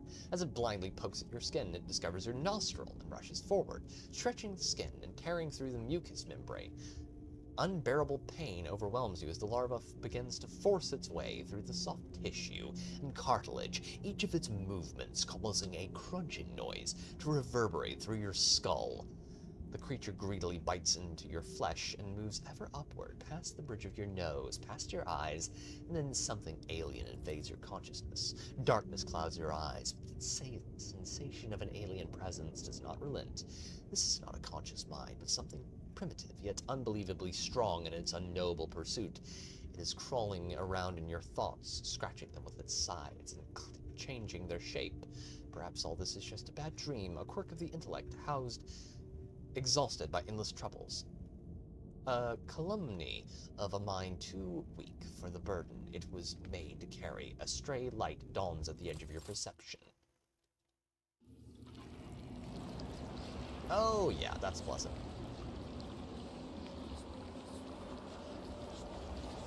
I got a brain worm. You have disappointed us, rogue trader von Valancius. Your bullshit means nothing to me, Follow my Marazai. lead.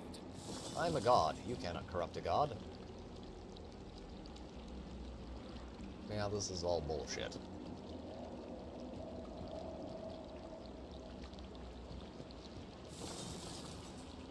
Skalander.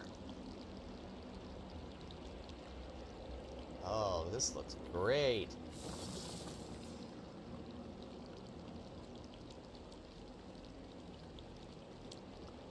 And they're all accusing me. Now, isn't that interesting? Victory awaits!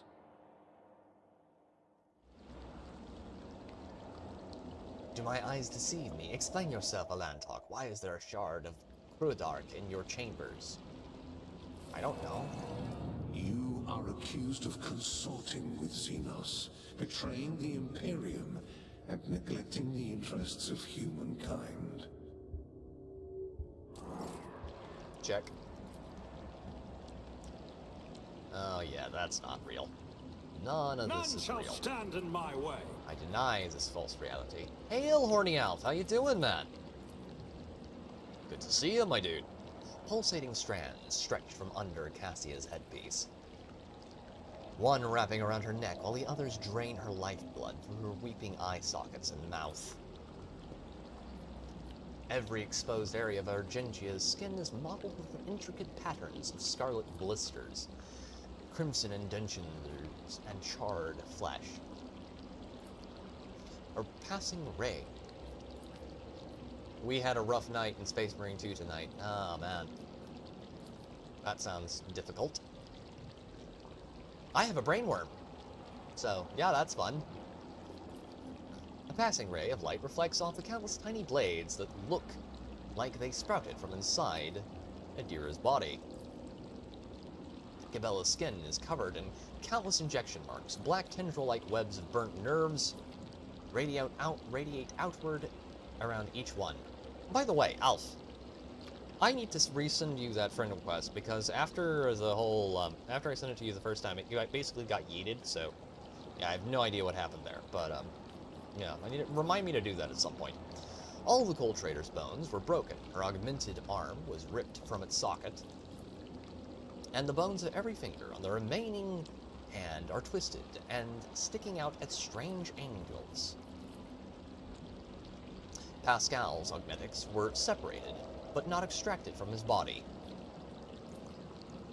The places where they connect to the organic tissue teem with predatory millipedes, feasting on the coagulated blood and accumulated pus. Abelard Wazarian's limbs were amputated and then sewn back onto his body with remarkable skill and precision using human tendons. Oh, that's pleasant. That's I'll just lay fucking claim to dandy. the Okay. stars. Oh. Oh boy. The tribunal is waiting for your explanations. Come closer. Yeah, pardon me if I don't buy this. And here comes our principal witness, the rogue traitor himself. Henrix gives you a cold look. If the presented evidence were not enough to convince you, his testimony will conclude this confusing case full of oath-breaking, lies, and heresy. You drag this boy into this trial and now expect someone will lend an ear to a lowly heretic's testimony. I thought better of you, Interrogator Van Calox. I was so very wrong. Lady Theodora's voice sounds even harsher and angrier than you remember. The Lord Inquisitor makes a vaguely dismissive gesture. Enough. Let him speak. The sooner this business is concluded, the better. Then let us continue. Shielded by the powers of the Warrant of Trade granted by the Imperium, Theodora von Valencius more than once allowed herself to openly collaborate with Xenos. You have never seen such a contemptuous grimace on the interrogator's face. She plunged her entire protectorate into apostasy and heresy, including the current rogue trader, and went out of her way to prevent the Inquisition and me personally from maintaining order inside the Expanse. Does the rogue trader admit to fraternizing with the Xenos, serving them as a puppet, and rejecting the God Emperor's blessed light for the sake of his desires and base profit? Requires iconoclast adherent. The Xenos is gone. Why is the Lord Inquisitor here? How do I like rogue trader, Alf? I fucking love it. I love this game. It is one of the best 40K games ever. It has great writing, it has good characters, likable characters, well, some of them. It is very in-depth if you like crunchy RPGs. The only thing I hope they improve in Dark Heresy, which will be coming out soon, is I really want them to actually do voice acting for all the characters. My voice hates me. Anywho, requires iconoclast. Everything is wrong here. Died, you say? But who are you talking to if I did? Get one simple truth into your empty head. Your role in these events is negligible. You shall thank me, the Emperor, on the Golden Throne if I so choose, and think me dead if it strikes my fancy, but this is not what matters right now. Just look in your direction. Looking in your direction makes me sick. Why must I speak to this filth? The last words are obviously meant for the court, not you.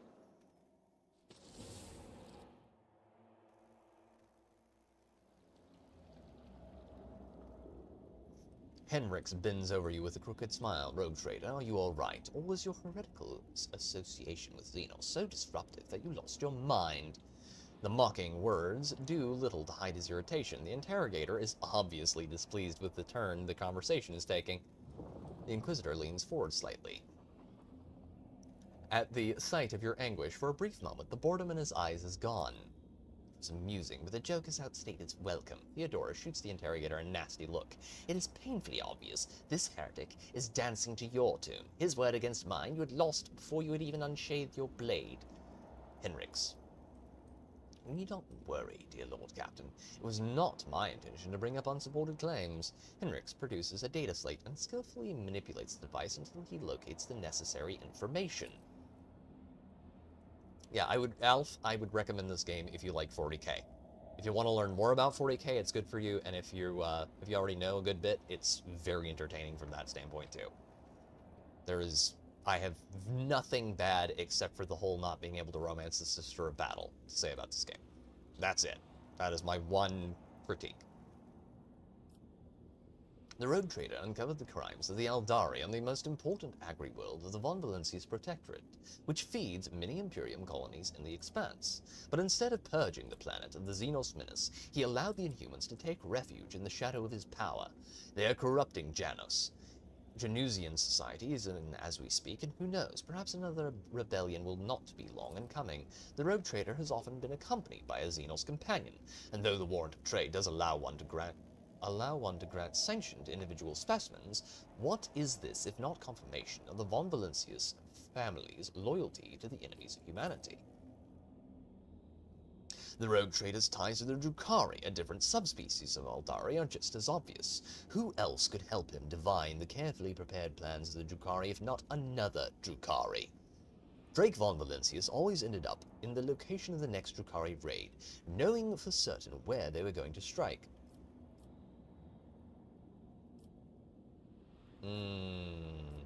I'm given two options. And neither of them are... Yes, I did cooperate with Xenos. This I will not deny. Cooperation is a double-edged sword. Sometimes you use your partner, and sometimes your partner uses you. Sounds like an uncomfortable conversation I had a couple weeks back. Which is what happened to the rogue trader. Lady Theodora used him to undermine the standing of the Imperium in the Expanse. The Tribunal remains silent, although those present cast anxious glances at your predecessor. At this point, the Tribunal probably wants to know what the true intentions of the Von Valencia's dynasty are. The rogue trader claims he has been waging war against the Drukhari this entire time, except, was there really a war?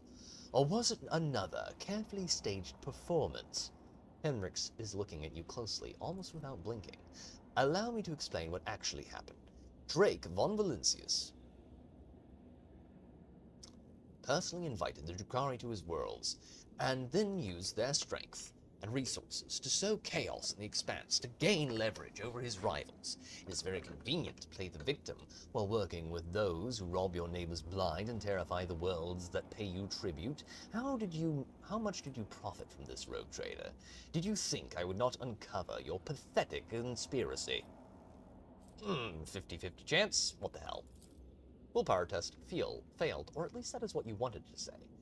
However, the alien will makes you say something else entirely. It was originally Lady Theodora's plan. She, her servants, always let me know where the next Drukhari attack would take place.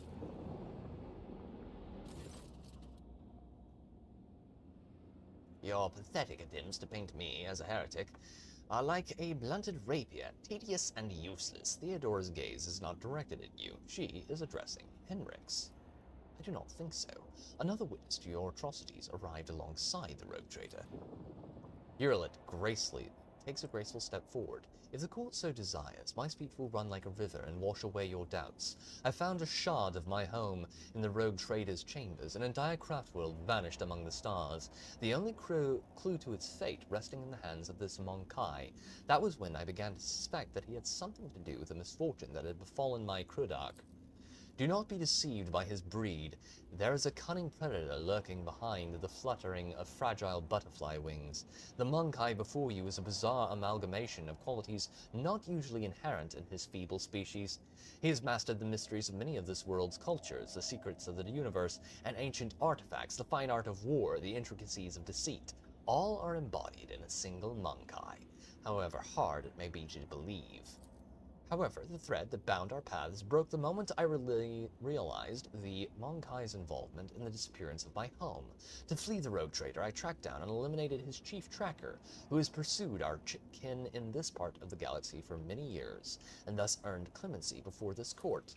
So Achilles did not simply vanish. You helped him disappear. Henrix nods curtly. I say, he only had himself to blame. An agent who cannot recognize an impending threat is useless.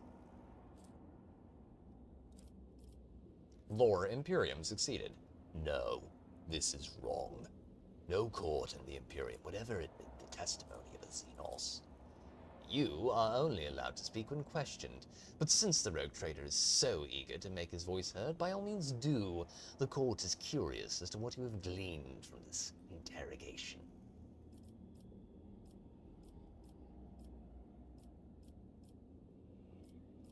I am still struggling to make sense of what is going on here.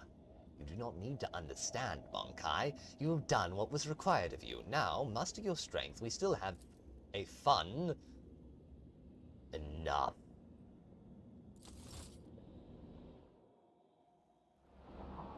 And so the lie is bared for all to see.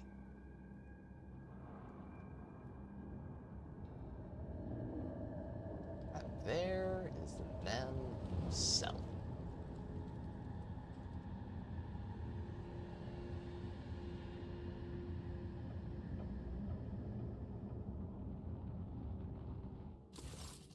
After the spell is lifted, staggering pain pierces your body. Darkness clouds your vision, and nausea creeps up your throat. But the wounds you manage to forget soon remind you that you are still alive. Archon Nazarakai. The weakness of your subject is an insult to the Council of Archons, and the Supreme Overlord of Kamara himself, Eurymerus. The commanding and human voice tears you from the vice of agony, and you see an unknown Drukhari in the center of the chamber, whose presence alone causes your insides to clench. Instead of fighting and ripping what they owed from Destiny's hands by force, they dare to crawl into the dark palace, begging for favors. What an absolute fucking sweat goblin. Look at the female Drukhari. Lore Xenos 85. Lore Xenos test succeeded. The Xenos is wearing armor encrusted with jewels and stands calmly next to the speaker. Such behavior is typical of the Xenos occupying the higher tiers of the Drukhari hierarchy, which means you are facing one of the Archons.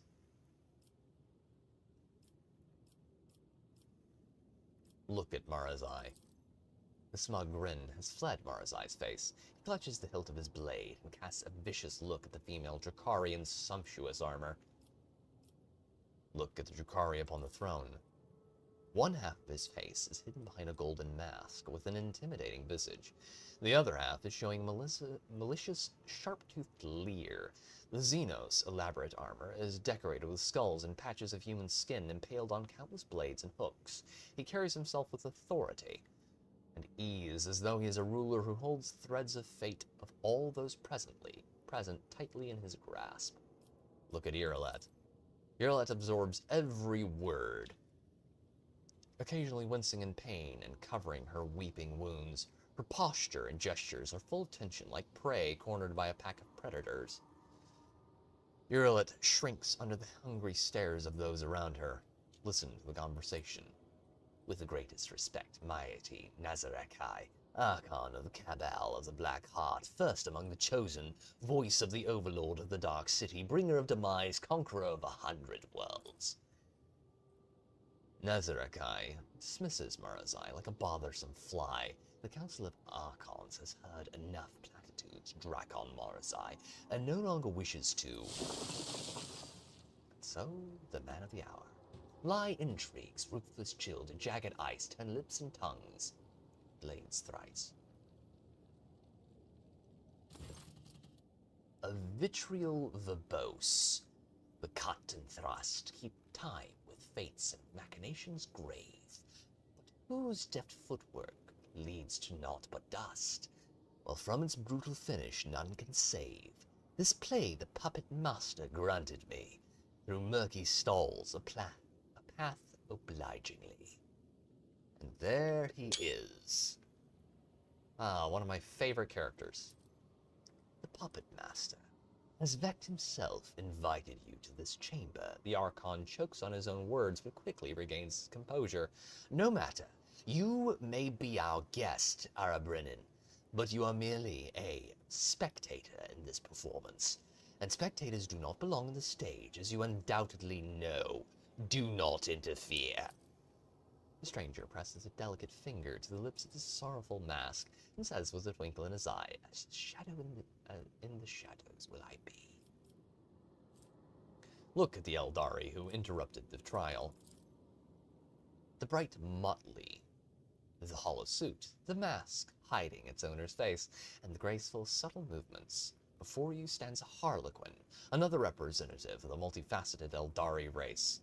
The Xenos catches your eye and nods for a moment. The play of shadows on the mask appears to twist its expression into a mischievous grin. Recall what you know about Vect. You have heard many gruesome tales about the atrocities of the Drukhari, but the cruelest and vilest always involved Azrubael Vect, the Archon of the Cabal of the Black Heart, the supreme overlord of Kamara and the most dangerous of all his dark kind. Hey, Archon, or whatever your name is, I shall soon be adding your mask to my collection of Xeno artifacts.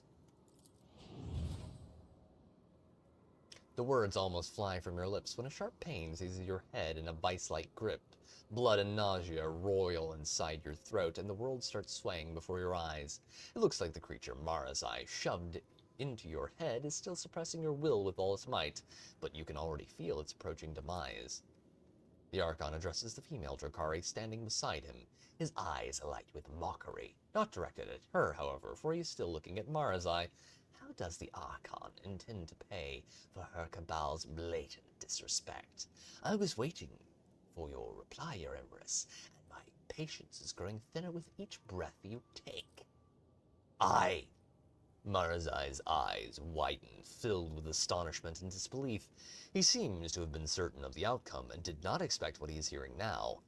His lips twist into an enraged snarl, hatred directed at the Xenos on the throne, and yet it finds no outlet under the gazes of the dozens of Drukhari in the chamber. I humbly bow before the Council of Archons, and humbly apologize for this outburst on behalf of the Cabal. Allow me to prove my respect to you with a humble gift. Eurymerus points at you with a clawed finger and flashes a satisfied grin.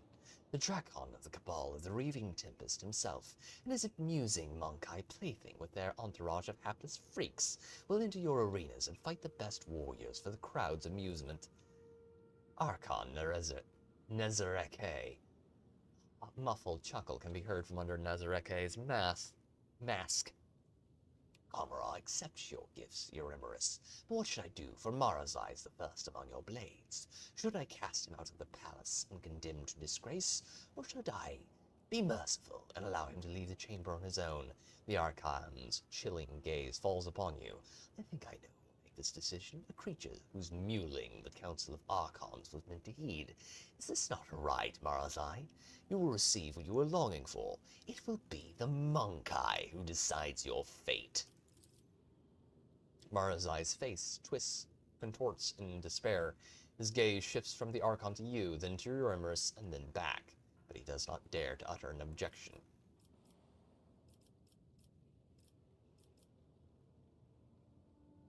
Murazai was a worthy opponent. Let him go to the arena himself. There is a reason for this. Silence, Monkai. You can choke on your pity. I have no need of it. Promises, promises. The Monkai has chosen your fate, Murazai. Let this be a lesson to you. Lay down your weapons, follow the guards, and may the pity of lesser beings serve as a mark of disgrace far worse than the wrath of the Archons. Go. The Archon nods in satisfaction and makes an unfamiliar gesture. The guards draw closer to you. Let us return to you, Eurymerus. The Harlequin's laughter interrupts the Archon and echoes under the vaults of the chamber in a resounding baritone. And all the masks upon their marks now stand. Slave of vanity, inspire of sins. The thief and traitor cast downward by her hand. Unbeknownst to all, their fate depends upon a lead unseen, a player green. The Harlequin leans forward and eyes you with genuine interest. Is this how you treated the hospitality of Kamara and Brennan? The Archon angrily balls his fist, the shadow of his wrath hanging over the Eldari interloper like a thundercloud. I thought your words were worth more. You insult me by interrupting the trial again. The Xeno sweeps into a theatrical bow without taking his eyes off Nazareke's face.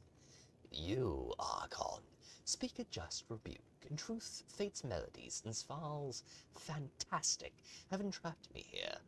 And when I heard them play, I could not keep my lips from grinning wide. Here comes the hour for shadows to retreat, to where the curtain waits to rise. The laugh with no beginning now sends forth the call.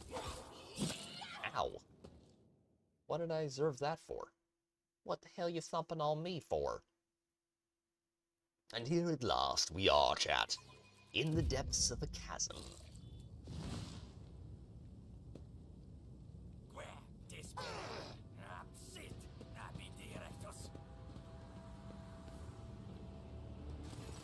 The world is an impenetrable haze of warm pain. You lie motionless. No, you rest in the murky gloom, slowly dissolving into nothingness. Sometimes your repose is troubled but unpleasant, and persistent tremors coming from the place where your legs used to be. You do your best to ignore them. Away, you vulture! This is not your prey. A vaguely familiar voice reaches you through the curtain of darkness. But your disobedient thoughts refuse to reveal where and when you have heard it before. Was it just recently, or 100 lifetimes ago? The trembling comes from your legs, is replaced with a violent jerking motion, and then finally it stops. This phantasmagoria retreat, and deftly seize my merchant vagabond. The puppet master strings left dangling again rise up to take your place and dance. A spark ignites in the darkness, and its light ruthlessly cuts through the gloom that envelops you. An ugly image of the reality around you assaults your retina. You can feel your body again, and realize it is filled with pain. Your shoulder is sore from an injection.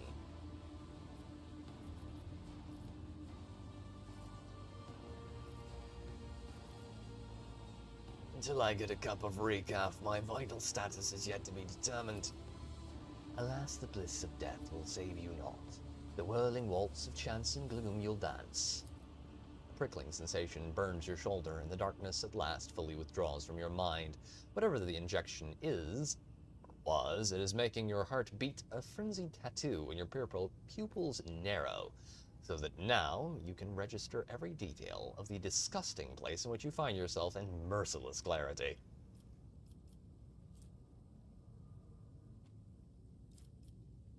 Look at your rescuer. Where am I? Your eyes refuse to focus on the blurry figure of the person who has come to your aid. He appears to be tall, and your mind emphatically refuses to continue, for every moment of concentration causes you suffering. I've seen you somewhere before. Who are you? A dream obscure of death, deliverance, illuminating will and agony. Where am I? Among the shadows and the wings you lie. We are taught to uphold the puppet master's strings. The stranger intricately links his fingers to mimic the tools of a puppeteer. My companions, where are they? Not here. The roles have been decided now. But if you play your part, perhaps the plot will draw you back together, or to doom. The figure's cruel laughter follows. This overture in verse, the final lines, the merchant's time to tread the board has come. Embark you now upon your pilgrimage, and take my parting gift, a humble prop. The stranger deposits something in your hand and disappears into the twilight. A gift from beyond the grave. A pistol. Attempt to rise.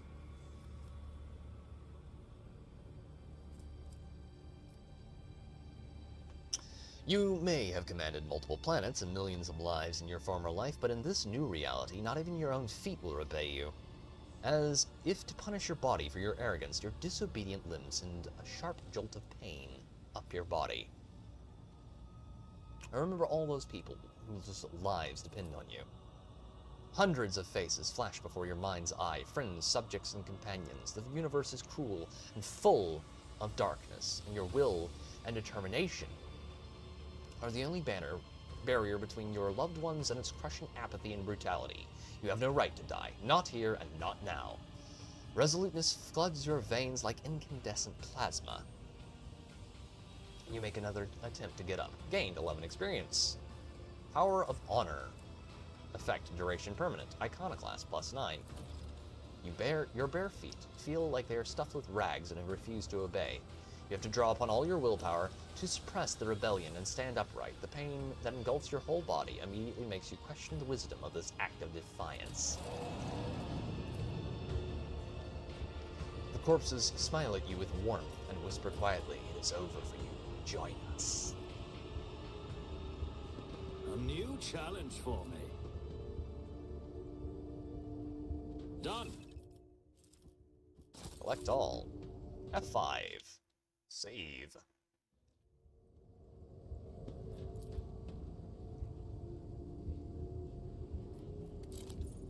Okay, first things first. Equip that pistol.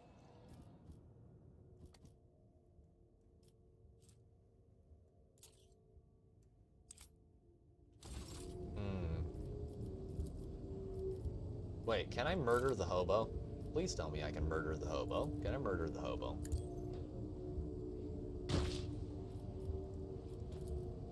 Not a problem for me. I can't murder the hobo. Nothing I can't do. It's about time. All right. Would have been much better if I could murder the hobo. What in the world?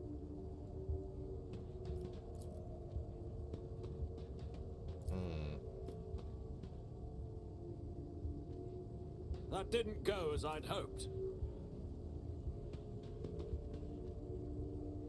Oh yeah, my main character is, he's tripping balls right now, Chad. I did fine. Victory awaits! Considering the situation, I would agree. Beggar. Your wounds barely hurt at all, and your body feels surprisingly light. That's a good sign, Chad. We need to investigate. I rise to the occasion.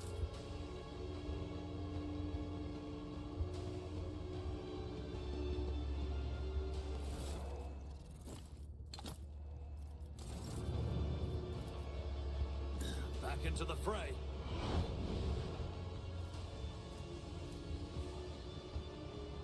Oh yeah, deformed bones. That's a good sign.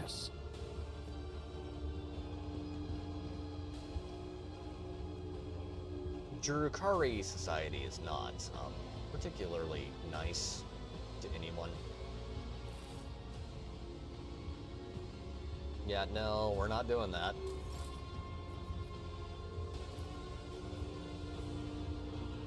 Give me a gun, a sword, anything.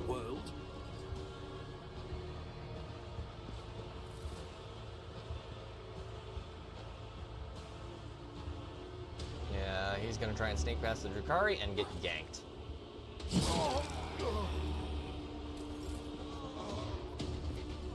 Excellence matters. Yes, it do. Yes, it do indeed. Now, quick save there.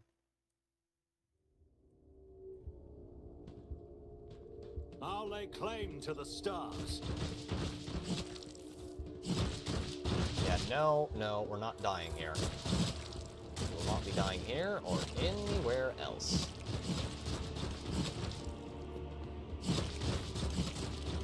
Oh yeah, I'm tripping balls right now, Chad.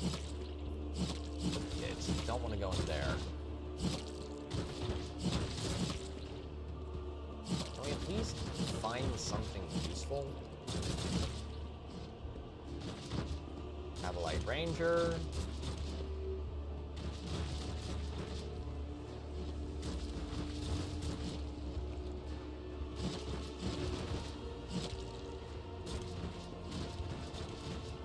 None shall stand in my way.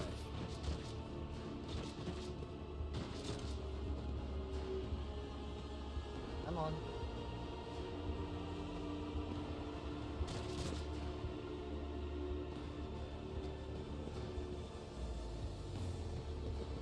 Alright, so nothing over there. Let's quick save here.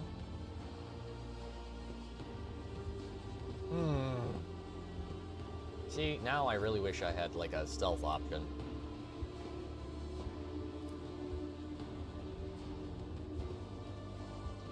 It's about time.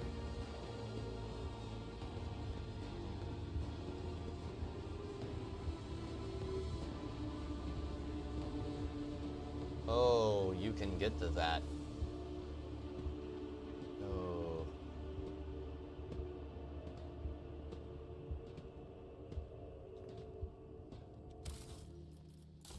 Load that quick save.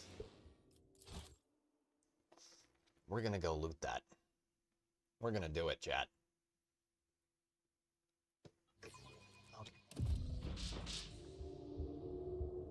A new challenge for me? Get greedy, don't get greedy, don't get greedy. Greedy, greedy, greedy. Hell yeah, brother.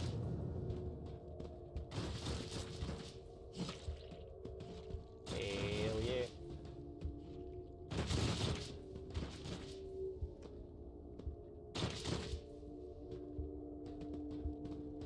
Okay. I won't tolerate weakness. Success at last. Okay. That did function as intended. Save here. We don't have that far to go. Tonight. It's 10:42. Need to quit by 11. I'm always ready. There's gotta be something around here. Something of interest.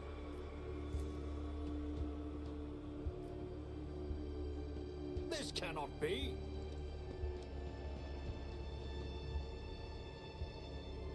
I'll lay claim to the stars. Yeah, I know. I'm dying. I'm dying. Get over it. Okay. Come on.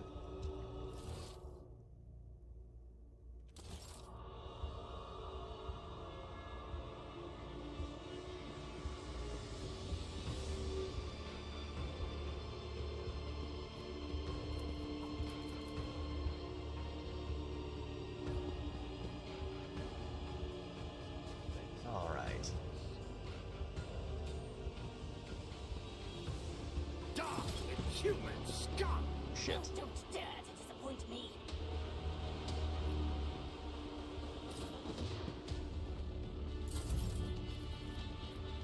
All too easy.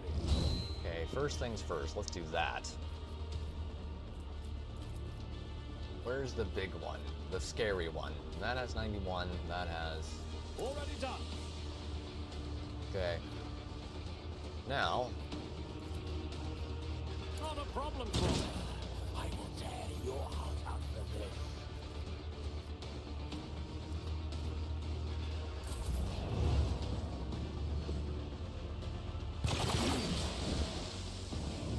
Oh yeah, he gonna kill me. He gonna kill me for sure.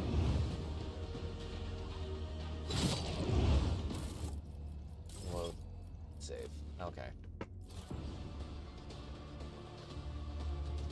sneak past them. I need to get into the pit. None Without getting stand ganked in by my the... way. Yeah, I know. Need to get over here.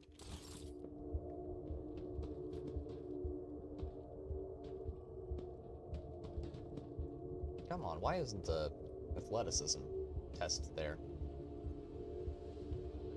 Come on, walk away. Just walk away.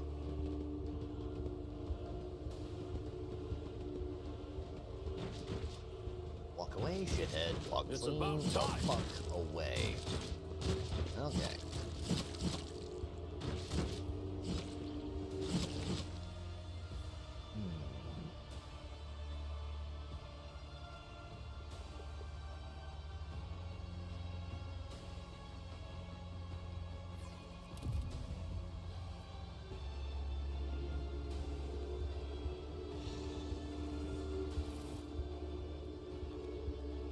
Yeah, no.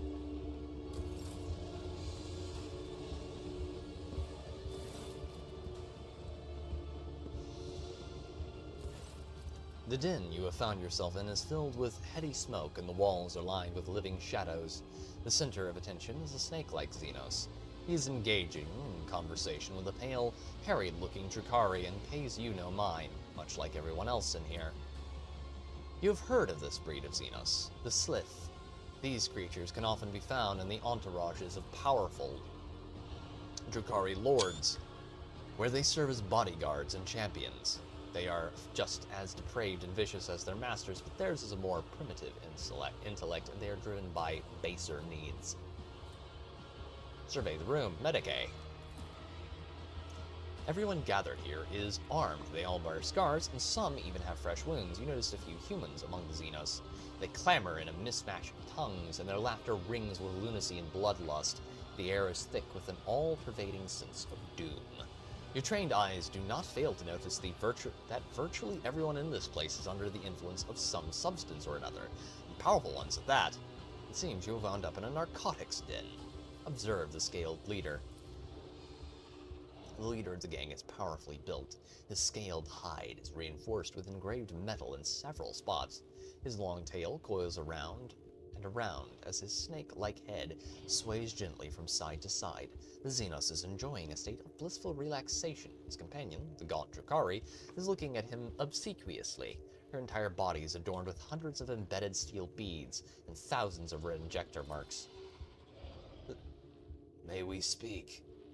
The snake-like Xenos either fails to notice your presence or is simply ignoring you. Iridescent eyelid membranes slide over his eyes, momentarily shuttering them. No doubt a telling look among his kind. Without deigning to look at you, the cadaverous Drukhari mutters, "Malice wants you to disappear, pathetic whelp.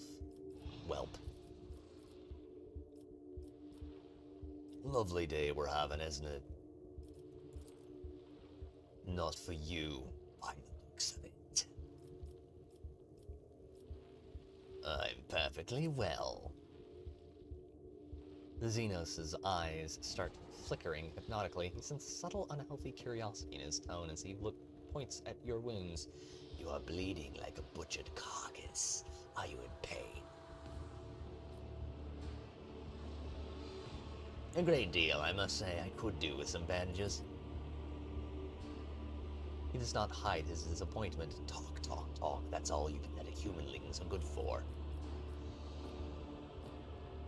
You are Malice, I take it.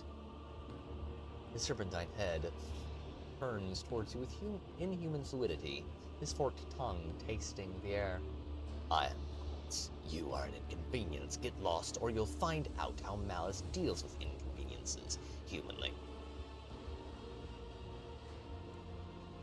"I require aid. I am wounded." "What makes you think I care?" "No, don't answer. I don't care. What makes you think that?" Well, we'll see what I can do here. Quick save. First things first.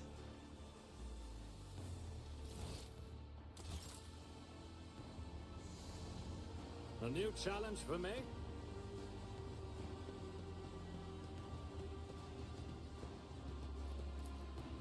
did fine.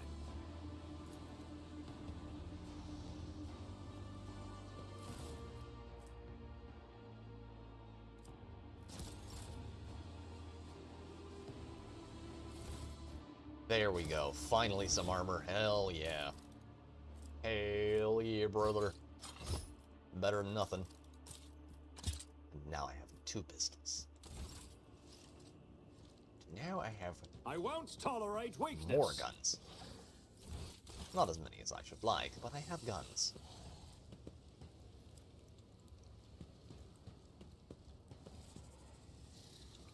Quick save. Right there.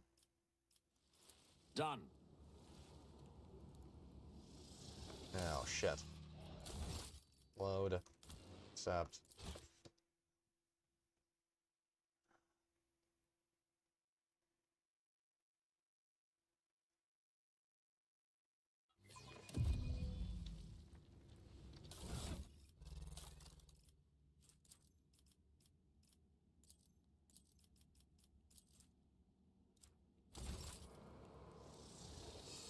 I'll lay claim to the stars. On this side, is there anything I can find over here?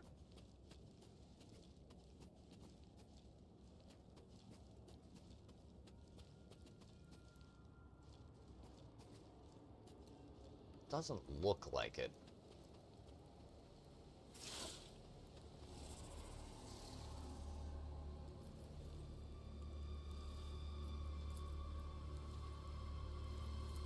I rise to the occasion. No, I made it worse. Victory awaits! The convector has been repaired. Help me. Why should I? The convector's already fixed. What's the point in me helping you? Little strength in your body runs out. You collapse to the floor, and the darkness that nearly extinguished your mind permanently envelops your vision once more. Through the drumbeat of your heart, you hear Malice's voice from somewhere far away. Fine, patch up the humanling. He's proven to be more useful than the rest of you put together.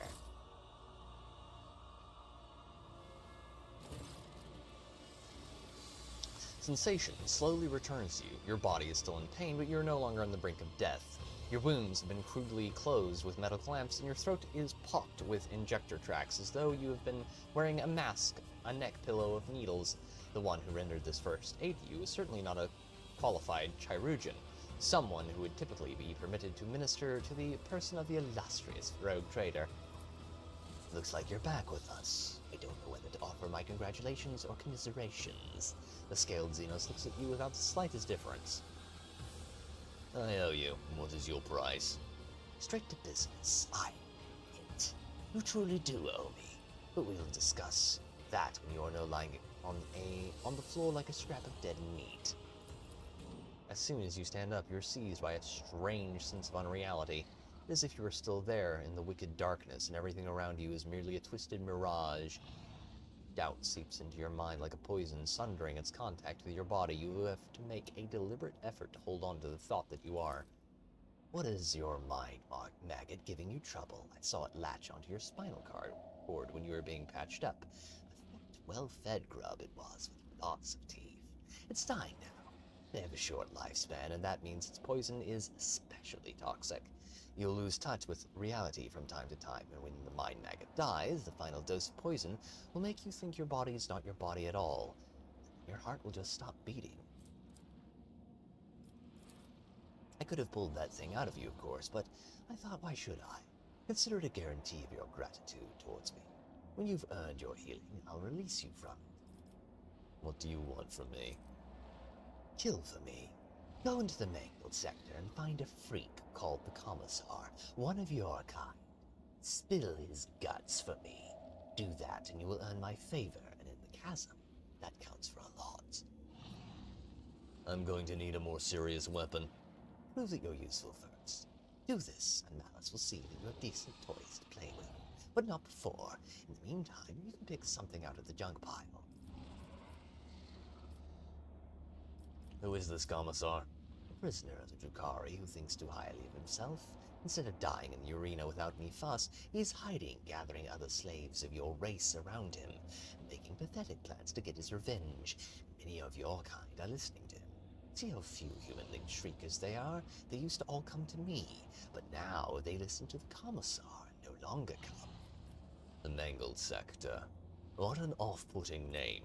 It's an off-putting place. It's the base of the spire in which we live, Comrade stitched together from scraps of various dimensions, and in the Mangled Sector the seams are starting to rip. Space is collapsing in and on itself, and entropic radiation is off the scale, spawning all kinds of abominations. The sector itself is slowly but surely turning into nothing. Some unhinged humanling went there recently. What did they call him? Wisorian. He was old but strong and too loud. His visit probably stirred up all the freaks. You should be more careful and quieter than he was. You'd have to be insane to set place afoot like that. Insane, or an outcast like the Commissar hiding from the hunt, or you. Very well, I will kill him. Bring me his head. In exchange, I will share my toys with you. It makes surviving in Kamara possible. Alright. None shall stand in my way.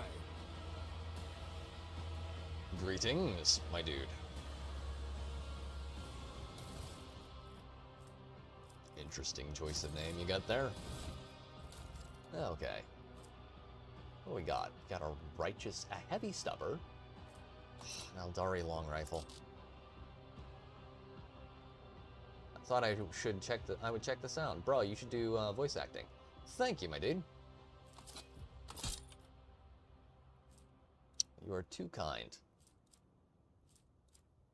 I don't think I'm that good, but I appreciate it. I try to be entertaining. My voice is a little bit more deep than normal right now because I've been talking for several hours, but yeah. We're making good progress tonight, so I can't complain too much. Oh, boots. I will take those, and, yeah. Legit would make a great villain voice actor. Thank you.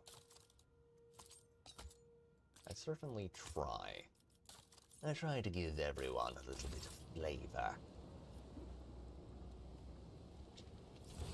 I think the audience appreciates it. A lot of people come to me to fall asleep. It's about time. So I try to make sure that I provide them with something sufficiently soothing. Yeah, the maggot is eating my brain, I'm aware. Well, dying inside my brain. Constantly releasing toxins. Let's get out of there. Ah.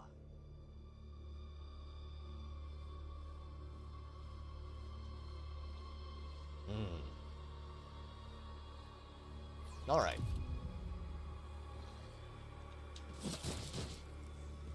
And thanks for stopping by, my dude. I'm aware, I'm dying, I know. It happens to the worst of us. Follow my lead. Okay. That is much better. Right. Switch. It comes from reading a lot of books and listening to a lot of audiobooks over the years. It's where I get my ability to actually do voices. So I did a lot of listening, and that helps you to learn some stuff. Okay, I'm gonna call it here, chat. It is really late. We will be back. Thank you, my dude. We will be back next Wednesday. Next Wednesday with more Rogue Trader. War Thunder is on Sunday. And yeah, that's what's going on in the channel in the near future. There may be a video out on Saturday, but it's gonna be it's gonna be a beast to edit. So yeah, if you all would like to see me next Wednesday and hear my dulcet tones, I've been looking into audiobooks for Warhammer, but it's expensive now. No, actually. So what I would suggest doing for audiobooks for Warhammer, and I'll do this because, you know, people seem to be filing in right now. My suggestion for Warhammer audiobooks is get an Audible account, okay? and do it that way. That makes it actually a lot cheaper. Or, if you're on a budget, like me, what you do is look up what if you're in the States, I don't know what other countries do for this, what you should do is you should look into your local online library system. Where I live, Tennessee has READS, which is the regional audiobook, ebook and audiobook download system. What it does is it allows you to, at least that's what they used to call it, it allows you to Australia. Well, I think you guys might have one. Check and see if you have a local online library, or see if your library has a website that might be able to link you to something like that. Because I think a lot of countries in the developed world have it. It's just an underused thing most people don't know about because most people don't look. That should help you find audiobooks. If you can't do that, your next best bet is Audible, because that gives you a credit every month that you can spend on Warhammer audiobooks. And yeah, those go a long way. And they're a lot cheaper than paying for them in the long term, because you can get, you know, a $40, $50 audiobook for, you know, not a whole lot. That is my suggestion. Turtle Overlord, I am sorry, my dude. Audible is a subscription, yes. That is the one thing that I don't love about it, but it's not that much a year. Yeah, Arid Hill. And I both use it quite frequently for our book getting needs. But yeah, that's what we're doing at the moment.